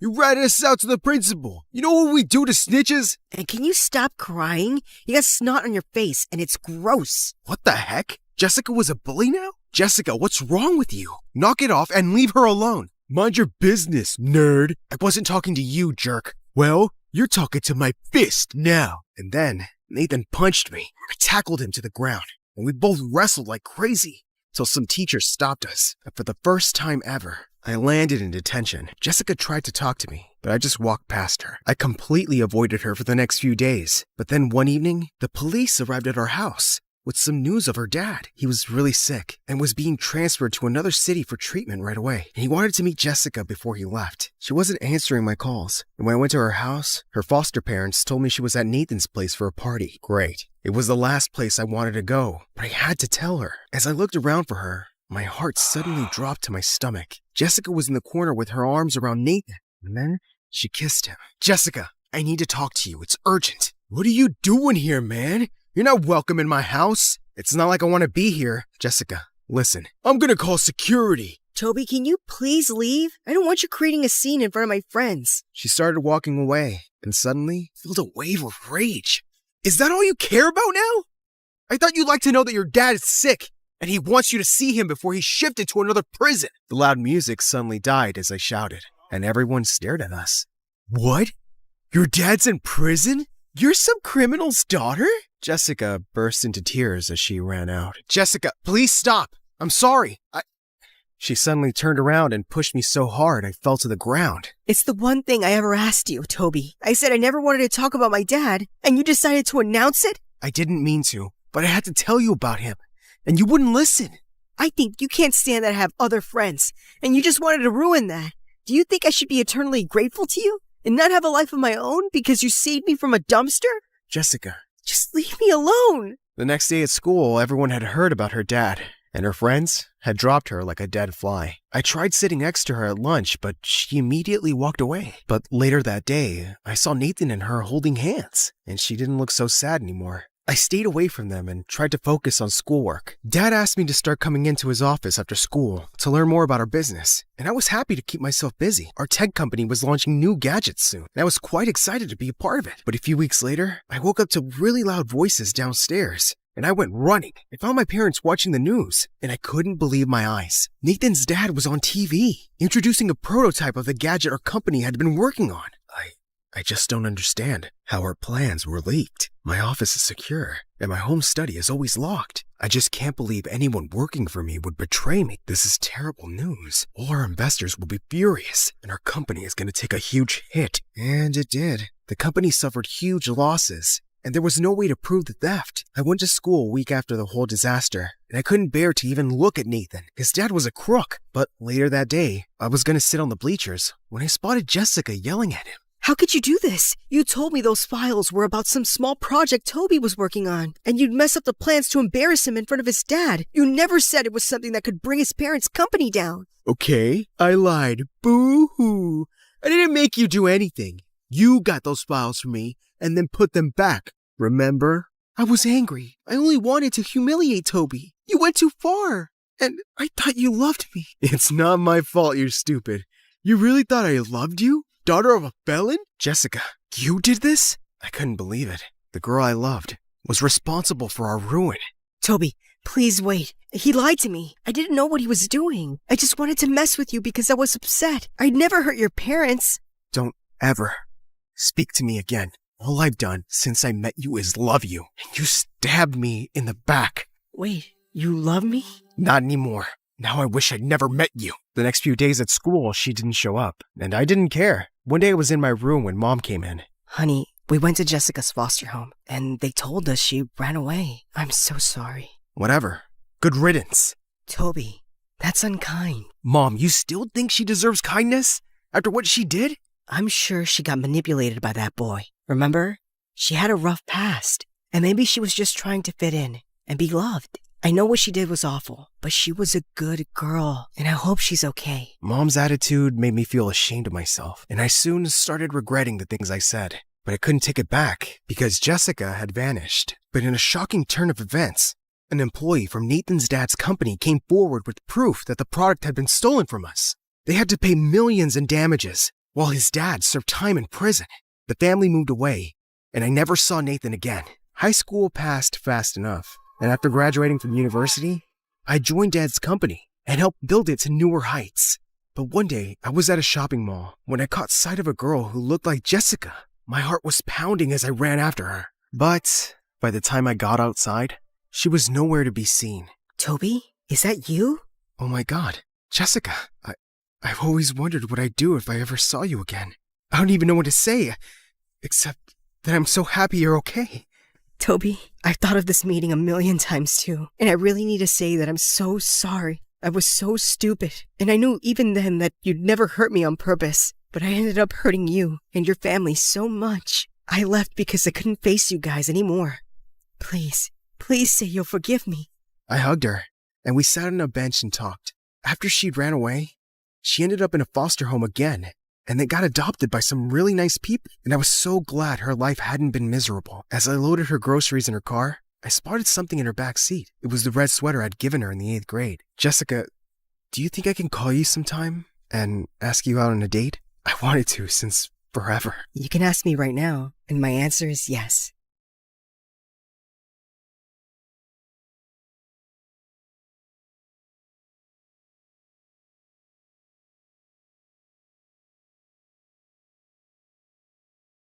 People call me the queen of entertainment, a famous pop icon, a musical superstar. You can take your pick. As for me, I like to be called the Queen of Hearts. Hi, I'm Ariana Grande. I was born in 1993 in Florida to overachiever parents who were super successful in their careers. Right since I was a toddler, I loved to sing. Mom would sing me lullabies and I'd sing along with her. You have a beautiful voice, my baby, just like an angel. I'm not so sure. I didn't get selected for the school choir. Don't let that dishearten you, sweetheart, and have confidence in your talent. I'm sure you're meant for greater things. Although I loved singing, I was also fascinated by theater and acting. I performed on stage for the first time when I was 8 in a musical named Annie. Are you nervous, Ari? No, not at all. In fact, I can't wait to set the stage on fire. And I did just that. That musical was a great success, and it marked the beginning of my musical theater journey. After that, I performed in so many other local productions like Beauty and the Beast and The Wizard of Oz. Life was going smoothly, but then my parents got separated. I felt devastated for a while. But thank God I had my pet dogs to keep me going through that tough phase. Just so you know, I have 10 rescue pups. One of them is named Sirius Black. Yeah, I'm quite obsessed with Harry Potter. But then, aren't we all?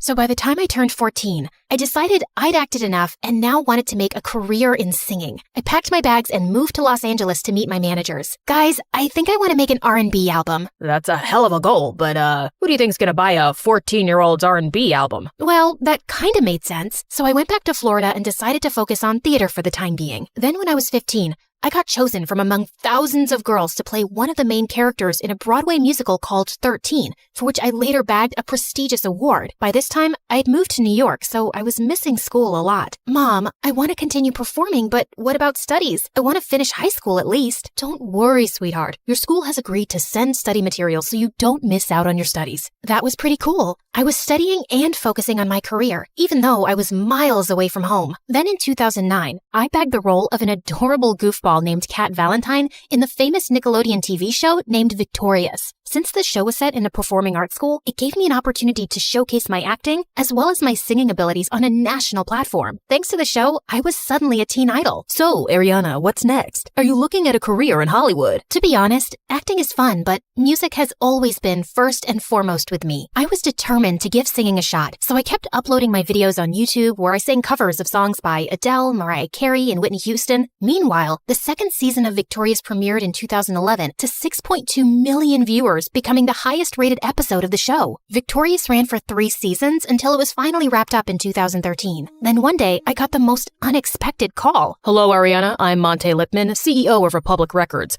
I saw your YouTube videos and I want to sign you up for the label. Are you interested? Yeah, of course. I'd love that. I put down my phone and did a little happy dance. My music career was finally taking off. The next 3 years, I focused completely on my vocals and singing and collaborated with many contemporary artists. The result was my first album, Yours Truly, that debuted at #1 on the US Billboard 200 albums chart, and it sold 138,000 copies in its first week. After that, there was no looking back for me. Today, I've sold over 85 million records worldwide, broke 27 Guinness World Records as a singer, bagged 2 Grammys, and was listed among the 100 most influential persons in the world by Time magazine. So friends, I hope my story inspires you to never give up on your dreams, since miracles do happen. Just believe in yourself, because if you don't, who else will?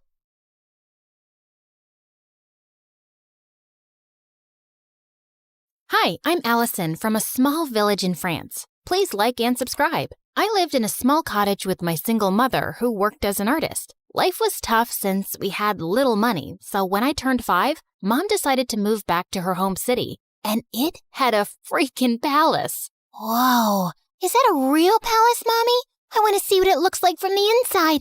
I want to meet the king. The king doesn't live there, Allie. Only his sister, the Duchess, does. And only those who work in the palace can go there. Soon after, Mom got a job as a royal portrait artist, and I would beg her to take me along someday. But she always said I was too clumsy, and the palace was full of delicate things. I'll be careful, I promise. Oh, I forgot to tell you. There's also a ghost who has lived in this palace for decades. Was the ghost there when you were a kid? Yep. Then it must be old by now.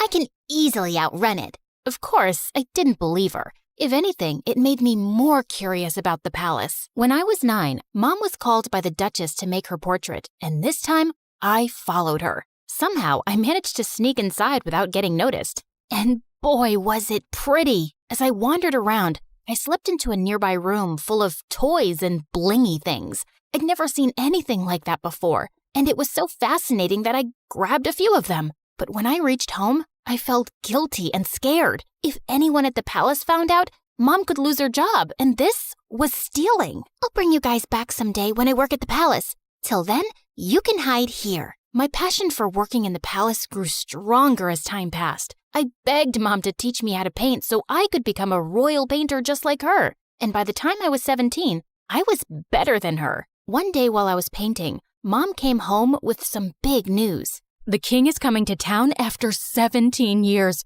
and they want paintings for the whole palace. We started working day and night, finishing all 20 paintings in under a week. But a day before the delivery, Mom slipped and sprained her ankle. I'll ask someone from the palace to pick them up. No, I can take them. I promise. I won't break a thing. Whoa! Are you sure? We can't lose the job. Yes, Mom. You can count on me. I managed to convince Mom and then left for the palace. I also took the stuff I'd taken all those years back. I could finally put that back. When I entered the palace, it was exactly as I'd remembered. Wow, how dull. This place could really use some color. I was so lost looking around that I tripped over a giant statue's foot, and the paintings flew in the air. Just then, I heard someone scream, and when I looked back and saw a girl, I almost passed out. It was like I was looking in a mirror. I touched her to make sure she was real, and she slapped my hand away. Don't you touch me, you peasant. Don't you know who I am? My doppelganger? We look exactly the same. No, we don't. I'm a princess, and you look like a street rat. If I look like a street rat, so do you, because we have the same face.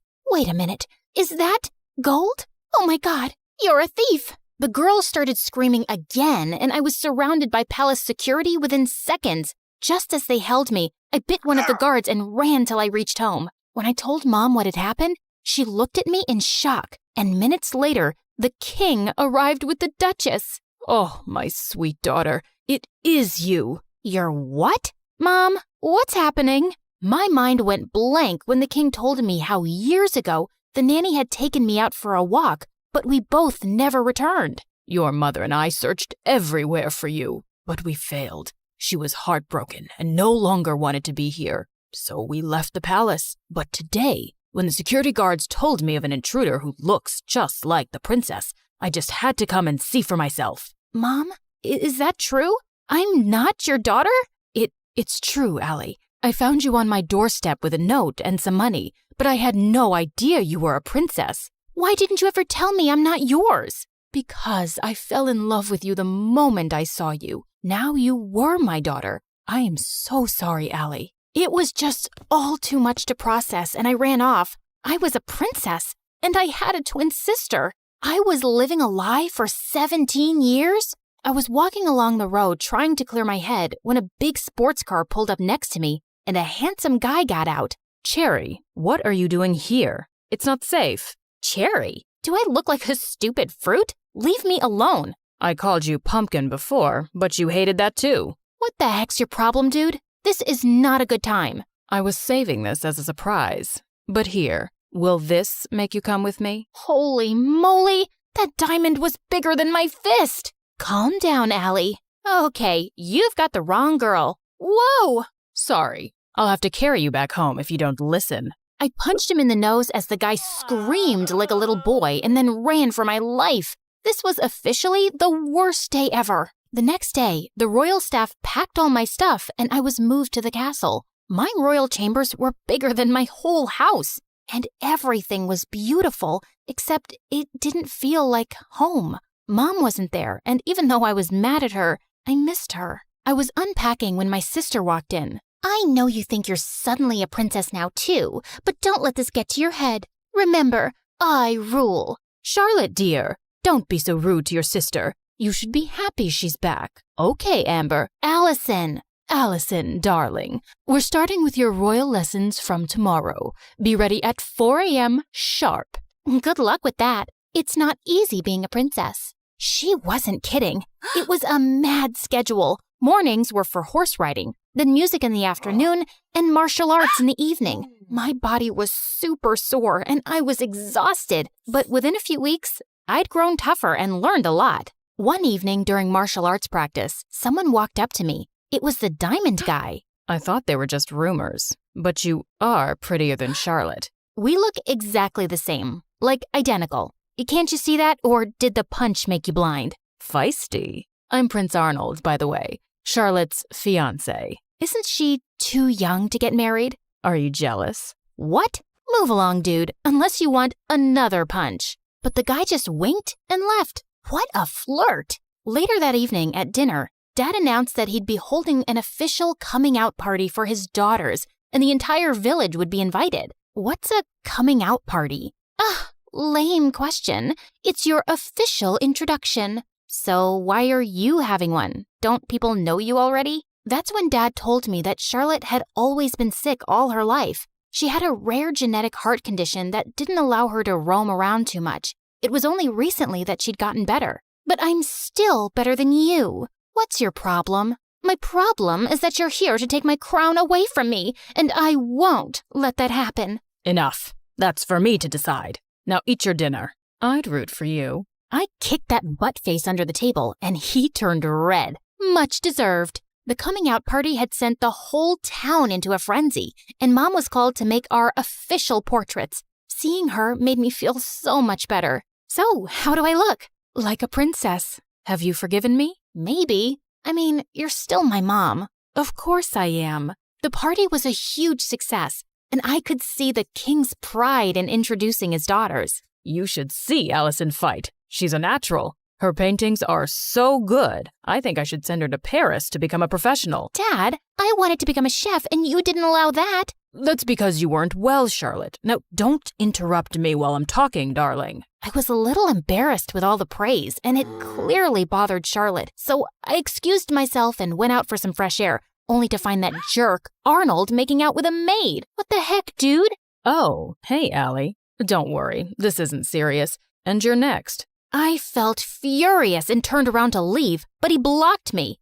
Oh, don't be so mad. Come here. Arnold pulled me in and was about to kiss me when I pushed him hard, but Charlotte walked in just then. What's happening? Wait, I knew it wasn't you. My darling Charlotte, this imposter tried to take advantage of me. She tried to kiss me while pretending to be you. What? That's not true. This guy's been flirting with me ever since I came here. Charlotte, he's a jerk. I just caught him making out with a maid.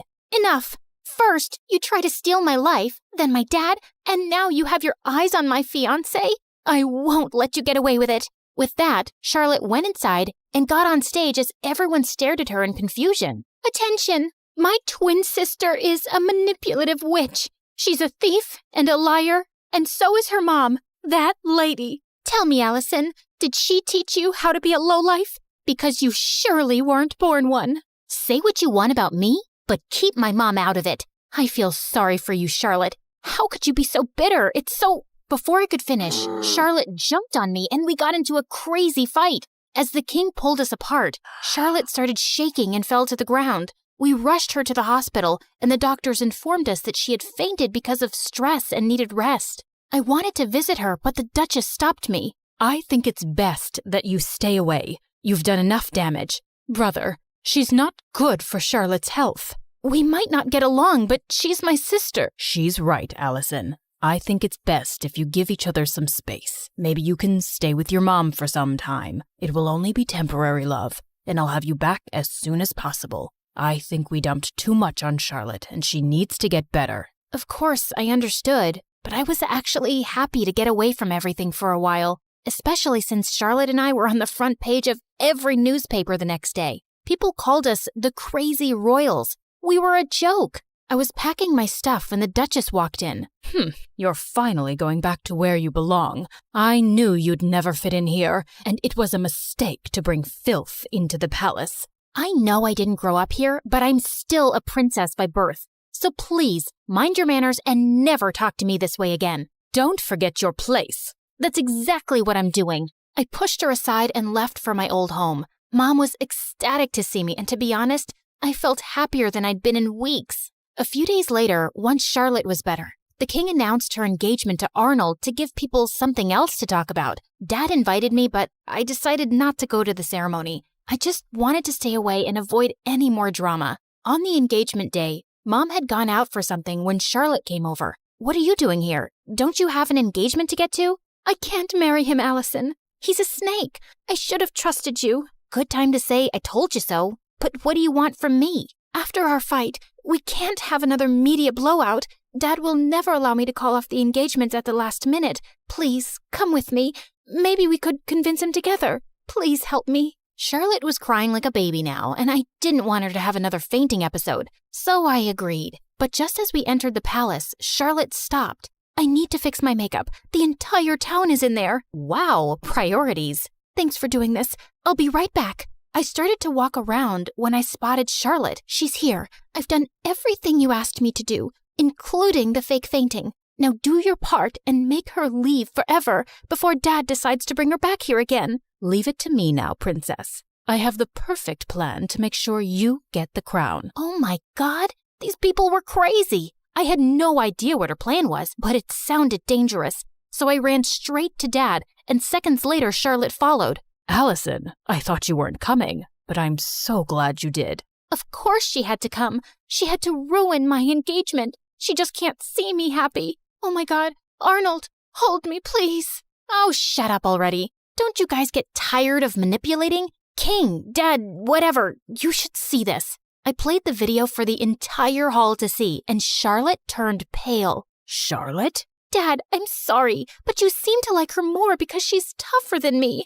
And when Auntie told me that she was after Arnold and my crown, I couldn't take it anymore. But this was all Aunt's idea. Sister, what were you planning to do and why? Suddenly, the Duchess turned into a mad person and started screaming. I'm tired of being your servant. I'm the older sister and the crown was mine, but these girls took that away from me, and I would have gotten away with everything if this one hadn't shown up. What do you mean? You knew she was alive? Whoopsie, you did a boo-boo. The Duchess confessed how she'd paid the nanny to take me away and drop me in the jungle, but the nanny had dropped me at Mom's doorstep instead. Charlotte was so sick as a kid, I didn't think she'd survive for so long. With both of you gone, I'd be a queen, but Karma's a witch. The king gave orders to take the Duchess away to the dungeons for treason, and Charlotte turned to me. I was horrible to you, and I probably don't deserve your forgiveness. But could you try? It might take some time, but I'll get there. What about me? You can chew your shoes and get lost. Yeah, I always knew you were a jerk. I was called back to the palace, and I took Mom along this time. Charlotte and I changed history by taking over the crown together. We were both queens in our own way, and I learned that those who love you will always stick by your side.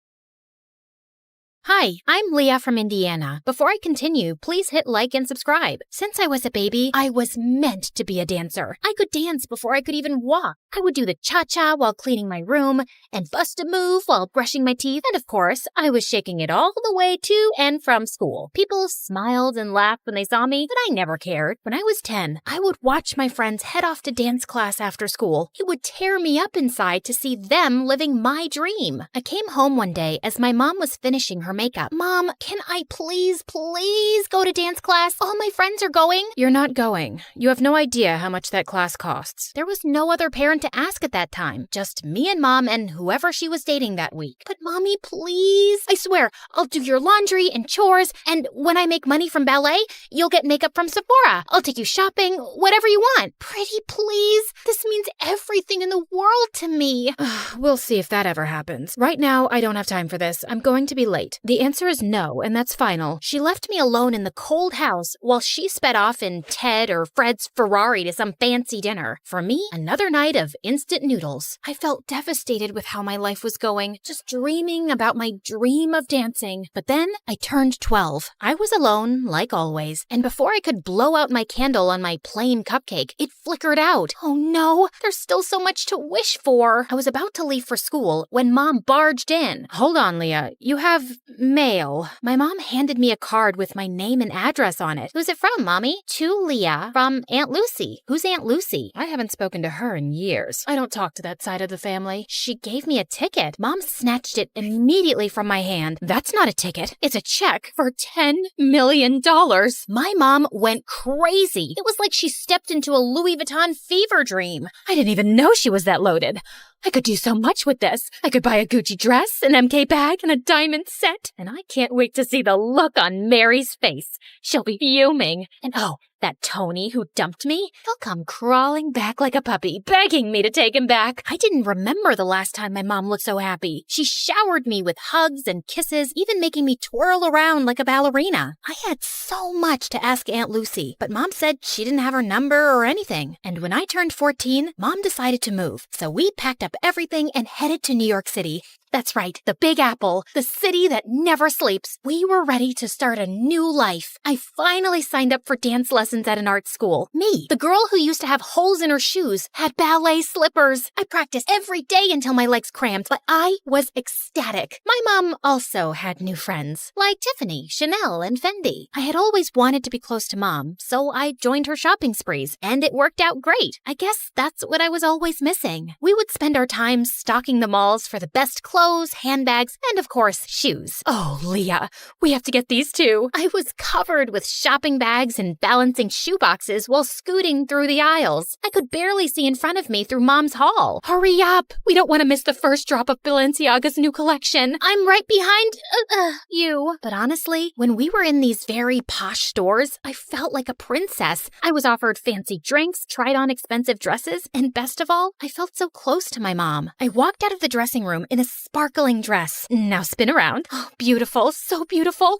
We'll take it. I looked at myself in the mirror. I could barely recognize myself, but maybe this is who I was supposed to be. I carefully teetered in the heels my mom had picked out for me, but crashed into the mirror. Do you think we could look at some flats? While I spent so much time with my mom, I might have been distracted from my dancing. My dance teacher seemed to be losing patience with me. Okay, Leah, you're up next. Saute. I smiled nervously at my dance teacher, attempting to jump, but fumbled the landing. The other students giggled at me. Have you been practicing? Yes, of course. I lied. What time did I have to practice? School was out at 3. I told my mom I would be at Bloomingdale's by 4. I mean, it was so unreasonable. Besides, I never looked more like a ballerina. The clothes, the hair, the shoes, the makeup. I was the definition of what a ballerina looked like. It wasn't my problem if my teachers couldn't see it. By the time I was 16, me and my mom had our routine down. Shopping, dining, and dining. Mom had friends she'd visit while I was in school, and we'd chat about them over dinner. And you wouldn't believe her hair. It's turned this terrible orange color. And her roots? Oh,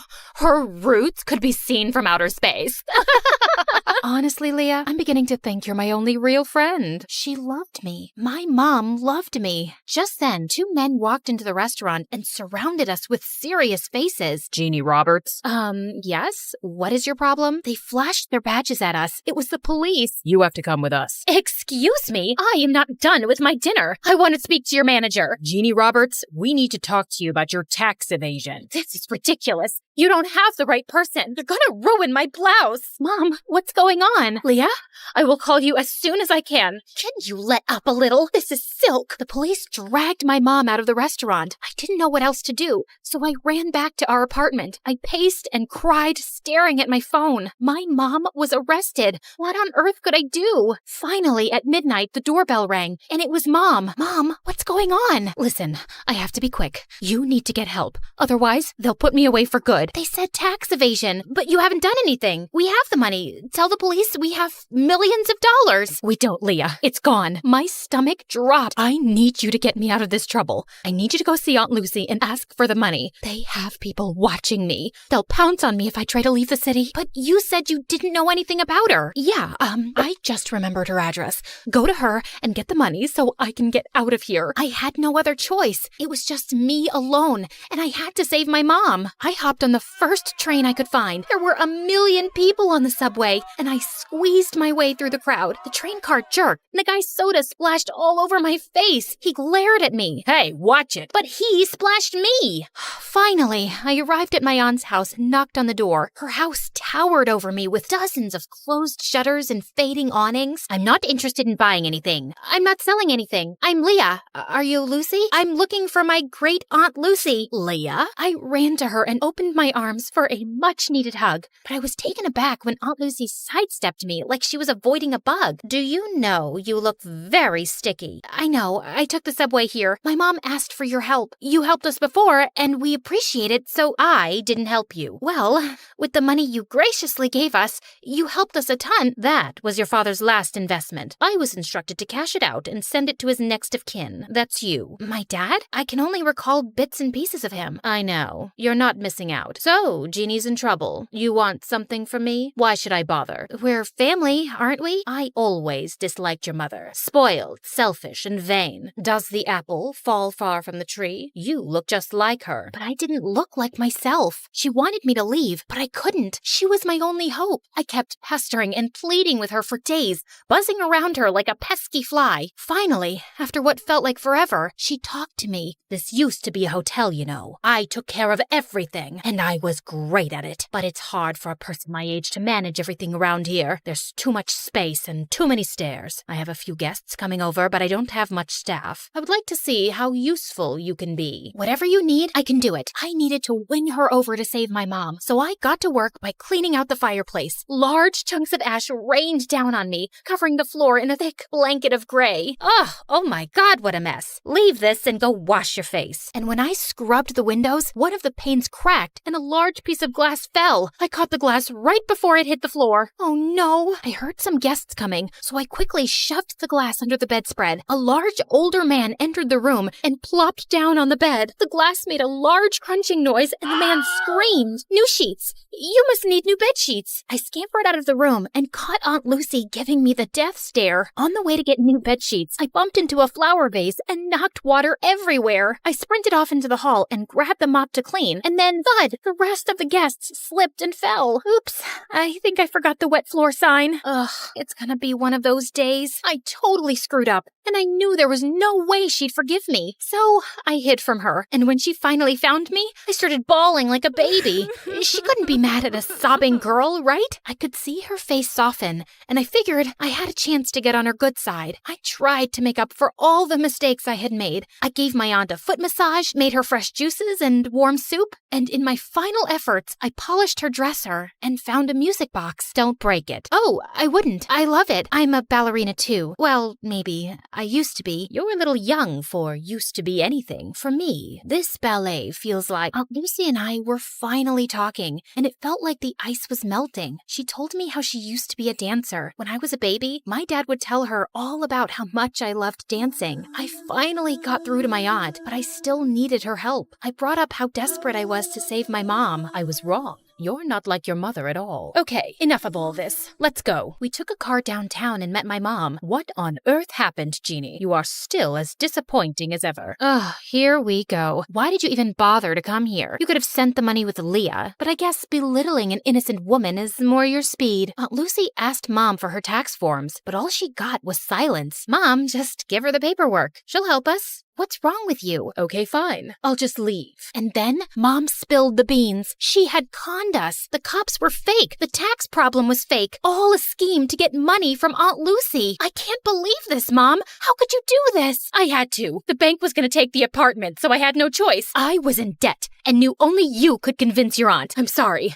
I know I spent a little, but I spent on you too, and it was for us, right, Leah? It made you happy, right? You were happy, and that's what made me happy. But I'm behind on all of my classes. We're out of money, and we don't even have the apartment. And now you're definitely not happy anymore, so I'm not happy. And and I don't see how I could ever become a dancer. Enough. Leah, you need to go to school and work on your studies. You want to be a ballerina? Yes, of course. Then you are coming with me. And Jeannie, you need to pay all of this off. You'll need a source of income to dig your way out of this. This is an impossible situation. I know I made a mistake, but I want to change, and I can't live without you, Leah. I had doubts, and I was furious too. I even stepped outside with my aunt to leave, but then I realized I couldn't abandon my mom, not even after all the things she did. Okay, Mom, I think we should try to be a family, all of us together. I believed that this time it was gonna work out. The three of us went back to the hotel and were ready to start our new lives together. But the next morning, Mom, I ran around the hotel but couldn't find my mom. Her clothes and purse were gone. I searched up and down until I got to the front desk. The cashier's box was completely empty. She left and took my Aunt Lucy's money.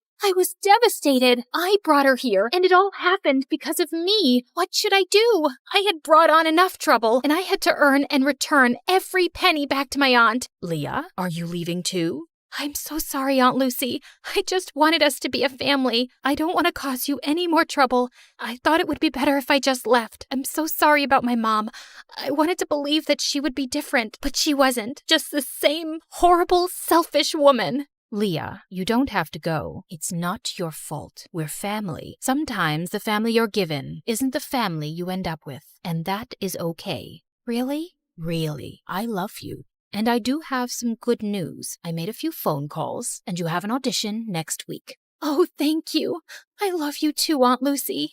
At the audition, I danced my heart out, and for the first time ever, I was supported and loved by my Aunt Lucy, and that sounds like the perfect kind of family to me.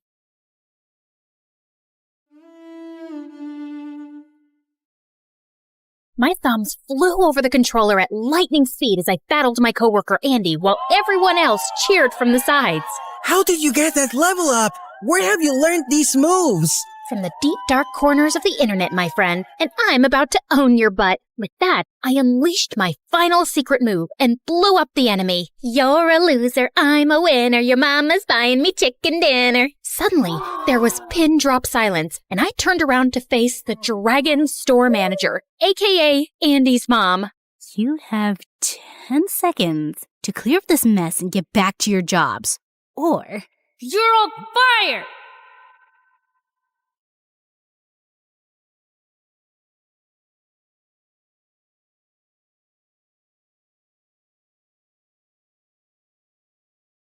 Hi, my name's Ellie. I'm a computer expert, gamer, hacker, and overall top-notch geek. I led a very exciting life in the virtual realm, but in the real world, my life was pretty average. Until one day, everything changed. Yeah, we say that a lot around here, don't we? But before I continue, please like and subscribe. Ever since I was a kid, I was obsessed with computers. And by the time I was 12, I was writing code, developing software, and even doing some basic hacking, and I was addicted to video games. I thought I was cool, but that was not a popular opinion. By the time I reached high school, I was pretty much used to having a seat at the outcast table, and things weren't much different at home. I was raised by my single mom, who was my polar opposite. She was a social butterfly who loved throwing lavish parties for her wealthy friends and was always trying to set me up with her sons. A nightmare. Mom, can I go to my room? I ate too many dumplings earlier. I don't feel so good. You're not fooling me, Ellie. See that boy over there? He's single and very rich.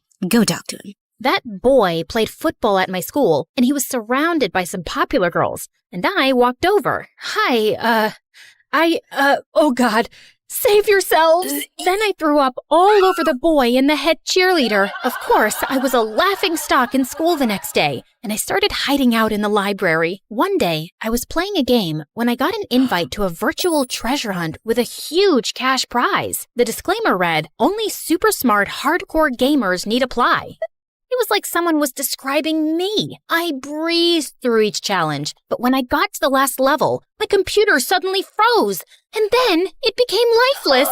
No! But this was just the beginning of a series of unfortunate events. Soon after my 18th birthday, Mom suddenly fell really sick. The doctors ran a million tests and gave her expensive treatments, but nothing was working. And we had a ton of medical bills we couldn't pay because Mom's credit cards were all overdrawn. We're poor and I'm sick. Find a rich man so you can have a good life. How am I supposed to do that? Boys don't even notice me. We're poor. Find a rich man. A rich man. Find my daughter. What did I say? Daughter, find rich? My man? Find a rich man.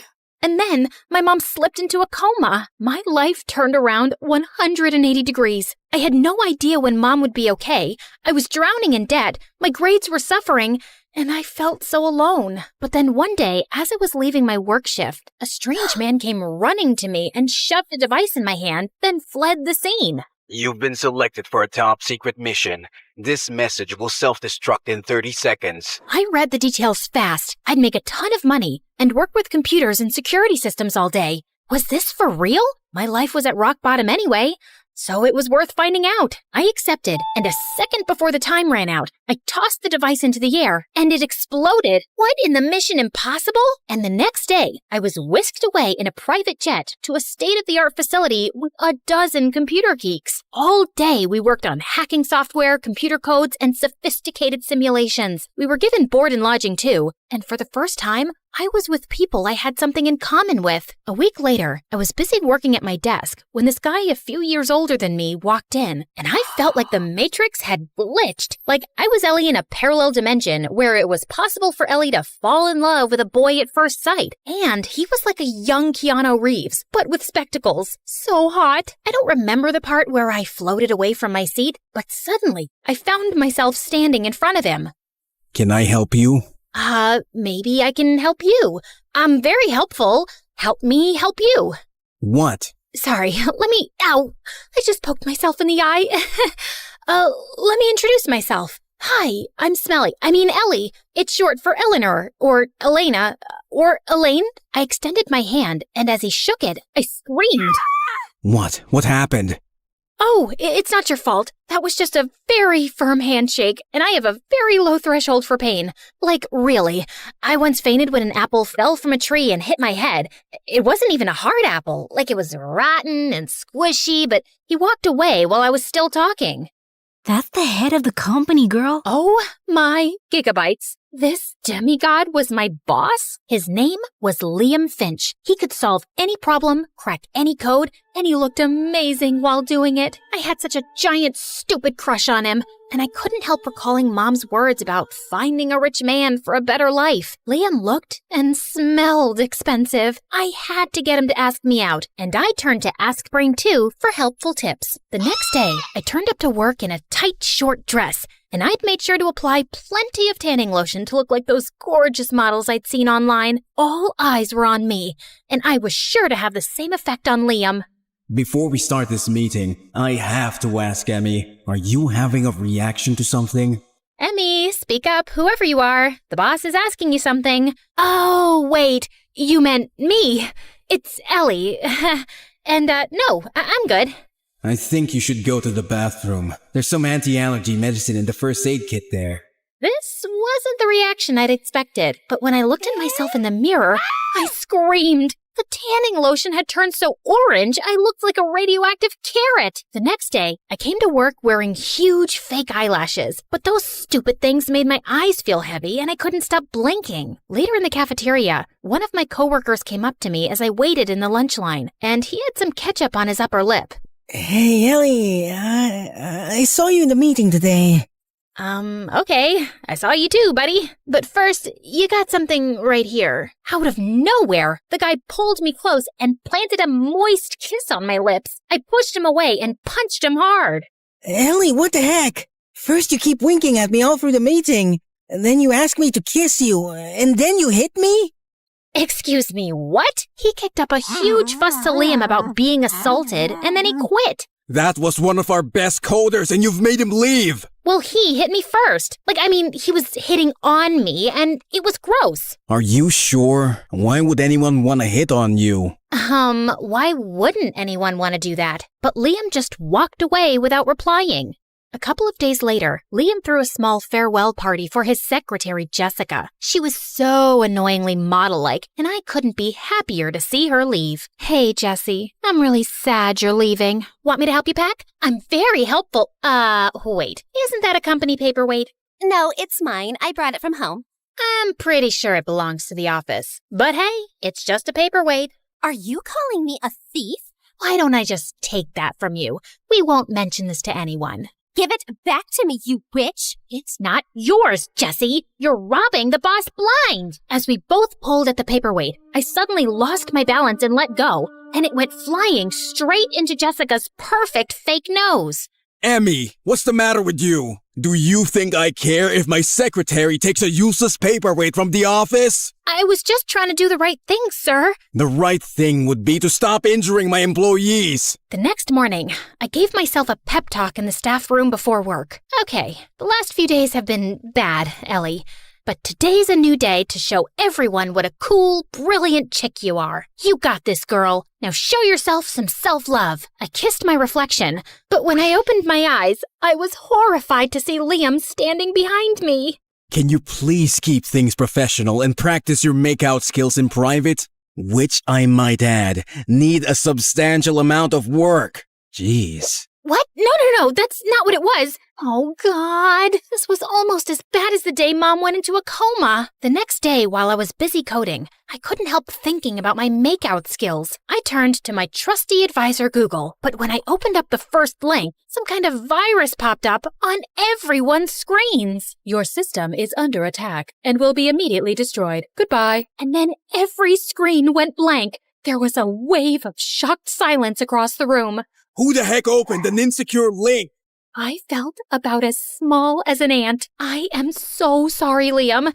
It was a small error of judgment. Small error? Your small error may have catastrophic consequences for our national security. Sorry, what? I thought this was a private security company. I recruited people I believed I could train to be the very best. Because every code we write and every firewall we construct has massive importance. But you've caused a major breach, and now I have to fix your mess. And I was clearly wrong about you. You don't belong here. Pack your things. You're going home tomorrow morning. And it's not Liam.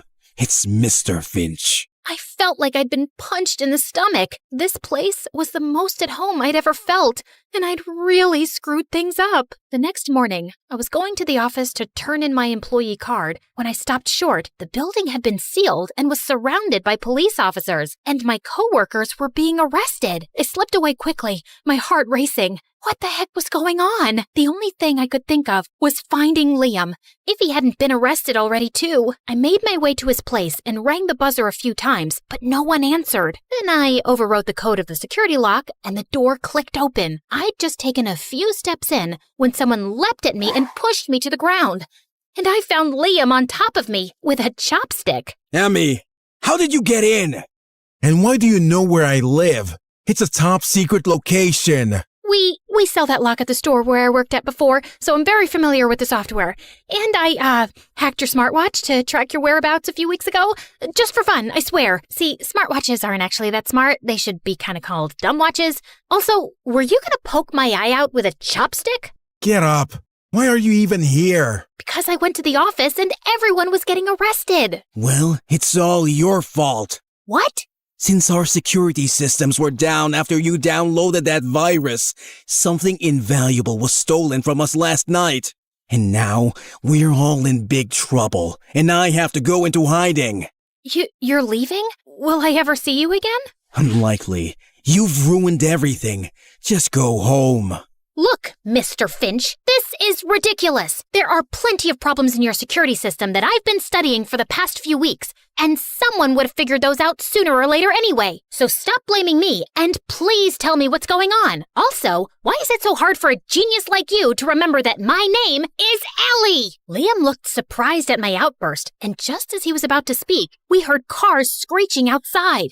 The police are here for me. I gotta go. Whoa, wait. I'm coming with you. I can't survive jail or torture. I told you, I have a very low threshold for pain. Oh God, just shut up. Liam grabbed my hand and led me to the kitchen, where he opened a trap door in the floor and started climbing down, and I followed. Dark, narrow spaces. I hate dark, narrow spaces.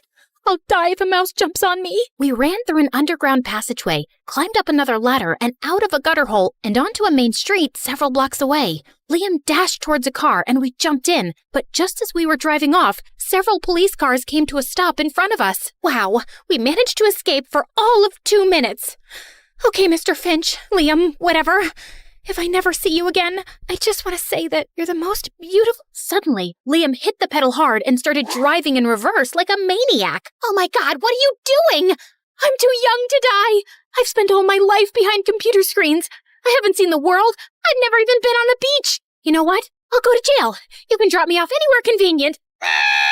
Liam took a sharp turn into a street, avoiding a truck by half an inch. He turned the car around 180 degrees and started driving even faster. I saw 2 black cars hot on her tail. Emmy, I need you to get a freaking grip and tell me the coordinates of the city's main bridge. We're gonna be jumping off of it. You can swim, right? Of course I can't swim. I'm terrified of water. That's why I've never been to a beach. We're not jumping off any bridge, you psycho. Can you please do what I'm saying and just trust me? There's a life jacket under the seat. Strap that on and find me the bridge. Now! With shaking fingers, I located the bridge and fed the coordinates into the car's GPS. Undo your seatbelt, and when I say go, open the car door. Your seat will automatically eject, and you'll land in the water. Don't panic. You're wearing a life vest, and I'll get to you quickly. You ready? I've never been less ready for anything in my life. Okay then, go! Liam swerved the car off the bridge and into the air. My seat ejected immediately, and I landed head first into the water. Before I could panic completely, Liam swam over to me swiftly, grabbed me by the waist, and pulled me onto the shore. We ran down some docks where Liam found an unlocked car, and we sped away in it. I was too shocked to even speak anymore. Liam drove us out of the city to some abandoned warehouse, where we were let in by an elegant older woman. Hello, Agent Skywalker. I was expecting you to be alone. So was I. Agatha, trust me, this wasn't part of the plan. All right, I've had enough. Can you tell me what's going on, Agent Skywalker? Liam finally told me that he was a CIA agent who had been assigned the task of recruiting a special security team to protect the government databases and national secrets. But there's another CIA agent who has gone rogue, and yesterday, she broke into our facility and stole the key to a new weapon the government's developing. And she's framed me for the theft. Now everyone thinks I'm a traitor. Luckily, the key's heavily encrypted, but someone will break the code soon, and I have to get it back before they do. It's the only way to clear my name. That's why I couldn't let myself get arrested. And Agatha here's an old friend. She's the only one I can trust right now. So, what's the next plan of action? I have a fairly good idea where the rogue agent took that key, so I'm going there, and you will stay here. Look, I can hardly believe I'm saying this after the horrible day I've had, but I think you should take me with you. I'm a really good coder and hacker, and I can help. I'm very helpful, actually. I just haven't had a chance to— Okay then, let's go. What, now? I thought you'd offer me some food first, and I wouldn't mind a nap. Now! Wait, Agent Skywalker, aren't you forgetting something? What? You know, the thing. Agatha, I really don't have time for riddles, so just say it. Okay, you're forgetting your lucky underwear from your Star Wars collection, the one you always wear before an important mission. I looked at Liam's face and burst out laughing. Lucky underwear? Oh my God. Oh geez, I think I peed my pants. Oops, I really did. Can I get some underwear too, please? According to Liam, the key was in a highly secure facility inside a toothpaste factory. The only way we could get in was to wear employee uniforms and hide in the back of one of the company trucks taking some supplies inside. Dark, confined spaces. I hate dark, confined spaces. Why don't you try distracting yourself? Sure. Why don't you help me do that? Why was Agatha calling you Agent Skywalker? Because of your lucky underwear? It's just one of my many names. Is Liam your real name? No. So what is your real name? I'm obviously not gonna tell you. Okay then, do you tell your girlfriends your real name? Depends. I haven't dated in a while, especially after what happened with the last one. Why? What happened? None of your business. Let me guess. She couldn't put up with your cold heart anymore? Or she found out you're lying about your identity and thought you're a cheater. Oh no, wait, I've got it. Some enemy of yours killed her. Liam went quiet and my heart suddenly sank. Oh my God, no! She really died? I couldn't save her, Ellie. I'm sorry, Liam. I'm so sorry. That's so tragic. And it also explains why you're a cold-hearted robot now. I mean, this kind of stuff changes a person. Jeez, why are you so gullible? I'm a CIA agent. I'm trained to convincingly lie about anything. That was a joke? Dude, that's just mean. Well, if you still want the sob story, she did betray me. My ex is the rogue agent, and she's the one who's stolen the key and framed me. Are you happy now? Oh, wow. That's a lot. So, how do you feel about it? Like, I just want you to be quiet now. I silently processed everything I'd just heard, but after a few minutes, I started feeling anxious again.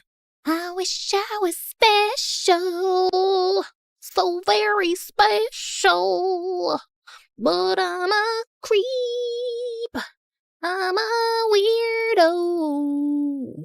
What am I doing here? I don't belong here. Please stop. You're sucking up the limited oxygen in here. You're not the boss of me. Well, you were, but then you fired me, remember? And since you won't talk to me, I'm gonna sing. How you gonna make me shut up, huh? I can think of at least one way. Suddenly, Liam moved closer and put his hands on my face. Oh my God, was he about to kiss me? Just then, the truck jolted to a halt and Liam pushed me away. Rude! We quietly slipped out and made our way to the entrance. We scanned the fake IDs Agatha had given us and we were inside the building. Liam had the building's blueprints and he led the way to the surveillance room. We peeked inside to see a security guard observing the screens and Liam quietly crept up to him. Just then, my nose started itching like crazy and I tried desperately not to sneeze. The guard turned around and Liam punched him hard in the face, then stabbed him with a tranquilizer. Why do you look like you're gonna be sick? I've only put him to sleep. Oh, I know. I'm just terrified of needles. I think I told you, I have... Yeah, a very low threshold for pain, I remember. Okay, we gotta check all the rooms in this place. There's gotta be a team working hard to decode that key. We scanned all the screens, but it seemed like there was hardly anyone in the building. Just then, I spotted an empty room with only a glass case in the center. Liam, do you think the key's in that vault? Yeah, it looks like it. Listen, Ellie, I need you to hack into their system and find out whatever you can about the security measures in that vault. I'm gonna be by the door to keep an eye out. You got it. I was totally lost in my work when suddenly my eyes flitted to one of the screens. Liam, what did you say your ex-girlfriend looked like? I don't think I said anything. Would you say she's a skinny supermodel type with lovely blonde hair, a perfect jawline, and very, very long legs? Yeah? Why? Well, if we don't scram out of here in the next 3 minutes, I think you're about to be reunited with your ex. She's coming this way. Liam grabbed my hand and we ran out and down the corridor like crazy. Suddenly, security alarms started blaring all over the building. I guess she found the unconscious guard in the surveillance room. Ellie, why have you stopped running? I'm so out of breath. I'm a computer person on my butt all day. Not used to running. Suddenly, Liam swept me up like a sack of potatoes, flung me over his shoulder, and started running again. All the entrances were being sealed, and Liam managed to get through the last one seconds before it slammed shut. We went rolling onto the ground, then got up quickly and sprinted as some guards chased us. As soon as we got outside the gates, a car screeched to a stop in front of us. Get in! Hurry! Yet another narrow escape. Was the mission successful? Far from it. We didn't manage to get the information we needed to break into the vault where the key's being kept. What are you talking about? I downloaded every single piece of information on their system in this flash drive. This one. No, wait. Not this one either. It's the neon green one. It's my favorite. Aha! Here you go. What? Oh my God, Ellie. You're amazing. He pulled me into a hug, and I was so startled that I didn't even hug him back. I wanted to kick myself for this wasted opportunity. And when we got back to the safe house, I crashed onto my bed like a malfunctioned hard drive. I was exhausted, but I kept having nightmares, and at some point, I woke up in a cold sweat. Just then, I screamed to see a dark shadow hovering over me, and I punched it hard. Ow! Liam, what are you doing here? You were shouting in your sleep. I was just checking on you. Aw, you came to see if I was okay? Well, that's too much to hope for. I already know you're unhinged. Geez, I think you've broken my nose. What, with these jelly arms? Come on, don't be a baby. A baby could punch harder than me. I'm not being a baby. Ugh. Since you're finally up, let me show you what we found from that information you got. Agatha and Liam then proceeded to tell me that we didn't need to break into the vault. Apparently, they'd discovered a foreign delegation was visiting the embassy in 2 days for a big event, and the stolen key would be exchanged there. The rogue agent, Princess Leia, will be disguised as a journalist. She will be secretly handing it over to this undercover foreign... Whoa, hold on. Your ex-girlfriend's code name is Princess Leia? Oh, now I get why you're Agent Skywalker. That's really cheesy. Can you focus on what's actually important? Leia might recognize you, Liam, even in disguise. I can get you in the building as the kitchen staff. But we need to send someone else in as a guest, preferably a pretty harmless-looking girl who can get close enough to the arms dealer to find out when the exchange is happening. I'm not sure I can. Wait, Ellie, you're a girl. Gee, thanks for finally noticing. She's not a trained agent. It's too dangerous. Yeah, man, stop putting me in danger. You'll just be like any other guest at the event, and I'll be close by and constantly in touch with you. Please, Ellie, this is my last chance before the key leaves the country. Okay, fine. You can act like a cute, flirty girl, right? I'm used to my mother throwing me at rich guys, so yeah, I have some practice. You should be prepared for anything. You know, once I was working the field, I had to kiss a mafia boss to distract him. It brought down his whole operation. She's not very good in that department, Agatha. I've seen her practicing in a mirror. That's not what I was doing. Look, I'm a pretty good kisser, okay? Well, it's an important skill any undercover agent should have. So, prove it. Prove it? How? You could just kiss me. Duh. What, like right now? Is that really necessary?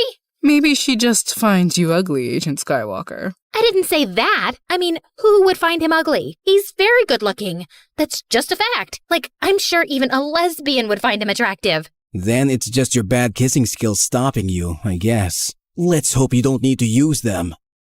You know what, man? Just shut up. I suddenly grabbed Liam and kissed him hard. He kissed me back, and my brain exploded with fireworks.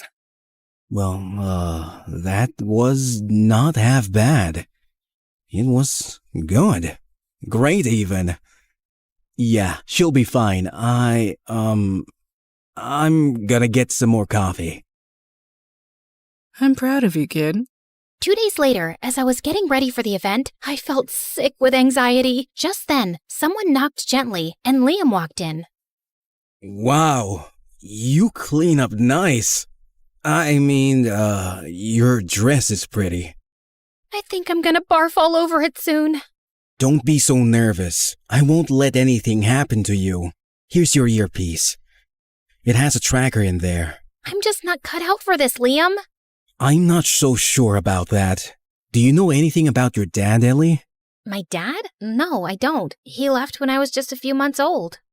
Yeah, because he was an undercover CIA agent too. What? Your dad was one of the best agents in the field, and he was brilliant with computers. He's not around anymore, but he served his country well. And finding you wasn't just a coincidence. We've been keeping an eye on you, and you proved you have his skills when you crossed every level on that treasure hunt game we sent you. So maybe you are meant for all this. It's in your blood. You've met my dad? Yeah, once. You have his eyes too. He tucked my hair behind my ear and gave me a warm smile, and my heart nearly fell out of my chest. Just then, Agatha walked in, saying the car was ready. At the event, I was looking everywhere for the arms dealer, and I finally spotted him. Just then, a tall, dark girl with glasses approached him and whispered something in his ear, and they both started walking out of the hall. Princess Leia is on the move. I think the exchange is happening now. Follow them to see where they're going. I'll come after you. I rushed out of the hall and saw them going down a corridor. They walked to the end of it and entered the room on the left. I inched closer, and as I tried peeking through the door, I suddenly lost my balance and fell inside. And all eyes turned to me. Oh, I'm so sorry. I thought this was the bathroom. Sorry. You can continue with whatever you were doing. Not so fast, girl. Ow, that hurts. Hey, maybe it was just a mistake. She seems like a harmless little girl. Oh, really? Is that why she is wearing an earpiece? That's my hearing aid. Who do you work for? What? I can't hear you. Look, we can't do the exchange right now. This place is probably surrounded by federal agents. Leave immediately. I will create a distraction. And you, girl, you're staying here. Sit down. I plopped my butt into a chair as the girl took out a laptop and started typing like crazy. What you doing? You know, I'm very good at computers. You need any help? Oh, I'm just activating an explosive device linked to this laptop that will go off in 5 minutes and blow up half of this place. So that should create a nice distraction. What? I gotta run, babe. It was nice meeting you. Ciao. She then ran out of the room and locked it from outside. Oh my God! I stood frozen in panic, staring at the screen, seeing my life flash before my eyes. But then somehow, I managed to muster some courage. Okay. Calm down, Ellie. It's just a laptop. Any software can be overwritten. Anything can be decoded. You can do this. You got this, girl. I tried everything I knew, but nothing was working. And then I had a brainwave. I opened Google and typed in the website from where I downloaded the virus at work. I clicked on it and the screen turned red. Your system is under attack and will be immediately destroyed now. Goodbye. And then the laptop went blank. I'd actually done it. Oh my God. I collapsed to the floor. And just then the door burst open and Liam pulled me into his arms. Ellie, are you okay?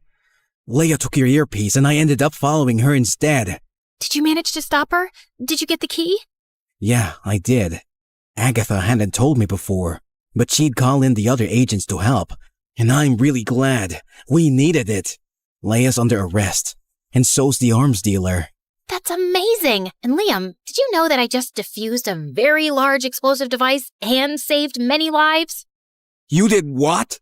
The federal agents evacuated the embassy and scanned the entire building and found the device that had been linked to the laptop. You're a hero, Ellie. Seriously. You're the smartest girl I've ever met. I'm hiring you back immediately. We can train you to be a field agent. That's very kind of you, but I'd actually like to go home. Earlier today, I got a message from the hospital that my mom's out of her coma. She's been asking for me. Oh, wow, that's great news. But you can come back when she's better, right? You know what? I don't think so. Yeah, my dad was an agent, but I'm not meant for this life of high stress, crippling anxiety, and close calls. I'm just an ordinary nerd who's happy behind a computer screen. Okay, no field agent, just a desk job then. Ellie, I'm trying to say something here. I would personally like you to stick around. Maybe we can even go out for dinner sometimes. I owe you a decent meal. Look, Liam, it's not exactly a secret that I've had a giant crush on you since we met. But the truth is, I don't have a crush on the real you because I don't know the real you, and I probably never will. What's your real name? Liam just looked at me silently. Yeah, I thought so. But I get it. You're meant for this life, and it suits you. But it's not for me. Just one thing. Can I take this dress with me? It's all yours. I extended my hand and he shook it gently. Then I got into the car waiting for me and left. Back at home, I was overjoyed to see Mom doing well. And with my large paycheck, I was able to take care of all our bills and then some.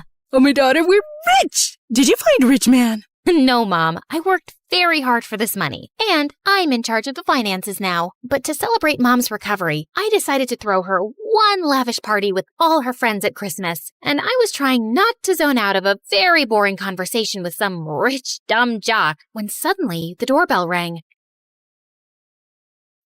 Liam, What are you doing here? It's Norman. Huh? What's Norman? My real name! Oh, Norman! Ouch, that's not a cool name, dude. I know that.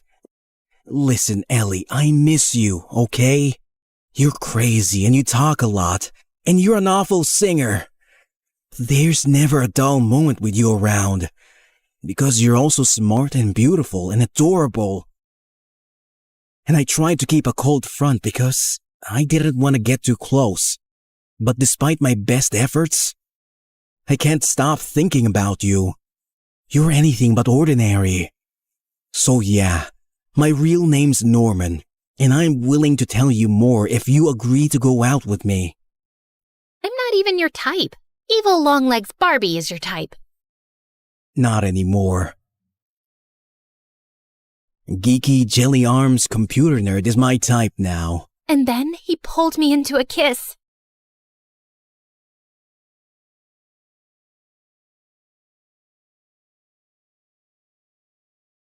Does this mean you're like my boyfriend now? I like the sound of that. Can I tell my mom you're rich? I am rich. Like, really rich. Perfect. Mom, I found a rich man.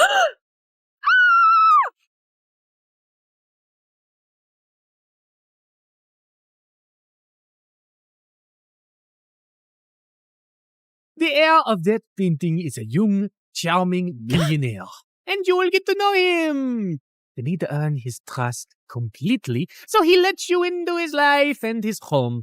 Then, when the time is right, you will steal the painting from a high-security vault inside his house and bring it back to me. Do y'all remember Eric? You know, the guy Meredith and I were fighting over the night Mom went into a coma? The guy who was so hot he made boiling water look cool?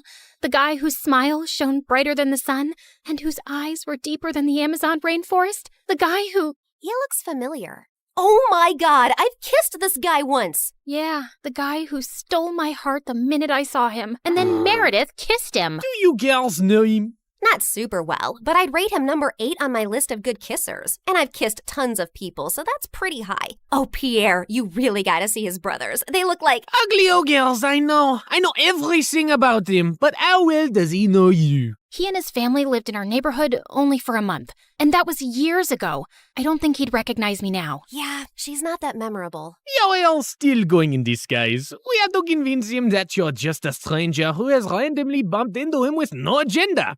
Also, he must believe you're very rich, so he doesn't think you're a gold digger. From Pierre, we learned that Eric's mom had passed away at his birth, and his dad had remarried a woman years later who already had children of her own, the quadruplets. The world makes sense again. Thank you. Eric's maternal grandmother recently left the painting to him in her will. His father is a big business tycoon, so they always have security at the mansion. But the painting is even harder to access. The only way you'll make it in and out of there is if you're welcomed into their home. I couldn't believe that of all the millionaires in the world, I had to pretend to like Eric, make him fall for me, and then rob him blind. And how was he even better looking now? Over the next few days, I took on the identity of Christina Delafour, a wealthy socialite with a law degree who lived in a beautiful apartment in a posh area and wore only designer braids. Wow, this Givenchy coat is stunning. It's Givenchy, you moron.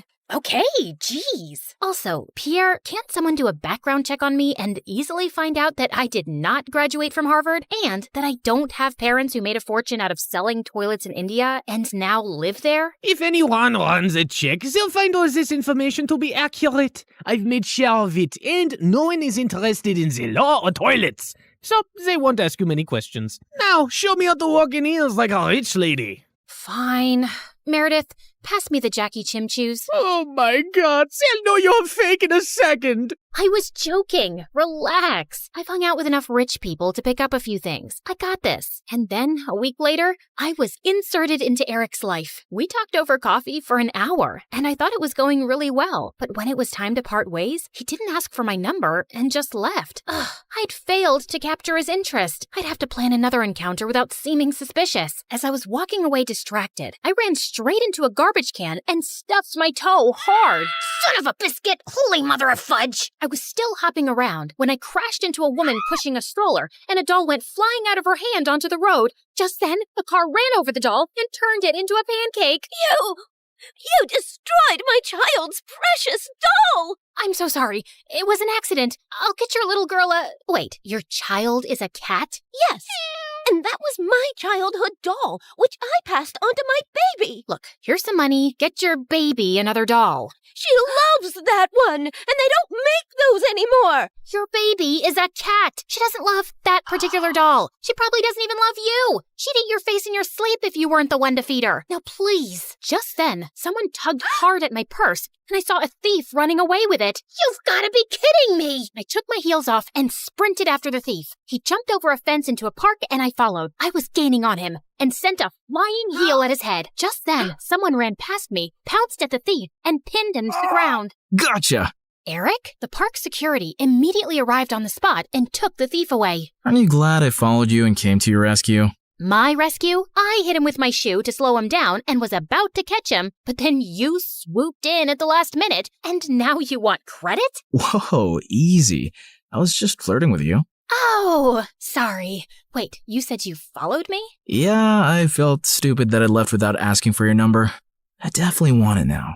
You became even more interesting when you stubbed your toe, murdered a doll, yelled at the cat lady, and chased a robber. Eric and I started seeing each other, and even though I knew it wasn't a real relationship, it still felt wonderful. We both hated rom-coms, but were always up for watching horror movies. We supported different baseball teams and had heated debates about who sucked more, and we both loved eating from street vendors and walking around the city at night. I enjoyed his company more than I cared to admit, and my heart skipped a beat every time he took my hand or gave me a goodnight peck on the cheek. And then one night, as we watched a fireworks show in the park, he pulled me close and kissed me, and I practically melted in his arms. Soon enough, he told me his parents were hosting a party at their house, and he wanted to introduce me to them. This was the first time I'd be in his mansion, and I needed to make sure I got invited often enough to find out where the vault was. Eric's dad was lovely, but his stepmom looked at me with a stare so icy it could make hell freeze over. I escaped from the party for a while when the dancing started. Yeah, that's when Meredith dropped by as Catwoman with a cheeseburger, but soon enough, Eric came around to call me in for dinner, where the quadruplets also joined us. So, Eric told us your parents sell toilets in India. Yeah. It's a great business because everyone needs a toilet, right? And you know the population of India. Multiply that with toilets and you have a fortune. What is the population of India? Well, I don't have an exact figure. It's just a lot of people. Suddenly, I had a queasy feeling in my stomach. Didn't you get made fun of as a kid? If you were in my school, you'd be called the Toilet Princess. Rubber Queen. Duchess of Poop. Guys, cut it out. You're not in high school anymore. Wait a second. Have we ever met before? What? No, I really don't think so. Oh God, why was my stomach churning? You know I'm really good with faces, and you remind me a lot of this girl we met in a neighborhood in Connecticut years ago. Guys, remember? She had a twin sister. Oh yeah, I remember those twins vaguely. The blonde one was prettier, right? Dang it! Has to be someone else. I'm an only child, and I've always lived in Boston until I moved here. Yeah, Eric told us you're a lawyer from Harvard. So who's the baddest person you put behind bars? Not that kind of lawyer. I'm actually an environmental lawyer. I was really feeling sick now. Maybe it was that burger I ate? Like you have trees as clients? What do they pay you with? Leaves? Hey, why are you turning green? You love trees so much that you're becoming one? You guys stop. You're not even that funny. No, look at her. She's green. I think I'm gonna hurl. Eric called the doctor immediately, who said I had food poisoning. He gave me some medicines, and Eric insisted I stay over for the night in one of their guest rooms. I fell asleep immediately and woke up a few hours later feeling thirsty. As I made my way down to the kitchen, I realized I had the perfect opportunity to try finding the vault. Just then, I heard some low voices from some room, and I slowly crept up to find Eric's stepmom talking to one of the bodyguards in the library. Were you able to figure out how to unlock the vault? There's no way. I've tried everything for weeks. All I have to use a tiny explosive device to destroy the lock. The vault is all the way up in the attic. No one will hear a thing. But we have to steal a painting the day after tomorrow while your husband and Eric are away on business. Are you ready for this? And then he pulled Eric's stepmom into his arms. I can't wait to run away with you, James. I'm so tired of seeing you secretly, and I am completely ready. As the two locked lips, I turned around and tiptoed away as fast as I could. Okay, so the vault was in the attic, the lock could only be destroyed with an explosive device, and I couldn't let Eric's cheating stepmom and traitorous bodyguard run away with it. The next morning, when Eric came to check on me, I decided to tell him the truth for once. Eric, I have something really difficult to tell you. I got up last night to get some water, and I heard your stepmom and this bodyguard, James, talking. They were talking late at night? Yeah. Do you have some vault in this house with some painting inside? How do you know that? That's what they were talking about, breaking in and stealing the painting. They're planning to do it the day after tomorrow, and your stepmom said something about running away with James. I saw them kiss. I'm so sorry. I wish I hadn't. No, I'm glad you did. This is gonna be a huge blow for Dad. But it would have been much worse if we'd found out everything afterwards. Thank you for telling me. And please, keep all this to yourself. I know I can trust you.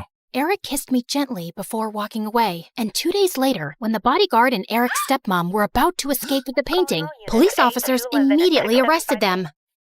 This is fantastic. They might link the museum robbery to the bodyguard and stepmom too, and assume the painting is now safe. So it'll be easier for you to steal. Good job, mon chéri. I knew you was a smart twin. After Pierre left, I sank into my armchair, but then I noticed Meredith staring at me. What? You should be happy, but you don't look happy. What's up? Nothing. I just can't wait for this job to be over. You can steal the painting soon, right? You know exactly what to do, and Eric trusts you. By the way, have you two kissed? I've been dating him for 2 months. Of course we've kissed. We text every day and you never mentioned it.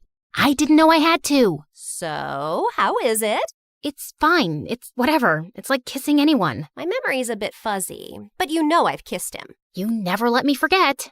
And I definitely wouldn't call it a whatever kind of kiss. Yeah, okay. It's nice. It's good. Nice? Good? Wow, don't make me jealous with all the passion. Okay, you want to know what kissing Eric is like? It's like flying through space, like a meteor that explodes into 1,000 stars, and then jumping into really cold water that makes you feel alive all over, and then feeling warm and tingly down to your toes, like having hot chocolate next to a fireplace on a snowy winter night. So, I'm guessing it's better than kissing the pillow you used to practice on? I did not! Shut up! You're in love with him, aren't you? I was about to snap at her again, but then I just sighed. Yes, I am. The night of the heist arrived, and I felt sick to my stomach, but I just wanted to get it over with. Eric's dad was away, and Eric was holding an important shareholders' dinner, with which most of the household staff was busy. I'd volunteered to host the dinner with him, and got ready to leave before their meeting started. Thanks for your help tonight. You're the best. Oh, it was nothing. Don't thank me. So, I'll see you tomorrow at our coffee shop? It's a date. As Eric walked away, my heart felt like it was breaking into 1,000,000 pieces. This was the last time I'd ever see him again. I gulped down my tears, and instead of leaving, I sneaked up unnoticed to the attic. Inside, I found a heavy metal door to a vault. I took out the tiny explosive device Pierre had given me, placed it on the lock, and activated it. In a few seconds, there was a tiny pop and a sizzling sound. Then, I heard the lock click open. I walked into a tiny, dark vault and found the painting under a glass case. Praying to every god that no alarms would go off, I lifted the case carefully, put the painting in my bag, and started sprinting down the stairs. But just as I'd reached the second-floor landing, one of the Ninja Turtles blocked my way. What are you doing? Hey, bro! You know when I stayed over a few weeks ago? I dropped a necklace, and I was looking for that guest room, and I got lost. But it's fine. I'll just get new earrings. See you later. He suddenly grabbed my bag and pulled out the painting. Do you think I'm a moron? A moron? You? No way! Sorry, which one are you? Michelangelo. Okay, no one has time for that. Now listen, Mike, you're definitely the smartest of your brothers, and just a tiny bit better looking than all of them too. We're identical. That's what they want you to believe, but I know you're better. I think you and I can strike a deal, okay? I'll sell this painting, and you and I can go halvesies on it. Just give me an account number and I'll wire the money to you. No, you're not leaving with it. Okay, look, dude, I'm doing this for your mom. I have to sell this painting so I can pay for her bail and get her a really good lawyer. Don't you want that? No, my mom's in jail because she did something wrong, and she abandoned us all. She shouldn't have stolen Eric's painting. What do you care about Eric? Don't you hate Eric? He's so good looking and smart and perfect and gets all the ladies. It makes you guys look even worse than you really are. You should want to hurt him. So let me take the painting. That'll really hurt him. Eric's the best brother in the world, and I love him. Okay. I have an offer you can't refuse. How about I become your girlfriend? I bet you've never had one. I'm gay. Jesus! All right, I surrender. Just one last thing. Without warning, I punched his face so hard that he went reeling back with shock and dropped the painting. Then I kicked him into a room and locked the door shut. I'm sorry, Mikey. You're a really good guy. I sprinted down another flight of stairs and jumped out of the first-story window. I ran across the garden to the fountain, climbed the tree next to it, jumped onto the wall, and then landed softly outside on all fours. Just as I got up, I found myself facing Eric.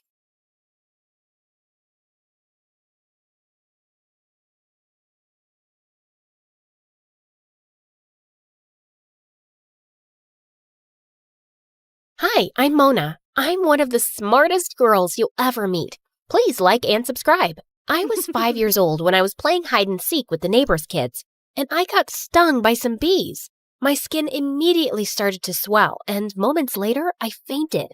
When I woke up, I found myself in the hospital. Your daughter has anaphylaxis, which is an extreme allergic reaction to bee stings, but that may not be all she's allergic to. You'll have to monitor her closely.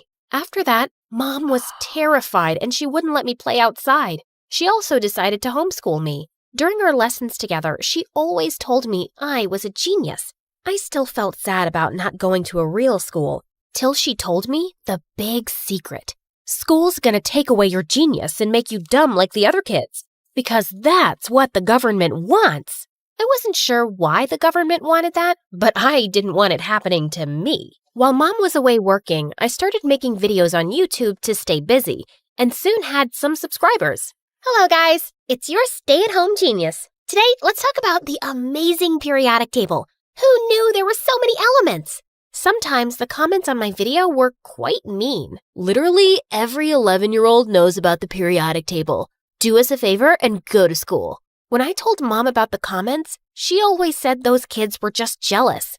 Once when I was 14, I saw a really pretty bird on my window frame, and I tried to touch it, but I ended up falling out the window into a bush.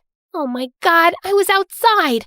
Just as I was about to run back in, my arms and face started to itch like crazy. I called out to Mom, who rushed me to the hospital. After the medicine, I was half asleep when I heard the doctor and Mom talking. Your daughter's reaction happened because she's been indoors so much. Her immune system didn't develop properly. You have to let her join a school. But what about her condition? I've told you before, that's not how this works. What? The doctor told you to put me in school before, Mom? Honey, I did it to protect you. All these doctors, what do they really know? I was so upset. All these years, I'd been living like Rapunzel when I didn't need to. On the drive home, she continued to rant about the government. Mom, just stop it with your lies already. And guess what? I'm going to school. For days, Mom tried to apologize, but I completely ignored her. Then she gave up and put me in school. On my first day, I struggled to hide my excitement. Just as I was about to jump out of the car, Mom stopped me. You have every right to be angry, but you still have to be careful. Please, you need to wear this. It was a box of masks. Ugh, I didn't want to be some masked weirdo on my first day, but I also didn't want to get some bad reaction again. So I put one on. When I walked into my class, the teacher hadn't arrived yet, and I had the perfect opportunity to introduce myself. I climbed onto one of the tables. Greetings, my fellow classmates. I'm Mona, but some of you may know me as the stay-at-home genius. They all stopped talking. Great, I had their attention. As I start this new journey with you, I hope that you do not feel intimidated by my intelligence, and I look forward to helping you all. Shut up, weirdo. The entire class burst into laughter. Everyone was still snickering when the teacher walked in. They were all jerks, but I was going to show them. Who can tell me how many planets we have in the solar system? Me, sir. 9. 8, actually. Pluto isn't a planet anymore. What? Since when? Since forever, Miss Genius. And I soon discovered the strangest thing. I seemed like I was behind in every subject. I was dumb. At the end of the day, one of the teachers called me aside. We've observed that sometimes homeschooled students struggle to keep up. You may need to be placed in another class more suitable for your abilities. But this is the class I should be in. Yes, but you have to take a performance test at the end of the semester so we can be confident you can cope. She handed me some study materials and I headed home. I couldn't get over the fact that my whole life had been a lie. I'm not really a genius, am I? Oh, baby, you'll always be my little genius. You've ruined my life, Mom! I stormed off to my room and cried myself to sleep. The next day at school, I was heading towards the library when I felt something hit me with force, and I fell down. I saw a boy named Ken from my class on a skateboard. Are you crazy? Who uses a skateboard in the hallway? Oh, look, it's the genius. If you hadn't stayed home your whole life, you'd know that all the cool people skate in the hallways. I just ignored him, but from that day on, Ken started joining me at lunch without an invitation. He was a mess who spent half his time in detention, but he was kind of funny, and I didn't mind not eating alone. The next few days, I spent every spare moment in the library preparing for the test, but I just felt lost. One day, I got so frustrated over some math equations that I started to cry. I was going to be sent to a class with kids half my age. Suddenly, I felt a hand on my shoulder and I jumped. Sorry, I didn't mean to scare you. Is everything okay? Seeing this handsome stranger being nice to me made me cry all over again. I can't seem to figure any of these out. I'm so stupid. Hey, don't worry. I'll help you. His name was Brad and he was a senior. He became my guardian angel as he helped me study every day. And I just couldn't help having a crush on him. But Brad had some strange rules. We could only talk or meet after school, and at other times, he'd act like I didn't even exist. One day, we ended up studying till quite late, and the school was empty as we were leaving. Suddenly, he took my hand, and my heart skipped a beat. But then, I pulled away. Why do you act like you don't know me in school, Brad? Are you ashamed of being seen with me? It's not like that, Mona. My friends, they're not the nicest people. They don't even know you right now, but if I introduced you to them, I'm afraid they'd be rather mean to you. They usually are to anyone who's a bit different. You mean odd? Weird? Different. And I like that about you. Suddenly, he pulled me close and said he wanted to see the face behind the mask. Wow, you're even prettier than I imagined. He kissed me softly on the lips, and it was wonderful. One afternoon, I was sitting alone and watching Brad with his friends when Ken joined me. If you stare hard enough, you'll probably dig a hole in his back. I don't know what you're talking about. If you insist. You want to hang out later? Nah, I'll pass. Maybe some other time. I had decided just then that I was tired of only watching Brad. I had to show him that I was cool enough to hang out at his table. The next morning, I woke up super early to do my makeup. And when Mom dropped me off at school, I took off my mask. Mom had lied about a lot of things, so who said I really needed the mask? And I could feel all eyes on me as I walked in. Even Brad kept staring at me during recess, and he was so lost that he accidentally spilled juice on himself. Could this day get any better? Well, well, who do we have here? Mona, 2.0. Interesting. She's pretty. That day, Ken and I didn't eat alone. Other people joined our table, and everyone seemed keen to talk to me. And the best part was, my allergies weren't acting up. Just then, a girl offered me some chips. And a moment later, my worst nightmare came true. I could feel my throat closing up. I felt the entire school watching me as I fell to the ground. I could hear panicked voices all around me. But just then, someone jabbed me with my EpiPen. Ken had taken it from my bag and saved me. He helped me up and I immediately felt better. Till I noticed Brad. He hadn't even moved from his spot. What the heck? I felt really disappointed. So I returned to school with my mask the next day. I couldn't make Brad care about me, and hiding behind the mask just felt more comfortable now. But later that day, Brad bailed on me for our lesson at the library, and I felt really mad. I stormed into the gym where he was playing basketball, and I didn't care that people were watching. You just sat there and watched me struggle to breathe yesterday and did nothing. Do I even know you? Stop pretending, Brad. You've been my friend for months. More than that. You even kissed me the other day. What? Me kiss you? In your dreams, loser. Why would I kiss you when I have the prettiest girlfriend ever? Girlfriend? It finally made sense. He was always hiding because he didn't want to be seen by his girlfriend. I was so upset and slapped him real hard. You are a terrible person. But the next day, everyone was calling me a crazy liar. I was really beginning to hate high school, and I just wanted to go back to my old homeschooled life. I thought Mom would be delighted to hear, but to my surprise, she refused. Listen, Mona, when I was younger, I lost my best friend to a condition like yours, which made me so scared when you got it. I thought hiding you away was going to protect you, but I was wrong. Running from your problems never solves them. You're so selfish, Mom. You just make me do whatever you want, when you want. Sometimes I think I hate you. I took the picture of us on the fireplace and flung it at the wall. Mom yelled at me after that, but I just stormed off to my room. And I refused to go to school the next day. But later, as I was watching MSA videos in bed, someone tapped on my window. It was Ken. Get off your butt, princess. I'm here to quiz you. What do you mean? You're not going to hide out here. You're going to take that test. And you're going to stay in my class. Because I find it really hard to make friends. You got that? Ken really was an amazing friend. And I thought about what Mom said too. Why should I quit school? I was going to show everyone I deserved to be there. At school, I didn't really care about the stares and whispers anymore, but I still couldn't stop feeling stupid about Brad. Why did he do that to me? One day I walked into the science lab and found him there, and I just couldn't stop myself from confronting him. And he laughed. Look, I was just bored. None of the girls pay attention to me because I've been with the same girlfriend forever. But you didn't know, and I thought I'd have some fun with that. We still can, you know. I wouldn't mind kissing you again. Just then his girlfriend entered and gave him a tight slap. Soon the entire school knew his girlfriend had dumped his butt for being a jerk.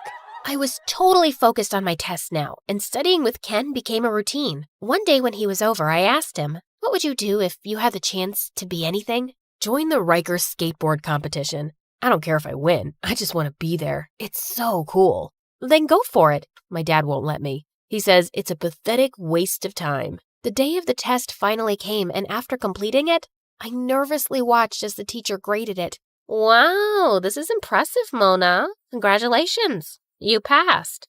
I gave the teacher a big hug and ran to find Ken. I had a special thank you gift for him. But when I found him, the principal was yelling at him in the hallway. Your continued disregard for the rules has brought nothing but disgrace to me. Yeah, no kidding, Dad. Dad? I followed him outside and found him sitting under a tree. So, the principal is your dad? Yup, and you just saw for yourself what a disappointment I am to him. Listen, I gotta tell you something. Don't be mad, but I applied to the Rikers competition on your behalf. I sent them that crazy stunt video you have on Facebook, and they want you to participate. You've been watching out for me since I got here, Ken. Let me help you talk to your dad. Can we try, please?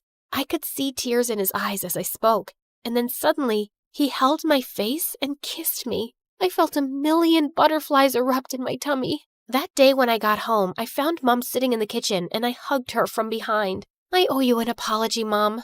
I was a jerk. Thank you for not letting me quit.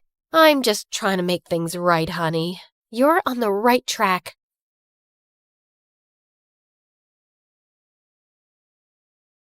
Hi, my name is Elena, and I'm from Seattle. Please like and subscribe. I was born to a single mom who used to travel from one place to another, entertaining people on the streets. And after I was born, I became part of her gang too. She'd wrap herself in bandages and dress me up in shabby clothes, and then we'd go out and put on little acts in front of people. I'd feel weird about this, but seeing Mom's face light up after getting the money from people would make me happy too. Oh, honey, ever since you've come into my life, I've been bathing in riches. You're so lucky for me. Mom adored me and often took me to parks and picnics, and we'd put on our little acts there too. Our life was perfect, but there was one issue. I couldn't speak. No matter how hard I tried, not even a single word would come out of my mouth, and it really upset me. Honey, you're gonna be fine. We love you just the way you are. But when I was 7, I discovered something really shocking. Like always, Mom asked me to put on an act and faint in front of an approaching bicycle one evening. But surprisingly, the man went all bonkers on us. Get the kid out of my way, you morons! OMG, what have you done to my daughter? I know people like you. Frauds. You rob innocent people like this, but I'm not gonna fall for your act. Suddenly, a crowd gathered, and Mom broke into tears, and I couldn't keep still. I got up and hugged her. Look, she's totally fine. Huh? So you want my mute daughter to die now? You heartless jerk. But the fight just got worse, and in all that chaos, I somehow let out a loud scream. Stop! Everyone turned to me. They are frauds. The girl's not mute. Catch them! Mom grabbed me and we ran from there. But when we reached our van, she looked at me suspiciously. Why didn't you tell me you could talk? I'm the one who tricks people, but you've been tricking me this whole time? She did what? I had so many questions, but again, I couldn't speak. Later, she took me to a doctor and we discovered that I was just a late speaker. And with practice, I could speak like the other kids. But my happiness was incomplete because now I knew the reality. My mom was a con artist who made fools out of people and took money from them. Come on, baby. We're getting late, and this time make sure you don't shout or scream. You're a good girl, right? No, and I'm not going anywhere. What? Why? You liar. Bad. How can you say that, honey? I had no means to raise you. That's why I got into this business, and now you're saying I'm bad? Do you know, if I stop doing this, you're gonna have to give up on so many things. All your favorite foods and trips. Can you do that? Well, maybe she really had no option, but I knew that this was wrong, and I refused to be a part of it anymore. I told her to stop with the stupid acts and get me into school, or I'd go to the police. So we shifted to Seattle, and there, Mom got me enrolled in a public school. I made tons of friends, and I was the happiest there. But then, in the 7th grade, things took a wild turn. A woman named Mrs. Miller came knocking on the door and claimed that she was my birth mom. That's rubbish. She's my daughter. The woman told us that she discovered some years back that I got exchanged at birth, and ever since then, she'd been looking for me. I don't believe you. You look like some fraud to me. And believe me when I say I can smell 'em. Mom! I know it's hard to trust me, but I'm sure you're my daughter, Elena. Please, give me a chance to prove it. But Mom pushed her out, and I felt really uneasy about this. What if she was actually telling the truth? And then a few days later, the unthinkable happened. Cops came to our house and arrested my mom. Wait, what are you doing? My mom's innocent. But the cops showed me CCTV footage, and it turned out Mom had robbed a bank this time, and now she was going to serve time in jail. As a result, I was sent to a foster home, and it broke my heart. It was worse than prison, and I was ready to run out of there. But then Mrs. Miller came to see me there one day. Oh, Elena, I saw everything that's happened on the news, and I didn't want to leave you alone, dear. She tried hugging me, but I pushed her away. My own mom lied to me. I wasn't going to trust some stranger now. I know you can't trust me, but I don't want you to live in such a place when your mom can take care of you. And I will get you the proof you need.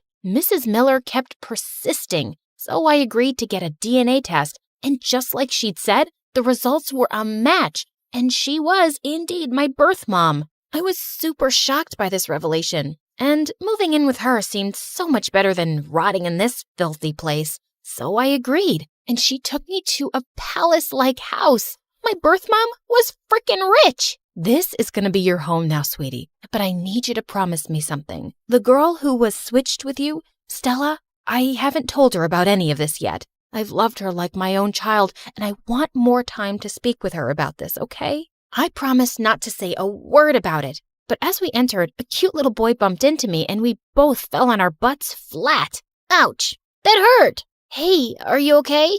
I helped him up, and Mrs. Miller told me that he was my younger brother, Jeremy, and indeed, we looked so much alike, but he seemed really shy and ran away. Later during dinner, Mrs. Miller introduced me to Stella. A distant relative? But how come I've never heard about her, Mom? Because she lived very far away, honey. But now Elena's gonna stay with us for a while, and I want you guys to be good to her, okay? Don't worry. I'm gonna take good care of her, and we're gonna be like besties.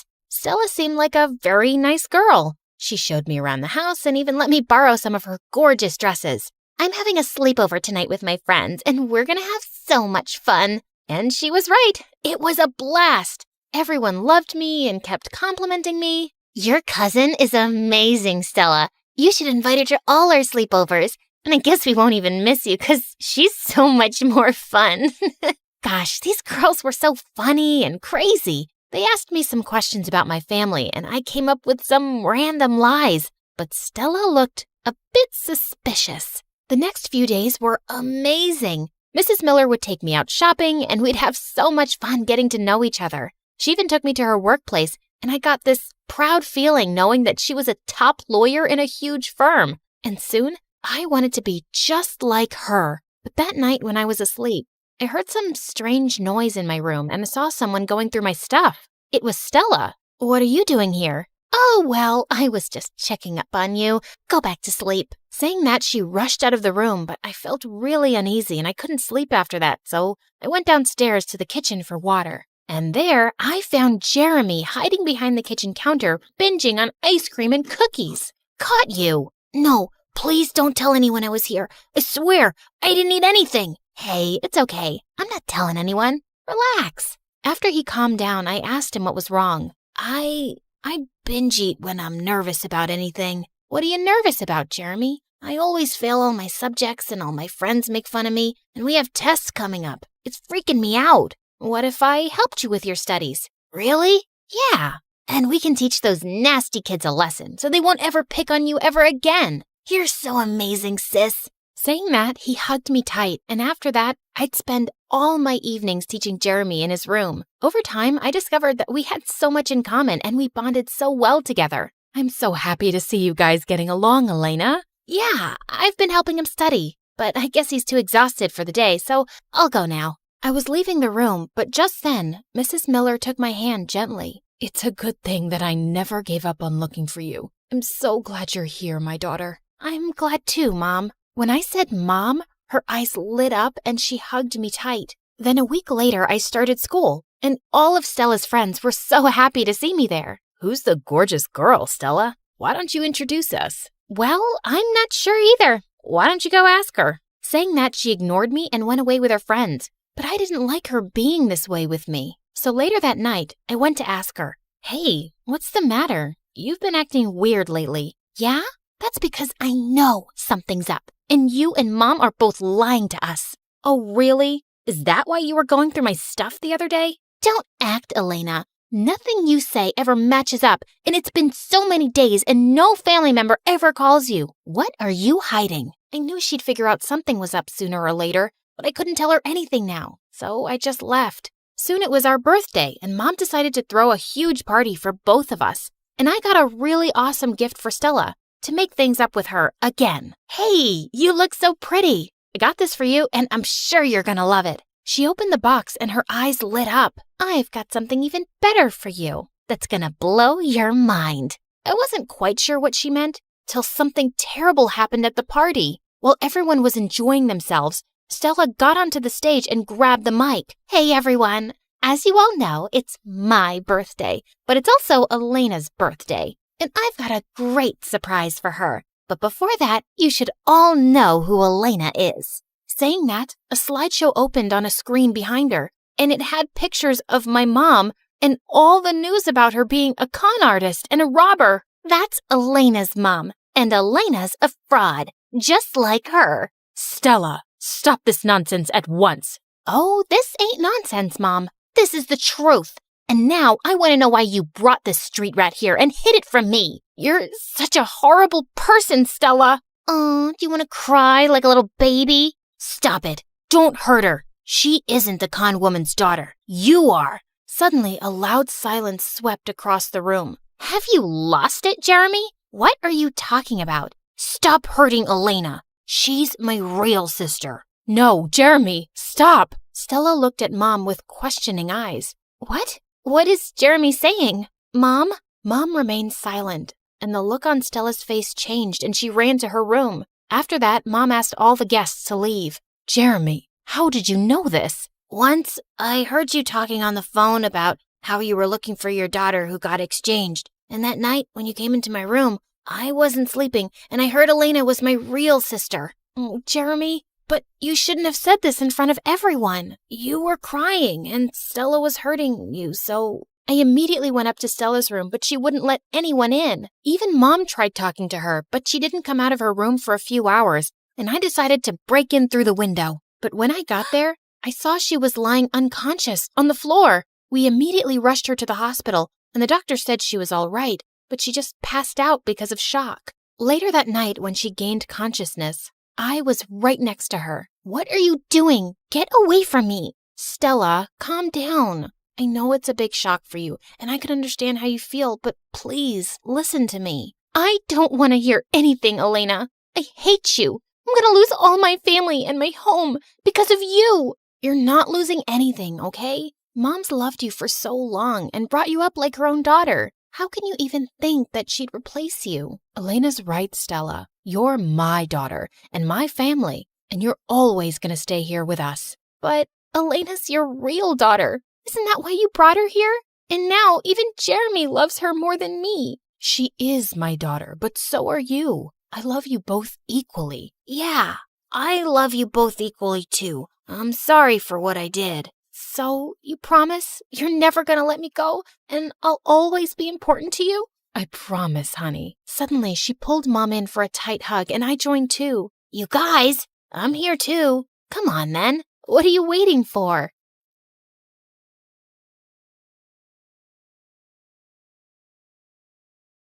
Hi, I'm Hope from Honolulu. Please like and subscribe to 4Eve. My parents always said I was born beautiful. I received so many compliments and modeling offers for baby products that they launched my modeling career when I was just 3. But I never really knew my parents. When I was 6, they started a clothing line named after me and got really busy with it. So they mostly left my older sister Leilani in charge, and she hated me. You promised we'd play with the dolls. You can't always be the center of the universe. I have to take this call. Fashion Kids magazine wants you again. She'd always lie and say we'd do one thing, but we'd do another thing instead, and I'd suffer. You said after my fashion show, we'd go home. I'm tired. Just sign a few more autographs and don't be so ungrateful. Sometimes I wondered if she was so mean to me because she was jealous of my fame. Once when I was 12, I was at a signing event and I escaped from the crowd. I stumbled into an alley where a girl my age was looking through the trash with her mom. I offered them some snacks from my bag, and their reaction was so wonderful. Just then, Leilani found me and dragged me away. And later, when we were on a video call with our parents, she told them what had happened. Hope, it's not okay to sneak off like that. And that poor family could have robbed you. Or taken a lock of your hair to sell on eBay. No, they were nice, and I liked helping them. Nonsense. You're too busy and famous to be doing anything else. Anyway, we heard your sister booked you on a morning show for the launch of your new toy line. Little Hope dolls. They're gonna sell like hotcakes. Sometimes it felt like my parents just used me for money. In fact, I felt people were friends with me for the same selfish reasons. But I never gave up on the idea of using my wealth for good. When I turned 14, I held my first fundraising event for homeless people, and it was a big success. But my second fundraiser turned into a complete nightmare, because the day after it, my face was all over the news with the words, teen thief. Hope, they're saying you kept all the funds for your business. What? Why would they think I took all that money? The news is saying they got an anonymous tip. This can't be good for your career. It's all over social media. They're calling it the biggest scandal of the year. You need to stop all this charity nonsense. We need to work on saving your reputation so you won't lose out on any modeling contracts. I didn't care if I never modeled again. I didn't understand how anyone could think I'd steal charity money. I was too embarrassed to even leave the mansion. Soon after, I was about to join a new high school, and I went to Leilani with an odd request. Help me make a disguise for high school. You're my makeup artist. If anyone can do it, it's you. Look, it's hard for me to trust people. They'll probably use me for my money and fame or spread more lies. I'd rather just go as a regular kid so I can be active in the school's charity clubs. You don't think you could just go as yourself? Doubtful. I always become the center of attention without meaning to. And because of that scandal, the charity clubs might not trust me. I just want to fade into the background and do the things I care about. Please. To my shock, she agreed to the makeover. She gave me cute short hair as part of my disguise. I decided to keep my disguise a secret from my parents. They were not happy about my short hair, but my agent had advised me to take a break from modeling and stay out of the public eye anyway till the scandal died down. At home, I was Hope, the supermodel on a break. But at school, I was Minnie, the humanitarian. I joined the charity club and the volunteer work I was doing felt amazing. And I was making friends pretty easily. But one day at school, I was lifting a heavy box of canned food donations when I suddenly threw out my back. Whoa, are you okay? I suddenly noticed there were two really cute guys watching me struggle to stand up straight. Guess I'm an old lady who's not used to heavy lifting. Ouch. Let's take you to the school nurse, Granny. I'm Kai. And I'm Crane. Here, let me take your bag. What was in that box? Canned stuff for a food drive. Crane immediately dropped my bag to the floor. You're part of a food drive? Not gonna help you. What? Come on, Nan. Let's just take her to the nurse. She's hurt. Whatever. Not my problem. And then he just left. What was that about? Are you seriously doing a stupid food drive, Granny? My name is Minnie, and what's wrong with food drives?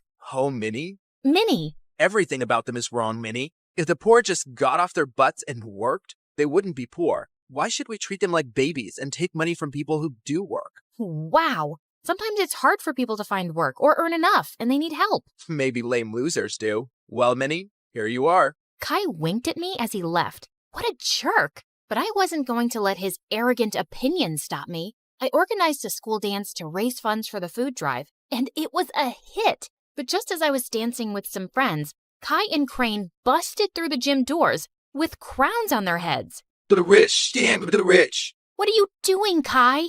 We're here to tell everyone the poor are pathetic and charities are scams. Don't be fooled. Just then, Crane started kicking down the display of food donations like a maniac. Luckily, the teachers there kicked both out before they could do more damage. What planet were these jerks from? But I forgot all about them when I got home that afternoon and saw Dad running out to me. Didn't you check your phone, Hope? I think the battery died. What's wrong? Your mom and sister got into a car accident, but the doctor said they'll be okay. They both had some broken bones and will need bed rest. I started to cry, and Dad hugged me. I couldn't remember the last time he'd done that, and I decided I'd stay home for the next few weeks to take care of Mom and Leilani. The next evening, my bodyguard drove me down to the food bank to drop off the school's donations. To my shock, I saw Kai step out of his car in front of us, and he was dropping off bags of donations. What the hot fudge? I snapped a picture of him, and I confronted Kai in the school hallway the next day. Saw you at the shelter last night. What are you talking about? This? How did you... Okay, please, listen. Crane is against charity work, not me. He convinced me to think that way a long time ago, but I don't agree with him anymore. Years ago, Crane's family fell into a big scam by some fake charity, and they lost a huge fortune. Oh no. Yeah, his dad had to work so hard just to get them back on their feet. Now, he talks trash about all charities, and he doesn't trust the poor. He actually enjoys shutting charity work down in public. He bullied me into crashing that dance. And well, I'm sorry I did, really. He looked really sincere. If that's the truth, I understand. But you gotta stand up to Crane sometime. You can't keep pretending to be someone you're not. Kai offered to walk me to class, but I explained I was just there to collect my books as I was homeschooling for a while. He asked for my number, and I kinda left with butterflies in my stomach. Kai and I texted every day for weeks, and he even started coming over. I kept saying it was best to give my mom and sister space to recover, so we'd always hang out in my backyard. Keeping Minnie away from my parents and Hope away from Kai was getting exhausting. I was also developing the biggest crush on the real Kai. He was nothing like the jerk I'd first met. Once I found him waiting for me in my backyard with the most amazing picnic laid out. Hey, what's all this? Just a little surprise for your big day. Happy birthday, Minnie. Kai, my birthday isn't for another 5 months. What? Really? I looked for you over social media, but I couldn't find you because you're apparently the world's most private person. Then I went to go check the school records, and I guess I got the wrong Minnie. I guess so. But thanks anyway. It's the nicest thing anyone's ever done for me. Just as I sat down, Kai opened a bottle of soda and the cork went flying straight into my eye. Oh my god. I am so sorry, Minnie. Wait, stop rubbing your eye and let me see. He lifted my chin gently as he looked deep into my eyes. Your eyes. They're Yes? They're what? they're not the same color. What? Suddenly I realized that my contact lens had fallen out. Oh, my lens must have popped out when I rubbed my eye. I wear them for my eyesight because I'm as blind as a bat. I see. But why would you wear those green lenses and hide your lovely blue eyes? His face was so close and I didn't have an answer to his question, so I just kissed him. He looked really surprised, but then he kissed me back, and it felt wonderful. Soon after, Kai and I hosted a fundraising car wash for a soup kitchen, but suddenly a car honked at us angrily. Well, what do we have here? Crane, listen, buddy. I know how you feel about this stuff, but I'm asking you to back off. I want to do this. What? Support lying, dirty thieves? Did you forget what happened to my family? Of course not. But that was one bad experience. Not all charities are scams. It's this witch. Winnie's brainwashed you. It's Minnie, and Kai is free to do whatever he wants, but you need to leave. Just then, Crane went red. He threw a punch at Kai, but Kai blocked it brilliantly and stepped back. Crane, walk away right now. You better watch yourself, Winnie, or you'll end up like that stupid teen thief model who raised funds for her business. She got what she deserved. She's a forgotten fraud now, a nobody. Suddenly, I froze in my spot. Was it possible that Crane had started that rumor? He was crazy enough to do it. And what if Kai had been involved back then too? Crane drove off angrily, and Kai turned to me. This may be the end of my friendship with Crane, but I feel relieved. I'm proud of how you stood up to him. Kai smiled at me warmly, but now I felt guarded. Did I fall for someone who might have framed me? Later that evening, as he drove me home, Kai suddenly took my hand. Minnie, I love who you are and who you've helped me become. Will you be my girlfriend? Kai, no, I can't. What? Why? I thought you felt the same way. You kissed me. And maybe that was a mistake. I'm sorry, but I can't be with you. Not only did I feel paranoid about trusting him, he had no idea I was Hope. I hated lies, and now I hated lying. Things were a mess. Kai begged to see me and kept messaging me, but I just ignored him until he gave up. One afternoon, I was fluffing Leilani's pillows when she asked me something unexpected.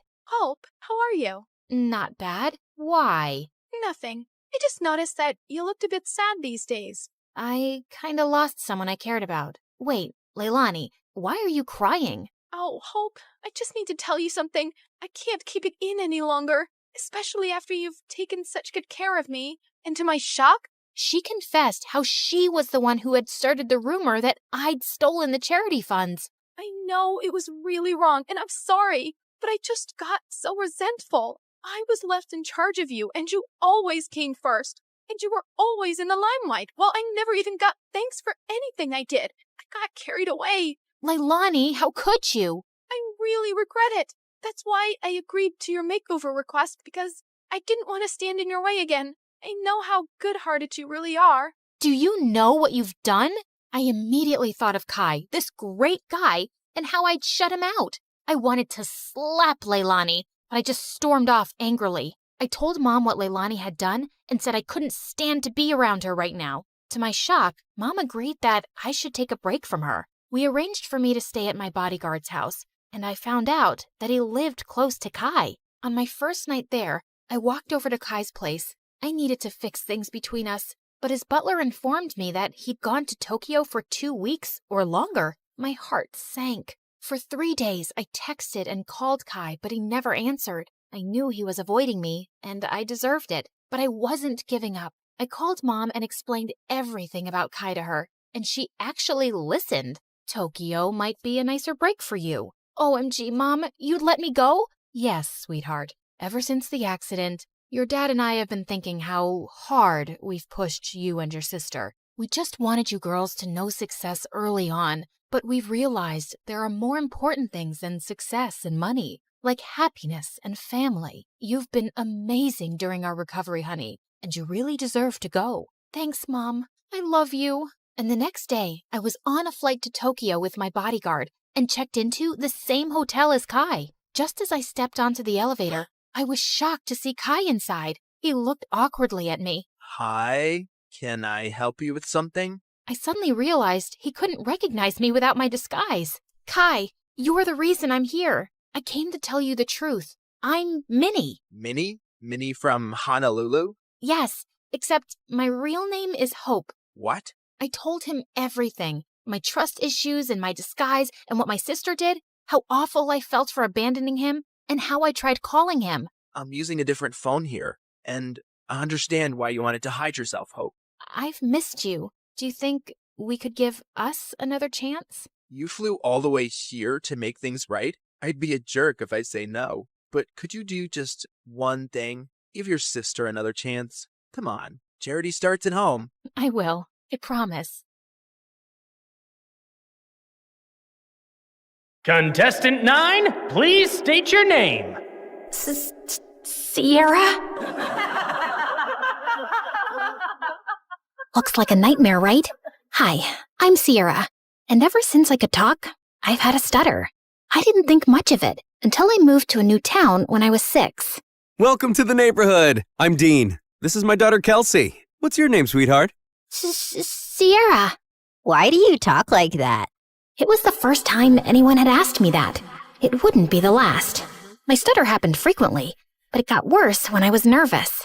My mom barely noticed or cared that I had a stutter, or that I really existed. She was always working. And my dad? Well, he left the picture a while ago. Most days, Mr. Dean would watch me after school, and Kelsey and I became fast friends.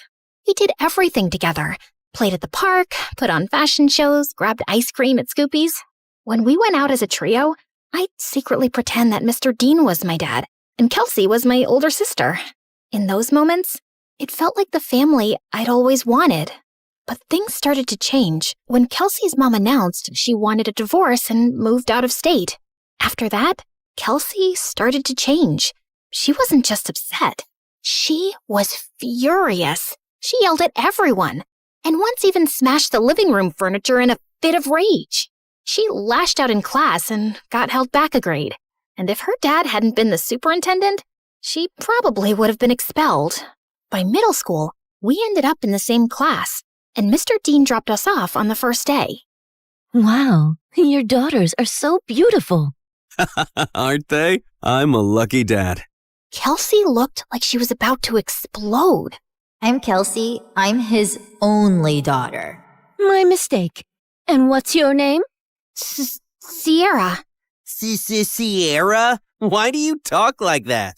Yeah, can you not speak properly? Or are you stupid? The class erupted into laughter, and I could feel my face burn. Since then, Kelsey wasn't my friend anymore. A real friend wouldn't do that. Through the years, Kelsey's hatred only grew. Anytime I had an accomplishment, she had to ruin it. Opening night of the school play, she stuffed worms in my costume. She threw her birthday party on the same day as mine every year and literally paid people to skip mine. At the science fair, she unplugged my volcano as the judges walked by, so it just looked like a sad pile of paper mache. And during my middle school graduation speech, she just had to make a scene. And so, I want to say how proud I am of our class. We did... What the glitch here is trying to say is we did it. Congratulations, grads. Party at my house tonight. Everyone's technically invited, but only cool people should show up. If it weren't for being her neighbor and still being close with Mr. Dean, I would have liked to never see Kelsey again. I'm sorry about my daughter. Ever since her mom left, she's been a different person. I just wish she wasn't so mean. You shouldn't be ashamed of something you can't control. At the end of the day, your stutter is something that makes you unique. I held on to that going into high school. My stutter didn't bother me much anymore. In fact, it was getting better with age. He was right. It did make me different. And I liked that. One Friday in English, we were doing a vocabulary spelling exercise, and I was totally killing it. ESOTERIC. Esoteric. QUERULOUS. Querulous. vacillate. Vacillate. Everyone was surprised at how well I was doing. And honestly, so was I. Who knew I was that good at spelling? Sierra, there's a regional spelling bee in a few weeks. You should join. Who knows, you may make it all the way to nationals. That night, as I sat in my room looking over the spelling bee brochure, loud music suddenly rattled my walls. Kelsey was throwing a party in her backyard. A few classmates waved me over. Fine, just for a little. The party was fun, but I couldn't stop thinking about the spelling bee, and I decided I would sign up. I was about to leave when... What's this? She snatched the brochure out of my hand. A spelling bee? Oh, please. Like you could ever win one of these. In case you didn't know, you trip over your words. Give that back. Not so fast. I'll help you practice for your big day. She pulled out her phone and turned the flashlight on as if it were a spotlight. Some other people gathered around and did the same. I felt blinded by all the lights in my face. Why don't you show us what you got? Nothing screams fun like watching you butcher the alphabet live on stage. Your word is quiberate. That's not even a word. Okay then, your word is pathetic. I'm sure you're quite familiar with that. IRRELEVANT. Irrelevant. I'll use it in a sentence. Kelsey is irrelevant. Now give me back my brochure. But she ripped it into pieces and threw it up like confetti. I took a small step in her direction. Kelsey took a step back and fell into the pool. Ugh! You pushed me! Yeah, right. I didn't push you. Your attitude just slipped. She climbed out and stormed over to me, and I bolted. As I ran, I saw her shoving people in her way into the pool. I made it home and locked the door, just as she started kicking and clawing at it. My heart was racing. By Monday, the whole school was talking about it. Someone had filmed everything, and she looked completely unhinged. I avoided her all day. After class, I asked my teacher if she would sign off on my spelling bee application, and she wrote a letter of recommendation. That night, I was recording myself practicing when I heard Mom come home early. I rushed downstairs to tell her about the bee, but she really wasn't listening, as usual. Sierra, that's great and all, but I'm working and I don't need any distractions tonight.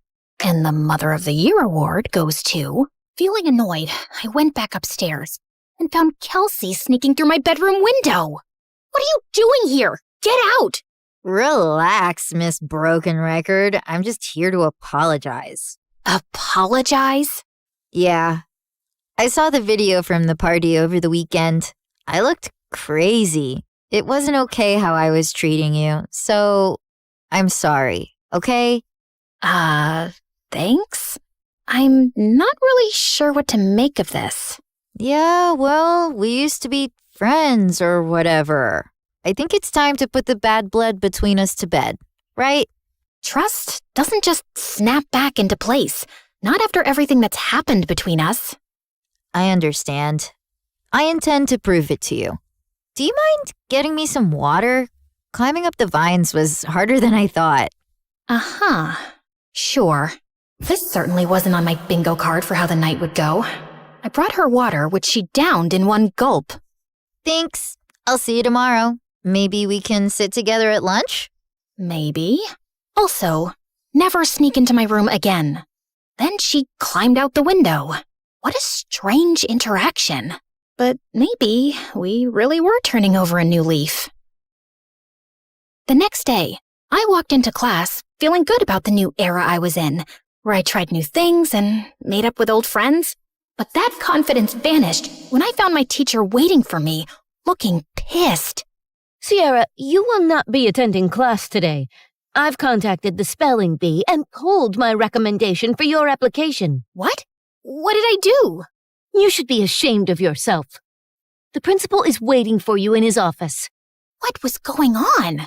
It has come to our attention that the English exam answers were sent to your entire English class yesterday. I'm sorry. I have no idea what you're talking about? That's strange. Given the exam answers were sent from your email address, you'll be suspended for 3 days. Your mom is on her way here to come get you. What? This wasn't possible. I didn't do it. When Mom showed up, the veins in her forehead were practically bursting. I begged her to believe me the whole way home, but she didn't say a thing. When we pulled up to the front of the house, she told me to get out of the car. I can't believe I missed an hour of work for this. You're grounded. Then she just drove off, and I burst into tears. I was wrongly accused, suspended, banned from the spelling bee, and all my mom cared about was missing work. Over the next few days, I stayed home and studied, and I kept practicing spelling words anyway. Failure. Failure. Dismay. Dismay. Okay, maybe I was leaning into the drama a little. When I finally got back to school, everyone basically hated me. A bunch of students had used the answers sent from my email, so the teacher failed the entire class, and now everyone was blaming me. Next few weeks were so lonely. I walked straight out of school one day and went to get an ice cream cone from Scoopy's, and Mr. Dean happened to be passing by. I told him everything that happened. Let's go talk to the principal right now. It was nice to have one person who actually listened and seemed to care. Back in the office, Mr. Dean demanded answers. It was sent from her email account. My hands were tied. Steve, you're talking like you weren't the biggest troublemaker back in school. Honestly, I'm shocked you became a principal. Mr. Dean insisted on seeing the email with the timestamp. It was around the time I was practicing spelling. Wait, I had recorded myself doing that. I pulled out my phone to prove it. We watched me spelling, then leaving when Mom got home. Then Kelsey climbed through my window and went for the laptop, but I walked in. Once she sent me away for water, she sat down and typed out the email. She did this. They called her into the office. Dad, what are you doing here? You framed Sierra for stealing exam answers when she's completely innocent. I did not. He showed her the video. Of course you go to defend her. She's never been completely innocent, Dad. What had I ever done to her? The principal and I had front row seats to their screaming match. Kelsey got suspended for a week, and the principal and teacher apologized to me and reinstated me in the spelling bee. That night, I heard a commotion outside. I looked out my window and saw Kelsey stuffing suitcases into her car. I'm over you, Dad, just like Mom was. She slammed the door, rammed the car into the garage, and peeled out of the driveway. I ran to Mr. Dean, who was covered in food. What happened? We were in a huge fight about what she did to you, and she threw everything in the fridge at me. I kicked her out, and she's gone to live with her mom. As much as I wanted to jump with joy at the thought of never seeing Kelsey again, I didn't want things to be like this. Mr. Dean looked crushed as he walked back inside, and I followed him to help clean up the mess. At school, word got out about what Kelsey did, and people started being nice again. Things weren't just back to normal, they were better. I gave an incredible anti-bullying speech at a school assembly that got a standing ovation. I started a support club where victims of bullying could share their stories. And at every free moment, I was practicing for the spelling bee, often with Mr. Dean's help. He still seemed down about being alone, but when I was around, he cheered up.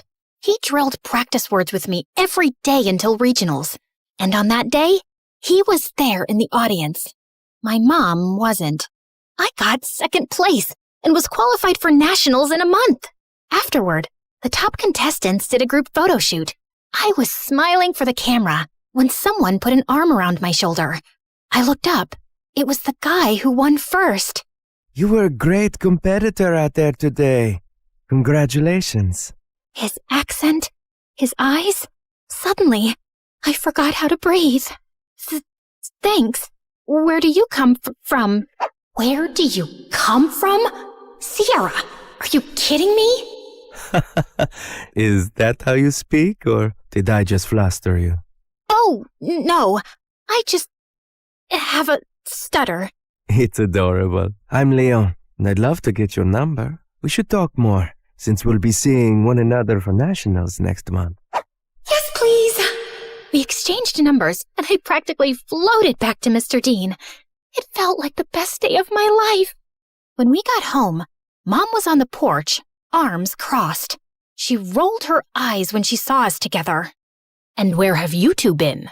The spelling bee, Mom. Remember? I won second place.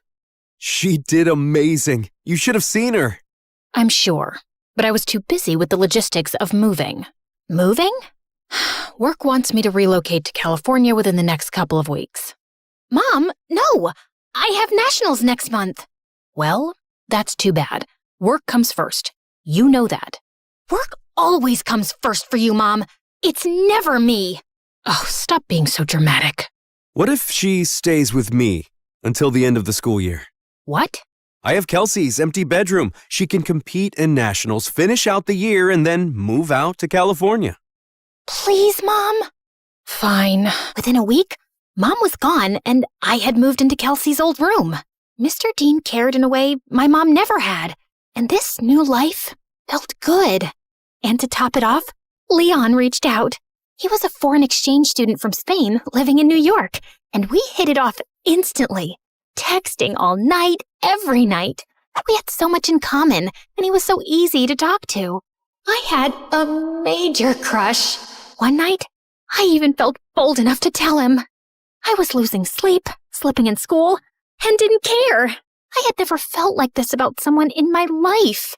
Leon and I even planned our first date the night before nationals. That weekend, I was behind on prep, but I was more excited to see Leon than I was to compete.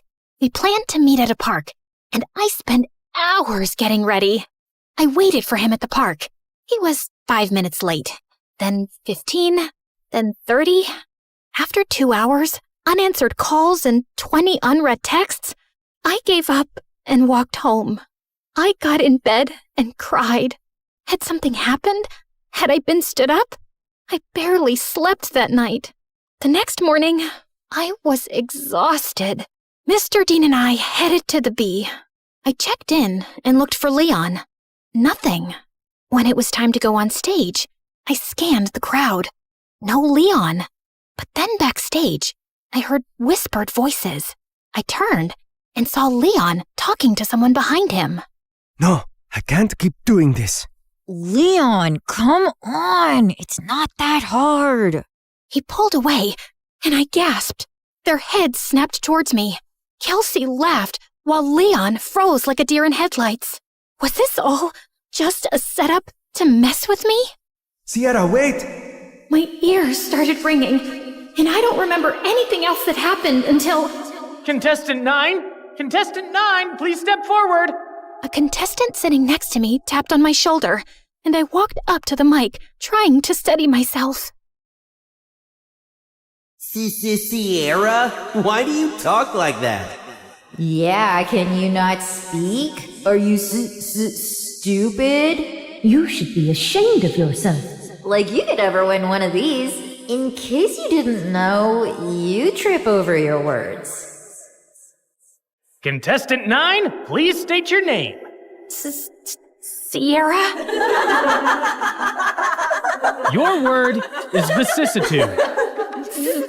Vicissitude. VICISSITUDE. That is correct.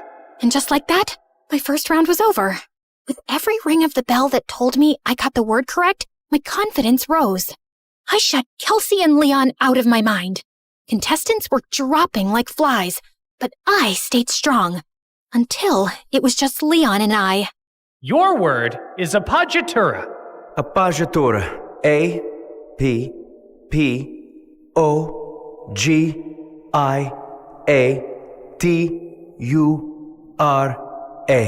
Appoggiatura. I'm sorry, that is incorrect. Sierra, if you can correctly spell the word, you will be our national spelling bee champion. Appoggiatura. A-P-P-O-G-G-I-A-T-U-R-A. Appoggiatura. That is correct! I did it! The audience went wild. I got my huge new trophy and went to the lobby to find Mr. Dean. But I heard Leon's voice behind me. Wait, Sierra, please! Leave me alone! Sierra, please let me explain. It was all Kelsey. She put me up to this. She wanted to get in your head so you'd lose. Wait, don't go to the lobby. I walked through the doors, but Leon lunged at me and pushed me out of the way.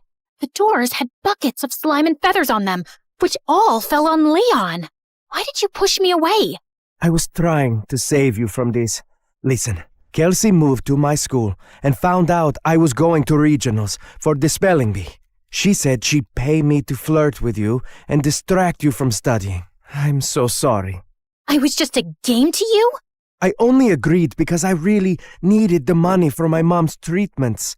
That's why I'm even competing in the bee. I didn't expect to end up having real feelings for you. When Kelsey found out, she stole my phone and smashed it. She even threatened to get me kicked out of school. Just then, my mom and Mr. Dean walked up. Mom, what are you doing here? Mr. Dean convinced me to attend, and I had no idea you were so talented at this. We're so proud of you, Sierra. And then Kelsey walked in. Of course my dad is here to support perfect little Sierra. And Leon, I see you've betrayed me too. Guess your mom isn't going to get any better. Why are you so evil?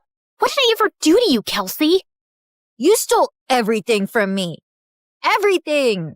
She didn't steal anything from you, Kelsey. Oh, really? Because I remember the night you and Mom screamed at each other when she found out about your little affair, when we both found out Sierra is your daughter. What? Oh, yeah. My neighbor was actually my half-sister, the girl who ruined my family and took my dad away from me. Is this true? Yes, it is. Even though this was the craziest day ever, the news warmed my heart. I'd seen Mr. Dean as my dad since I was a kid. You didn't lose your dad to me, Kelsey. You lost him because of you. You could have told me the truth. You could have been my sister. But you chose to be a liar, a bully, and a sad little lowlife who only feels powerful when someone else is hurting. I may stutter, but I never had to hurt people to be heard. And why didn't you guys tell me sooner? I'm sorry. He didn't know until I told him once we moved in next door. I wanted to tell you right away, but then my wife left me and Kelsey took the news really hard and started lashing out. We thought it would be best for you to not know. For your sake and Kelsey's. I was planning on telling you. I figured since we live together now, it was the right time. You live together now? She screamed, grabbed my trophy, and hurled it through the convention center's windows. She got arrested for property damage and spent some time in juvie before going to live with her mom. I told my mom I wanted to stay with Mr. Dean for the rest of high school, and thankfully, she allowed it. I gave the prize money to Leon to help his sick mom, but I refused to date him even after all his apologies. My self-worth wouldn't allow me to be with someone who thought it was okay to play with my feelings for any reason. I'm so proud of you, Sierra. Thanks, Dad.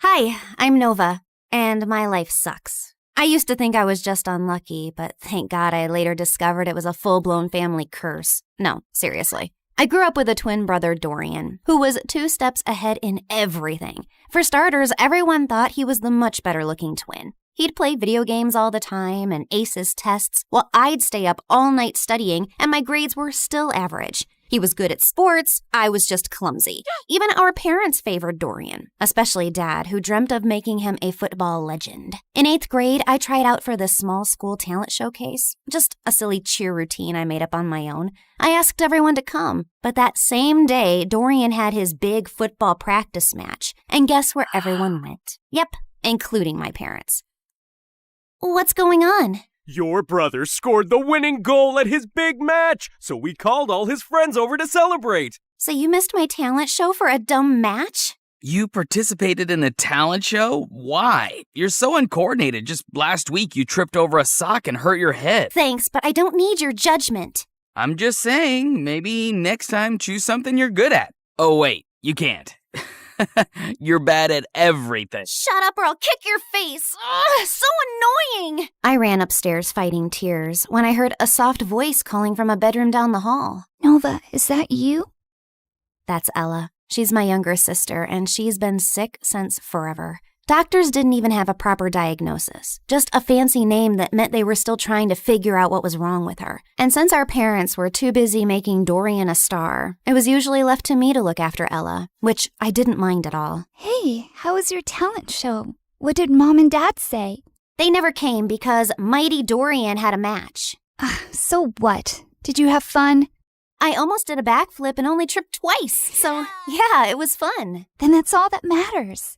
Talking to Ella always made me feel better, but I could never tell her how I really felt. My problems just seemed so pathetic compared to everything she was going through. Even at school, I mostly kept to myself while Dorian hogged the spotlight. The only time people spoke to me was to ask for Dorian's number, so I barely had friends. Until I met Maya in high school. She was new and asked me if I could show her around, and we hit it off right away. We liked the same music, same shows, and I finally had someone I could pour my heart out to. She was the only person I felt free and happy with, but that changed on her 18th birthday. Maya decided to throw a costume party. I was gonna be French fries, and she was gonna be ketchup. It was gonna be epic. But when I got to her place, I was the only one in a costume. I checked my phone wondering if I'd missed a text from Maya, but nothing. And worse, I found her standing near the pool talking to Dorian. Oh, wow. Looks like someone didn't get the memo. What is he doing here? And wasn't this supposed to be a costume party? Oh, shoot. I thought I texted you. I wanted to have a costume party, but Dorian thought it was stupid for an 18th birthday. And since when did you start taking advice from Dorian? Since we started dating. What? He asked me out last week, and I said yes. Why? Of all the men on the planet, why him? And you couldn't stand that there was finally someone who liked me more than you, could you? Would you stop overreacting? You look like angry McDonald's French fries, and I can't take you seriously. Also, my feelings for Maya are totally genuine. Genuine my butt. Everyone at school knows you change girlfriends faster than you change underwear. Maya, listen to me. Whatever garbage this guy's been feeding you, it's not worth it. But I love him. No, you're infatuated. Like every normal girl your age is with some butthead like him. Come back to your senses. Fine, I can see this is a total waste of time. So before I embarrass myself any further, I'm leaving, and we're done. I stormed off dramatically, only to walk straight into the birthday banner. I tried to fight it, but stumbled and knocked over an entire balloon arch. Maya ran to help me, but I spun around mid-fight and accidentally slapped her in the face. Did you just hit my girlfriend? I grabbed a paper cup and hurled it at Dorian's head. Ow. Wow, that really hurt me, Nova. How will I ever recover from this concussion? Everyone laughed as I ripped the last streamer off my leg and stormed out, and went straight to Ella. She was the only person who'd understand me. Oh, wow. You look tasty. I don't know about tasty, but I am definitely tragic. Mom never let me have fries. Said they're too oily. Here, take a bite. It might cheer you up. You're weird. And you're stuck with me. And I put my head down, and we dozed off. The next morning, I woke up to a bunch of missed calls from Maya, but I ignored them. So she sent me a bouquet with my favorite ice cream scoops, flew drones past my window with I'm sorry banners. At one point, she actually climbed up to my window to talk to me, but I just drew the curtains and ran into the attic so she wouldn't find me. I was looking for some boxes to hide behind when I accidentally knocked one over and a diary fell out. It had my grandmother's name on it, with a photograph of her standing next to someone who looked exactly like her. And there was a note. Lumiere se dara kinsol, veher dul ambrax? What? That's what it said, written in this bizarre language I've never seen before. Luckily, someone had scribbled a translation underneath. To break the curse, balance must be found. One light shall rise, one shadow bound. I read more and found out that my grandma had been overshadowed by her own twin too. So she teamed with a psychic named Margot and crafted spells to break the twin curse, a generational cycle where one twin always thrived while the other faded into the background. I knew it sounded ridiculous, but this just couldn't be a coincidence. I was constantly lagging behind Dorian, not because there was something wrong with me, but because I was cursed. The note also said that to unlock the curse, like and subscribe to this video and leave a comment. Gotcha. She didn't write that. But seriously, like and subscribe. Things are about to get weird. I had to find out more, so the next day I skipped school and tracked down the psychic Margot. It wasn't too difficult since Grandma had her address in the diary, and by afternoon I was already knocking at the door of a rundown apartment. I waited for some old witchy lady to open the door, but instead it was a girl not much older than me. Sorry, I think I must have gotten the wrong address. No, you're in the right place. We've been expecting you. Like me and the spirits. They told me you were coming. You're Nova, right? Hilda's granddaughter. You know me? I know a lot of things. Like it's gonna rain in about 5 seconds and you should come in. And right on cue, it actually started raining. Freaky. Anyway, I walked in and the girl told me she was Margot's granddaughter and her name was Coco Lin. My dad's Chinese and my mom's American. They couldn't decide whether to give me a Chinese name or an English one, so they mashed them together. Kinda has a ring to it if you say it on repeat. Coco Lin, Coco Lin, Coco Lin. Cool, right?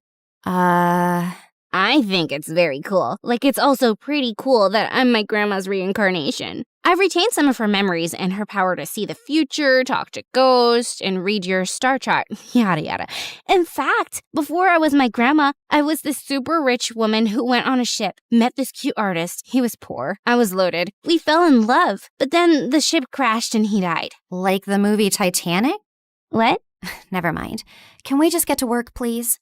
I gave her the diary, and she invited me into this small room. As I settled into a beanbag, Coco Lin took the diary in her hands. Then suddenly, she threw her head back dramatically. Before I could ask if she was okay, she snapped her head forward like a possessed owl, then started spinning in slow circles. Then she dropped to her knees, flapped forward, and after a full minute of silence, popped back up. All done. The curse is now reversed. Whatever once belonged to your brother is now yours. Wait, what do you mean by reversed? I wanted you to end the curse.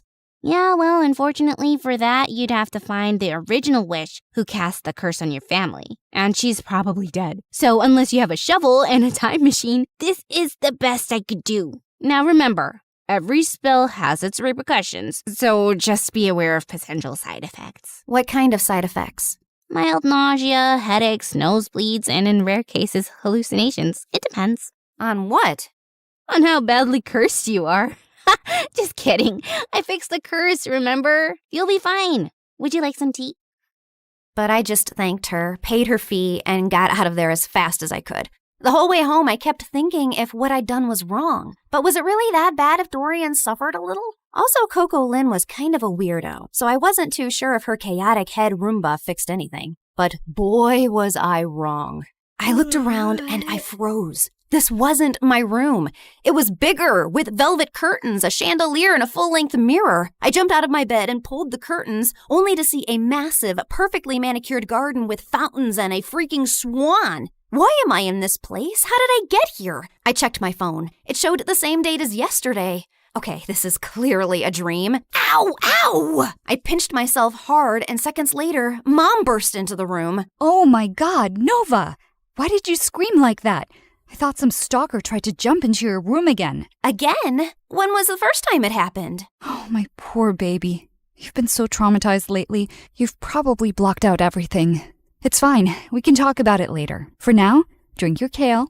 You're already late for gym, and Coach gets cranky when you're not warmed up before cheer practice. Mom, I don't do cheer practice. I barely passed PE. This isn't real. I rushed outside to find Ella's room. She might have answers. But the house was so huge, I had no idea which room was hers and accidentally entered Dorian's. What are you doing in my room? Shut up and tell me what's happening. Are you trying to pull some elaborate joke on me? Who even owns this house? One of your weird rich friends?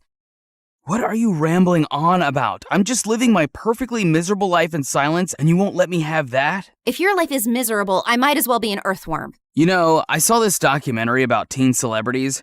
and how they all went bonkers at age 18, you should watch it. I think you'll fit right in. You think this is funny? God, just tell me where Ella is and I'll leave. Same place she's always been. Why? Suddenly remembered you have a sick sister who needs your attention? I've always cared about Ella. You don't care about anyone else but yourself, Nova. Now get out and go sign some stupid autographs. I was shocked. The way Dorian was talking and everything Mom said could only mean one of two things. Either everyone in my family had lost their minds, or the spell actually worked and transported me to my new reality where I was the golden child. I ran back to my room and opened my closet to find shoes and clothes that I could never afford. Downstairs, Mom was smiling like I was the best thing that ever happened to her, while Dorian sat quietly on the side scowling. Then I went to school, and the moment I got out of the car, people flocked around me. Hi, Nova. Love your outfit. Can we get a selfie? Are you coming to my birthday next week? You can cut the cake if you want to. It was like stepping into a dream where I finally mattered and wasn't invisible next to Dorian. I was still processing everything when Stacy walked over and linked her arm through mine. There you are, bestie. I've been trying to call you. Really? I didn't get any calls. I said I was trying, but then I got busy with these new cheer uniforms. Everyone's obsessed with pink, but what do you think? I actually kind of like blue. But clearly everyone else wants pink, so let's go with pink. Oh, I knew you'd say that. We're so in sync. If you were a boy, I'd totally date you. I mean, you'd have competition, obviously, but I'd cheat on my boyfriend with you. Okay, wow. I was best friends with Stacy? This girl who once insulted me in front of the whole school was now asking for my opinions? And over the next few days, it only got better. I had a personal stylist, a manager, and spa appointments booked every other morning. My closet had its own air conditioning, and Dorian had to ask my permission to even borrow a charger. My parents transformed into my biggest fans overnight, hovering at every photo shoot, attending even the smallest events, and proudly displaying an entire wall of my trophies and awards. At school, I never stood in line. I had my own table in the cafeteria stocked with fresh smoothies and sushi rolls. Teachers gave me extra credit just for showing up. And one afternoon, I got a letter from a college I hadn't even applied to offering me a full scholarship because they liked my vibe. My life was perfect, and it was everything I ever wanted. Until it wasn't. Because Stacy was as obnoxious as ever and was getting on my nerves. Oh my God. Who died and left you that hideous skirt? And why are you carrying a Prada purse when I don't have one? You need to pay fashion tax. What? You know, do my homework, pack my lunch, clean my sneakers, that kind of thing. Now hurry up, I'm hungry. The girl ran off in tears, and I turned to Stacy. Was that necessary? No, but it's fun. And why are you being all judgy today? Did you forget the time you bullied that new girl, Maya? She was so terrified of you, she literally transferred schools. I bullied her? Every day. You made fun of how she dressed, the way she spoke, and then when your loser brother started dating her, you totally snapped. My God, I'll never forget the tantrum Dorian threw when she left. I even have a video. Stacy shoved her phone in my face, and I watched in shock. Dorian was having a full-on meltdown while I stood there laughing like a maniac. Seriously? What? And that wasn't even the worst part. The girls on my cheer team laughed and joked until I walked in. Everyone on my modeling team walked on eggshells around me. I even overheard this girl say that I should get an exorcism because I had a devil living inside of me. This one time during a shoot, my makeup artist accidentally dropped a brush. I reached down to pick it up and she recoiled like I was gonna hit her. I'm so sorry. I'll get a new one immediately. Hey, it's just a brush. Don't worry about it. You're not mad? Why would I be mad about an accident? While the photographer was adjusting his camera, I overheard two assistants whispering. She seems different today. Last week she threw hot coffee at me because I got her the wrong brand. Remember when she made Tina cry because she accidentally walked into her photos? Poor girl's still in therapy. It felt like I jumped from living under Dorian's shadow to being the most hated person on earth, and it was heartbreaking. But what truly got to me was that at home, Dorian barely looked my way, and Ella never came out of her room. And every time I tried to meet her, Mom would freak out. Her disease is contagious, sweetie. You know that. I can't lose another daughter to that stupid illness. I really wanted to see her and share what I was feeling, but I was too swamped with photo shoots, press events, and parties to process it. Has anyone ever tried snail mucus coffee? Apparently, it's very good for your skin. I'm already having my vitamin C, D, E, G, H, Y, Z, Q to keep my nails shiny and healthy. You know what, guys? If you hang upside down for at least an hour and a half, you will get the reddest cheeks ever. Or you could get a brain hemorrhage and die. Excuse me?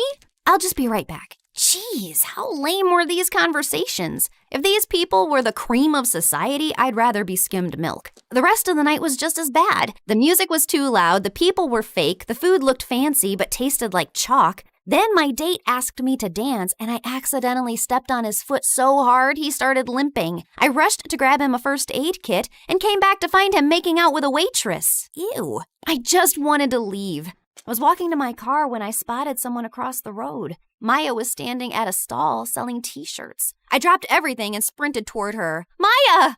Oh my God, how are you? Leave or I swear I will call the police.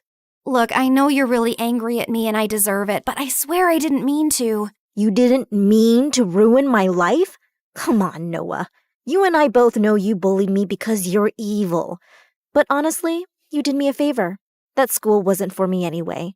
The only good thing that happened there was meeting Dorian, and I'll always be grateful for that. But you, I never ever want to see again. Please, Maya, I said I'm sorry. I'll do anything to make up to you. I'll buy all your t-shirts. I don't need your charity, Nova. But if you really want to help me, then help me sell these. You're a professional model, right? She pulled out a pile of tees with the most chaotic slogans I'd ever seen. This too shall pass, like a kidney stone. The only X I want is extra money. Nice. Who came up with these? Of course I did. I've always been really creative. That's true. By the end of the night, Maya and I had sold every single t-shirt in her stall. We even clicked a bunch of pictures, and when I shared them on my Instagram, Maya's business exploded overnight. She called me the next morning telling me how people were begging for restocks. Someone even asked if she shipped internationally. I'd finally used my popularity for something good, and I was happy. But that changed the moment I entered school the next day. Why were you hanging out with peasant Maya yesterday? It's all over your Instagram feed. I was just trying to help her sell her stuff and apologized for being completely moronic. You did not. It's against every rule book ever written for mean girls. Once you bully someone, you never apologize to them, especially not if they're as ugly as peasant Maya. Stop calling her that. She's a brilliant and hardworking girl, and she's 10 times the person you'd ever be. 10 times fatter, sure. She's a real inspiration for stretchy t-shirts. Say one more word about her and I swear.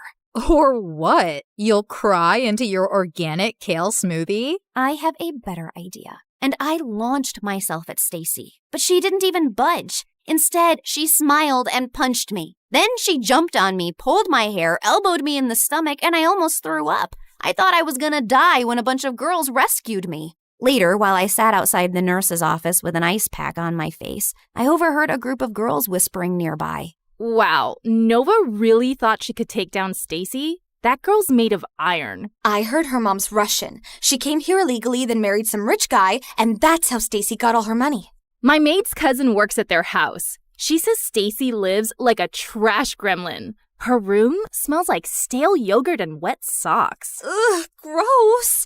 Imagine strutting around like a queen bee while your closet is a health hazard. If I were Nova, I'd wash my hands with bleach just to get the smell off. They kept going, but I tuned out. Not because I was offended. Honestly, it all made sense. Stacy didn't rule the school out of confidence. She did it to distract people from the disaster she actually was. Anyway, I was feeling better, so I decided to take the day off and go home, when suddenly Dorian came running down the hallway. Nova, it's Ella. They're moving her to a hospital. Her condition's getting worse. The world blurred for a second, and I pushed Stacy out of the way and ran through the gates. We reached the hospital and saw Mom and Dad were sitting in the waiting room. Where is she? What happened? She took a turn for the worse. The doctors are doing everything they can. I sat down slowly. Ella, my baby sister, my sunshine. She was the only person who ever believed in me, and she was suffering. I buried my face in my hands. And that's when Dorian snapped. Is this all your fault? Dorian, please. No, Mom, she needs to know. I've been trying for months to act normal, but no more. What are you talking about? You were supposed to babysit Ella, but instead, you chose to sneak out and go to your dumb party with her in the back seat. You'd barely gotten the car out of the driveway when you crashed into another car. You blacked out and Ella took the hit. She's been in a coma ever since. But Mom told me her condition was contagious. That's why I couldn't see her. Well, she lied. Because you hurt your head too and forgot all about the accident. And Mom didn't tell you so you could live your perfect little life like the golden child you are. I swear, if something happens to her, I will never forgive you. And he stormed away, leaving me totally shaken. I bullied my best friend. My brother couldn't even look at me. And my little sister was in a coma because of me. This wasn't the life I wanted. I stood up quietly while everyone was still talking to the doctor, slipped out of the hospital, and ran straight home. I stormed into the attic, flung open every box until I finally found the diary. The next morning, before going to the psychic's house, I went to the hospital. I just had to make sure Ella was okay. And thankfully, when I got there, she was sitting on her bed smiling. I stopped a doctor walking by. Is she okay? Yeah, she had a seizure, but it shocked her system so hard, it jump-started her like an old car battery. Guess sometimes being on your deathbed has its perks. I took one look at Ella's face and walked in. As soon as she saw me, her face lit up. I ran over and hugged her tight. Hey there, you slept for a really long time. Yeah, well, I needed my beauty sleep. Why do you look so old and wrinkly? Probably because I'm sad and sorry for everything. I messed up your life. It wasn't entirely your fault. I was jumping around like a monkey in the back seat, remember? You couldn't even see the car behind us. I basically launched us into it. So I guess I'm sorry too. Well, I'm sorry too, Nova. I shouldn't have snapped like that yesterday. I haven't always been the best brother because I've often let jealousy get in the way. I wasn't exactly the best sister either. What I did with Maya and how I treated people around me was horrible. Yeah, but you're changing. I saw what you did for Maya. That's growth. I nodded slowly. I'd spent so long being angry about everything I wasn't. I forgot to appreciate what I had, my adorably flawed family. And all I really wanted to do was to go back and mend things now. Namaste, fellow seeker. What brings you here today? Oh, it's you. Welcome back. You recognize me? Why do you always ask the same question? Of course I do. I can see through dimensions too. Like, in one of my parallel lives, I was this really hot girl who lived on the streets doing odd jobs, until one day this handsome rich guy asked me to be his date. He bought me clothes, took me to parties, and eventually fell in love with me. Like Pretty Woman? Yes, I was a very pretty woman. But enough about me. Tell me what you need. I told her I wanted to reverse the curse, and Coco Lynn stared at me blankly. Are you sure? Once I reverse the curse again, the spell will seal itself. No more rewinds. So make up your mind. You can't keep jumping between realities. I already have. I want to go home. And this time I won't hide behind Dorian's shadow or bad grades. I spent so much time being angry and dejected that I never really focused on myself. And that's why I never got anywhere in life. I can't control how people treat me, but I can control how I take their opinions. So now I'll live for me, with kindness and purpose. Spoken like someone who's truly ready. She stood, cracked her knuckles, and started chanting. The candles flickered, the walls shimmered, and then everything went blank. I woke up to the smell of burnt toast and the sound of birds. I sat up slowly and looked around. My old room. My old posters, my old creaky fan spinning above me. I rushed to Ella's room and found her sleeping peacefully. Then I went downstairs and saw Dorian kicking the ball like a dork. I ran and tackled him in a giant hug. Oh my God, I missed you. Get off me. You broke my streak. Now I have to start all over again. Well, so do I. That morning, I got dressed and walked into school. And for the first time, people noticed. Not because I was a model or because I had 1 million followers, but because I held the door open. Because I helped a kid who dropped books. Because I smiled at people. For real. And that's when I realized that life isn't about being the favorite. It's about being someone you can be proud of, even when no one's clapping.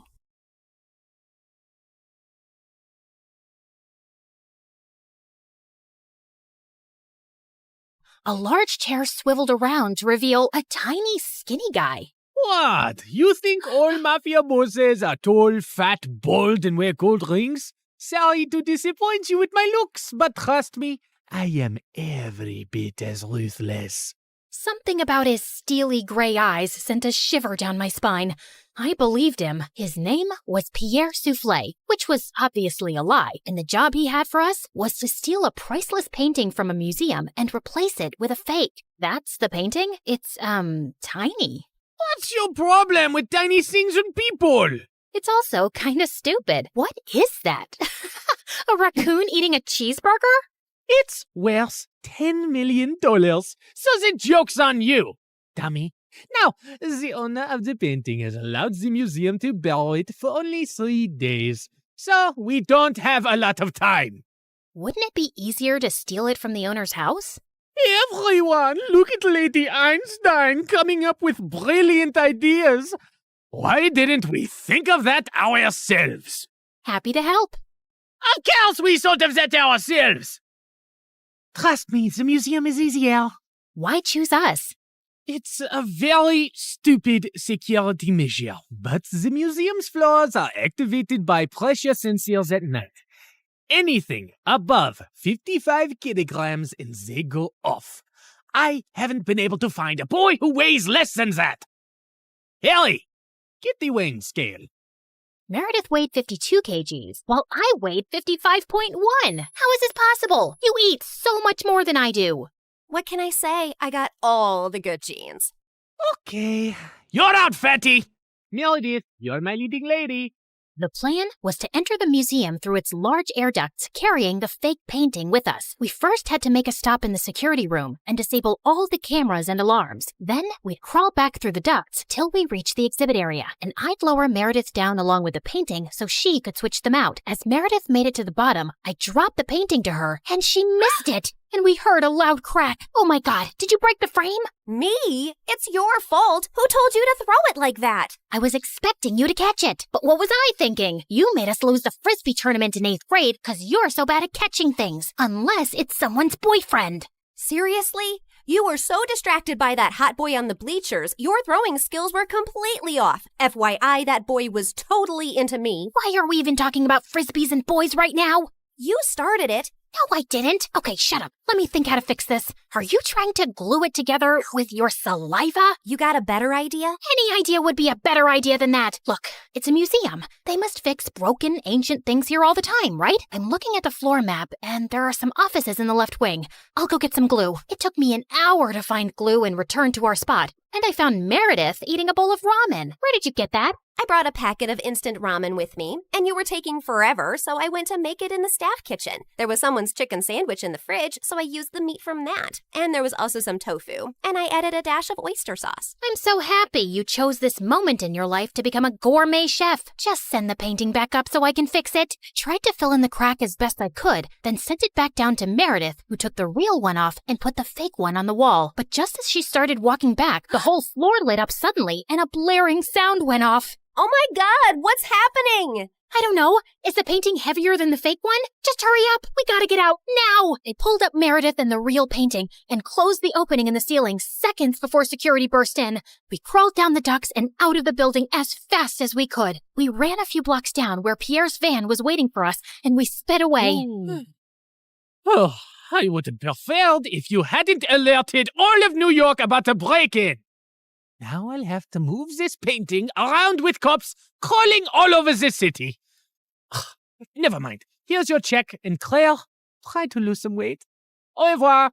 And without warning, we were dumped on a dark street. We scrambled to our feet, headed for the subway, and made it home. It was all over the news the next morning that someone had broken into the museum and switched off all the security systems. But apparently, nothing had been stolen, except a chicken sandwich and a block of tofu from the staff kitchen. You ate the entire block? Hey, I'm not the one who needs to watch her weight. I do not need to... whatever. Listen, I've been meaning to talk to you about something. It'll have to wait. I got a hair appointment. We'll talk over dinner? Yeah, sure. I was gonna tell Meredith that I wanted a break from this life, and I wasn't sure how she'd react. As I sat in a cafe later, I suddenly found a cute guy next to my table. Mind if I sit here?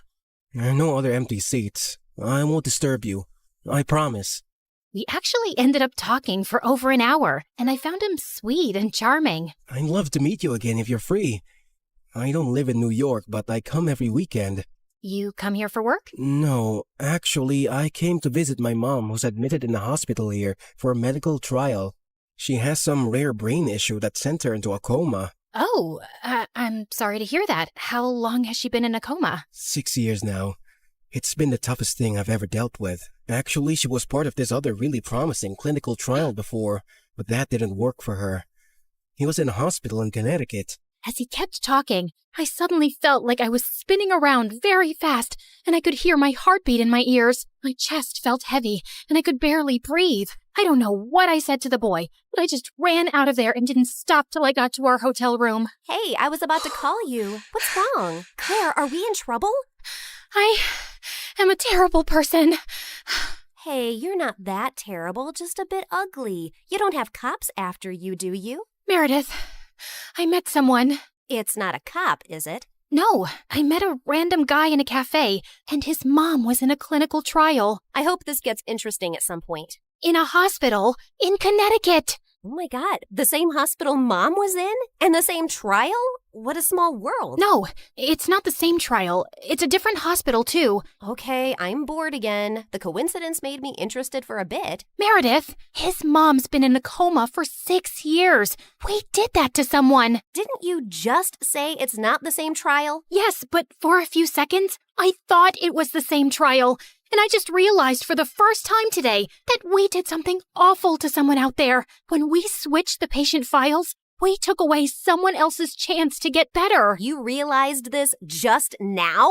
Are you dumb or something? Of course that's what we did. I mean, I never really thought about it like this. It was just a name on a file. But meeting someone who's going through that with their mom for years, it just made it so real. We're really bad people. Not really bad, if you consider all the bad people in the world. Okay, look, we didn't have a choice. If I had to do something like that to save Mom all over again, I'd do it in a heartbeat. Okay, so we did that to save Mom, but what about everything else? We had a choice to not continue living this life, but we didn't stop, and I want to stop. What's the big deal, man? It's not like we're stealing from poor people. It doesn't matter who we steal from. It's not about them. It's about us and the people we've become. I don't want to be this person anymore. Look, just calm down. I'll get you a pina colada and everything will seem better. But I pushed her away angrily and she landed on the floor. She looked up at me, stunned. No, I am done.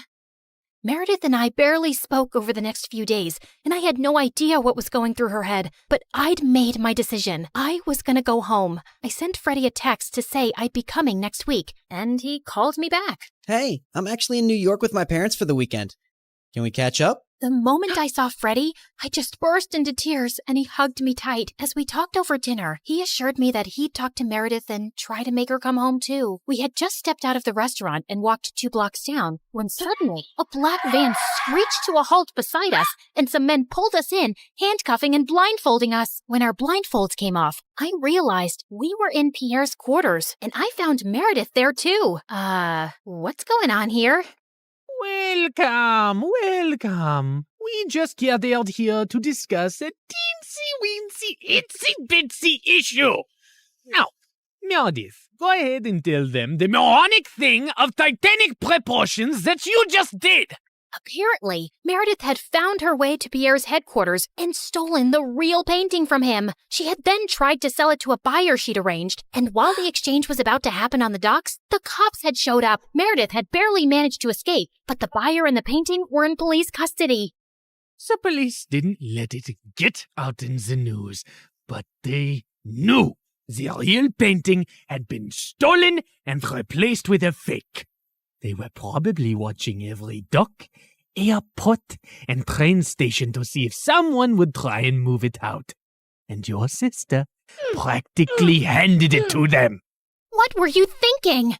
It's your whole quitting the biz talk that made me do it. I did it for us, so we could sell the painting and retire to Bora Bora for good. And what the heck is Freddie doing here? Hi guys, I'm Freddie. Old friend. Nice to meet you. Not terrified at all. You made me lose a fortune, and you double-crossed me. And Pierre does not take betrayal well. Harry! Sam! Yes, sir! You know what to do. Boss? I'm not really sure how I feel about punching a girl. Yeah, boss, I am not really comfortable with this. Maybe we can just punch the boy. I'm not really a boy. I used to be a girl. Ask Claire and Meredith. We practically grew up like sisters. Please don't hurt him. He has nothing to do with this. Silence! You buffoons! I didn't say hurt anyone yet. I just wanted you to threaten them. But of course, you're useless. I'll do it myself. Torture Harry and Sam after this meeting. Now, get lost. Then Pierre shifted his cold gaze to me. That painting is everything to me, and I want it back. And now the only way we can get it is from the owner himself. You, Claire, will be executing this mission. The heir of that painting is a young, charming millionaire, and you will get to know him, become his girlfriend, kiss, cuddle, yada yada. You need to earn his trust completely, so he lets you into his life and his home. Then, when the time is right, you'll steal the painting from a high-security vault inside his house and bring it back to me. You will do this if you care about your moon sister and this girl/boy and his family and your mother and your stupid husband and your whole neighborhood. What if I fail? I don't think you want the answer to that. But once you succeed, I'll give you two enough to go to Bora Bora and never return. I'd be ecstatic to never set eyes on you annoying girls again. I had my eyes on the target from across the street. As soon as I saw him walk towards the cafe, I headed for the entrance. Just as he opened the door, I bumped straight into him, spilling coffee all over his shirt. Oh, God, I'm so sorry. I wasn't looking. I'll pay for the dry cleaning. His arm rested gently on mine. Hey, it's okay. It was an accident. I looked up into his bright green eyes. In fact, you're the one who's without a coffee now. Can I get you a new one? Sure, I'd like that. Can we also start over? Hi, I'm Christina. Hello, I'm Eric.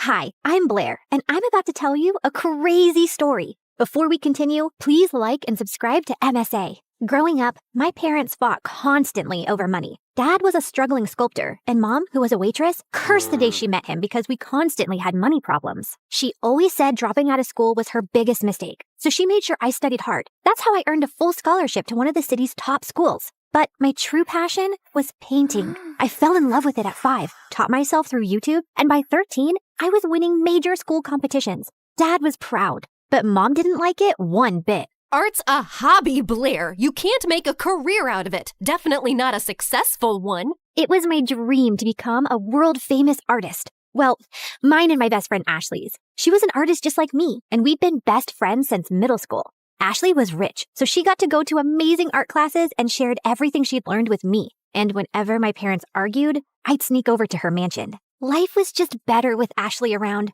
except for her annoying twin brother Dexter. He mocked our art, hid our supplies, and chased us with his paintball gun. Whenever we complained to Ashley's parents, Dexter would just put on his innocent face and get away with it. Even at school, everyone adored him for his sense of humor. Ashley absolutely hated him, and I could see why. Like on their 15th birthday, Ashley spent hours getting ready, and she looked beautiful. But the moment Dexter walked in, everyone gathered around him, completely ignoring Ashley. Look at him, smiling like he owns the world. I will never understand what people see in him. Probably his athletic body. I mean, if you look at it from an artistic point of view, Dexter's pretty much perfect for a portrait. What? I mean, so what if he's good looking? You've got a great personality. That's what you tell ugly people, Blair. You're also so much more creative and way smarter. People would notice that someday. Notice what someday? That you're a total jerk. Aw, are you jealous because no one's paying you attention? Go away, Dex. It's her birthday too. Don't make things worse. Fine, I'm sorry. Here, I got you a flower, little sis. Happy birthday. But as soon as Ashley took it, the flower squirted water all over her face, ruining her makeup, and Dexter ran away laughing. As we grew older, Dexter just got more annoying. At 17, he joined the football team, became the most popular guy in school, and a serial heartbreaker. Every day, some girl would be crying over him, and it was nauseating. As for me, my parents were fighting a lot more lately. And one day, Dad just packed his stuff and left. Shortly after, he filed for divorce, and Mom went bonkers. She refused to shower or step out of the house, and a week later she came home and told me she'd quit her job. Between rent and expenses, we soon ran out of our savings and didn't even have enough money for food. Do you have cash? Sure, let me just grab some from the secret trust fund your dad left me. No, I don't have cash, you moron. Just run the card again.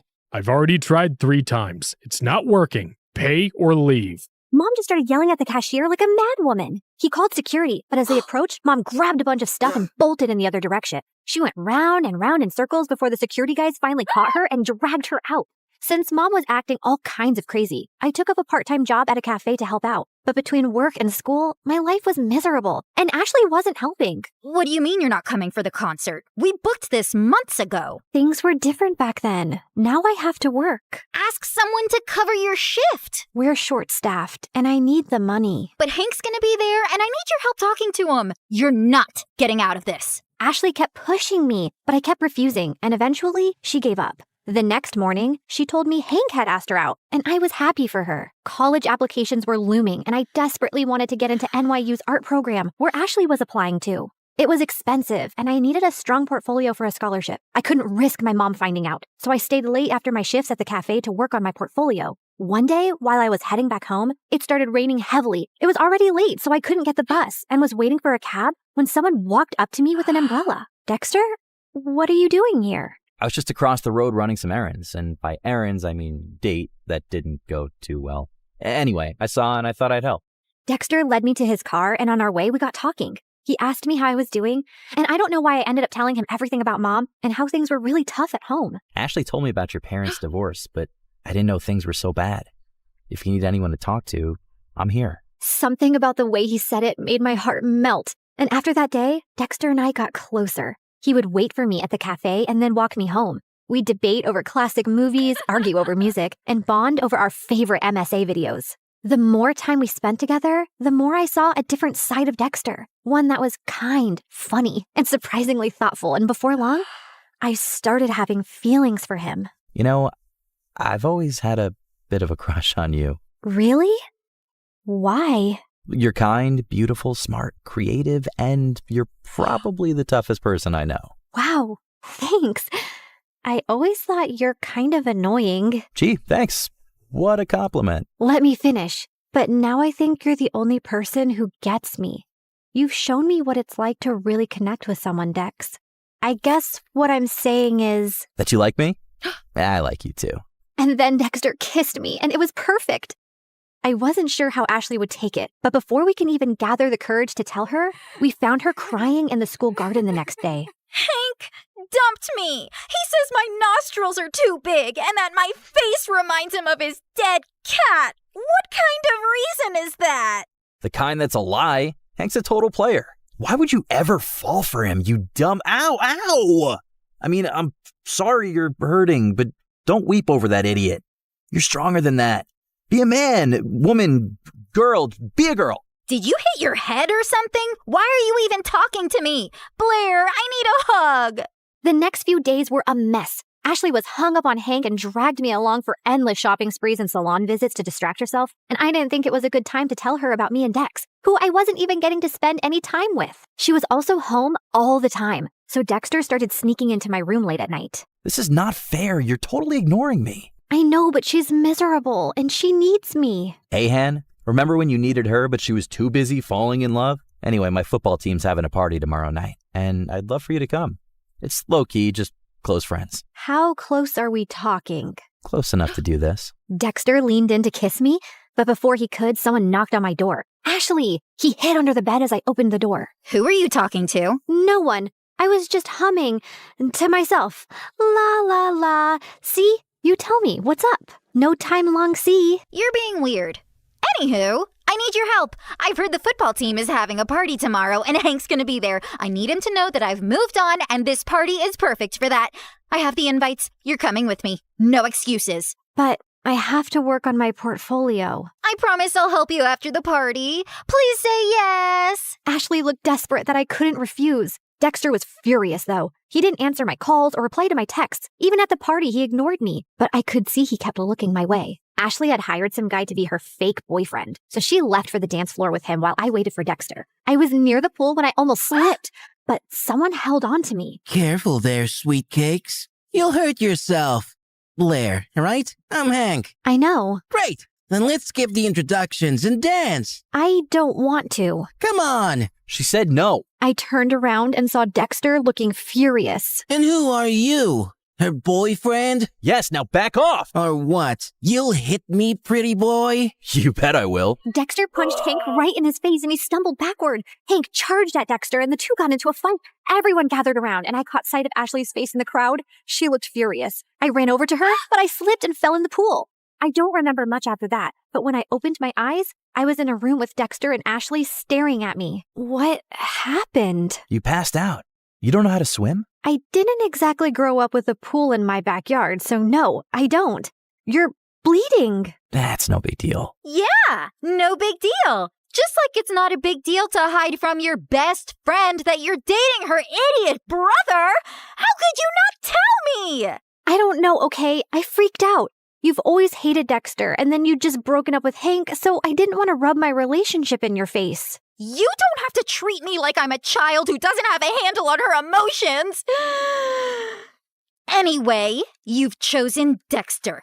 Although I can't understand why him out of all the boys on the planet. But you did, and you're my best friend. So I'll accept it on one condition. Never, never make out in front of me, or I'll projectile vomit all over you. Deal? Deal. After that, things went smoothly. Dexter and I could now date openly, which made me really popular. One of his friends asked me to create a portrait for her dad. He loved it so much that he gave me a lot of commissioned work. Soon, I was making enough to quit my job at the cafe, and life became a lot easier. I even finished my art portfolio and was working on some last-minute changes one night when Mom barged in. You're applying to an art college? Why didn't you tell me? Who told you? Doesn't matter. Have you forgotten how much we've struggled because of Dad? And who will even pay for this college? I don't have that kind of money.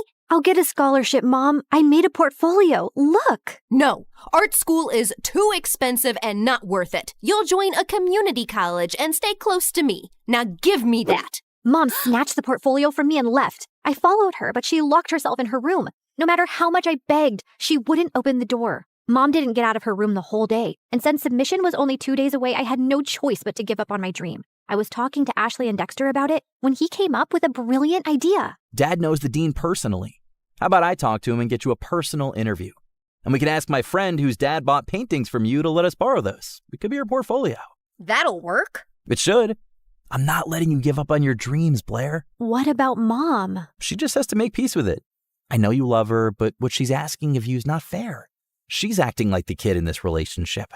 The interview was scheduled for 2 days later, and I spent every second preparing. On the big day, I felt really confident. But as I was on my way, I got a call from the admissions office saying that my interview was canceled. Apparently, I had called and canceled my interview, claiming my mom was unwell, even sending medical reports as proof and withdrawing my application because I needed to take care of her. I tried telling them so many times that it wasn't me, but they just cut the call. I had no idea how Mom had found out about my interview, but I was furious that she'd done this. I went back home to confront her, but to my shock, I found her passed out on the floor. I called 911 and immediately rushed her to the hospital. On my way, I messaged Dad, and by the time we reached, he was already there. And what he told me next shocked me. A month ago, your mom fainted at work and was diagnosed with a rare heart disease. She needs a transplant, but since she couldn't afford it, she turned to me for help. But why didn't you tell me? We're trying to arrange money, and we wanted to wait till then to tell you. She didn't want to worry you. And here I thought she was lying when she submitted those documents. What documents? I explained about NYU and my interview with the dean. I don't think your mom's behind this. She was skeptical, but after seeing your portfolio, she was impressed. She told me she was changing her mind about you pursuing an art degree. I thought she threw my portfolio away. No, sweetie. She was proud of you. But Dad, if Mom didn't call them, then who did? Does anyone else know that she's sick? Yeah, Ashley's dad knows. We needed money for tests, so I asked him for a loan and sent pictures of your mom's report to prove it. I told him to keep it a secret so you wouldn't find out. I immediately understood who might have done this. But just to be sure, I called the admissions office and asked them for the number they received the call and reports from. And when I saw who it was, my mind exploded with anger. I took a cab, reached Ashley's place, and barged into her house. You called the admission office and told them that my mom was sick and I won't be attending the interview?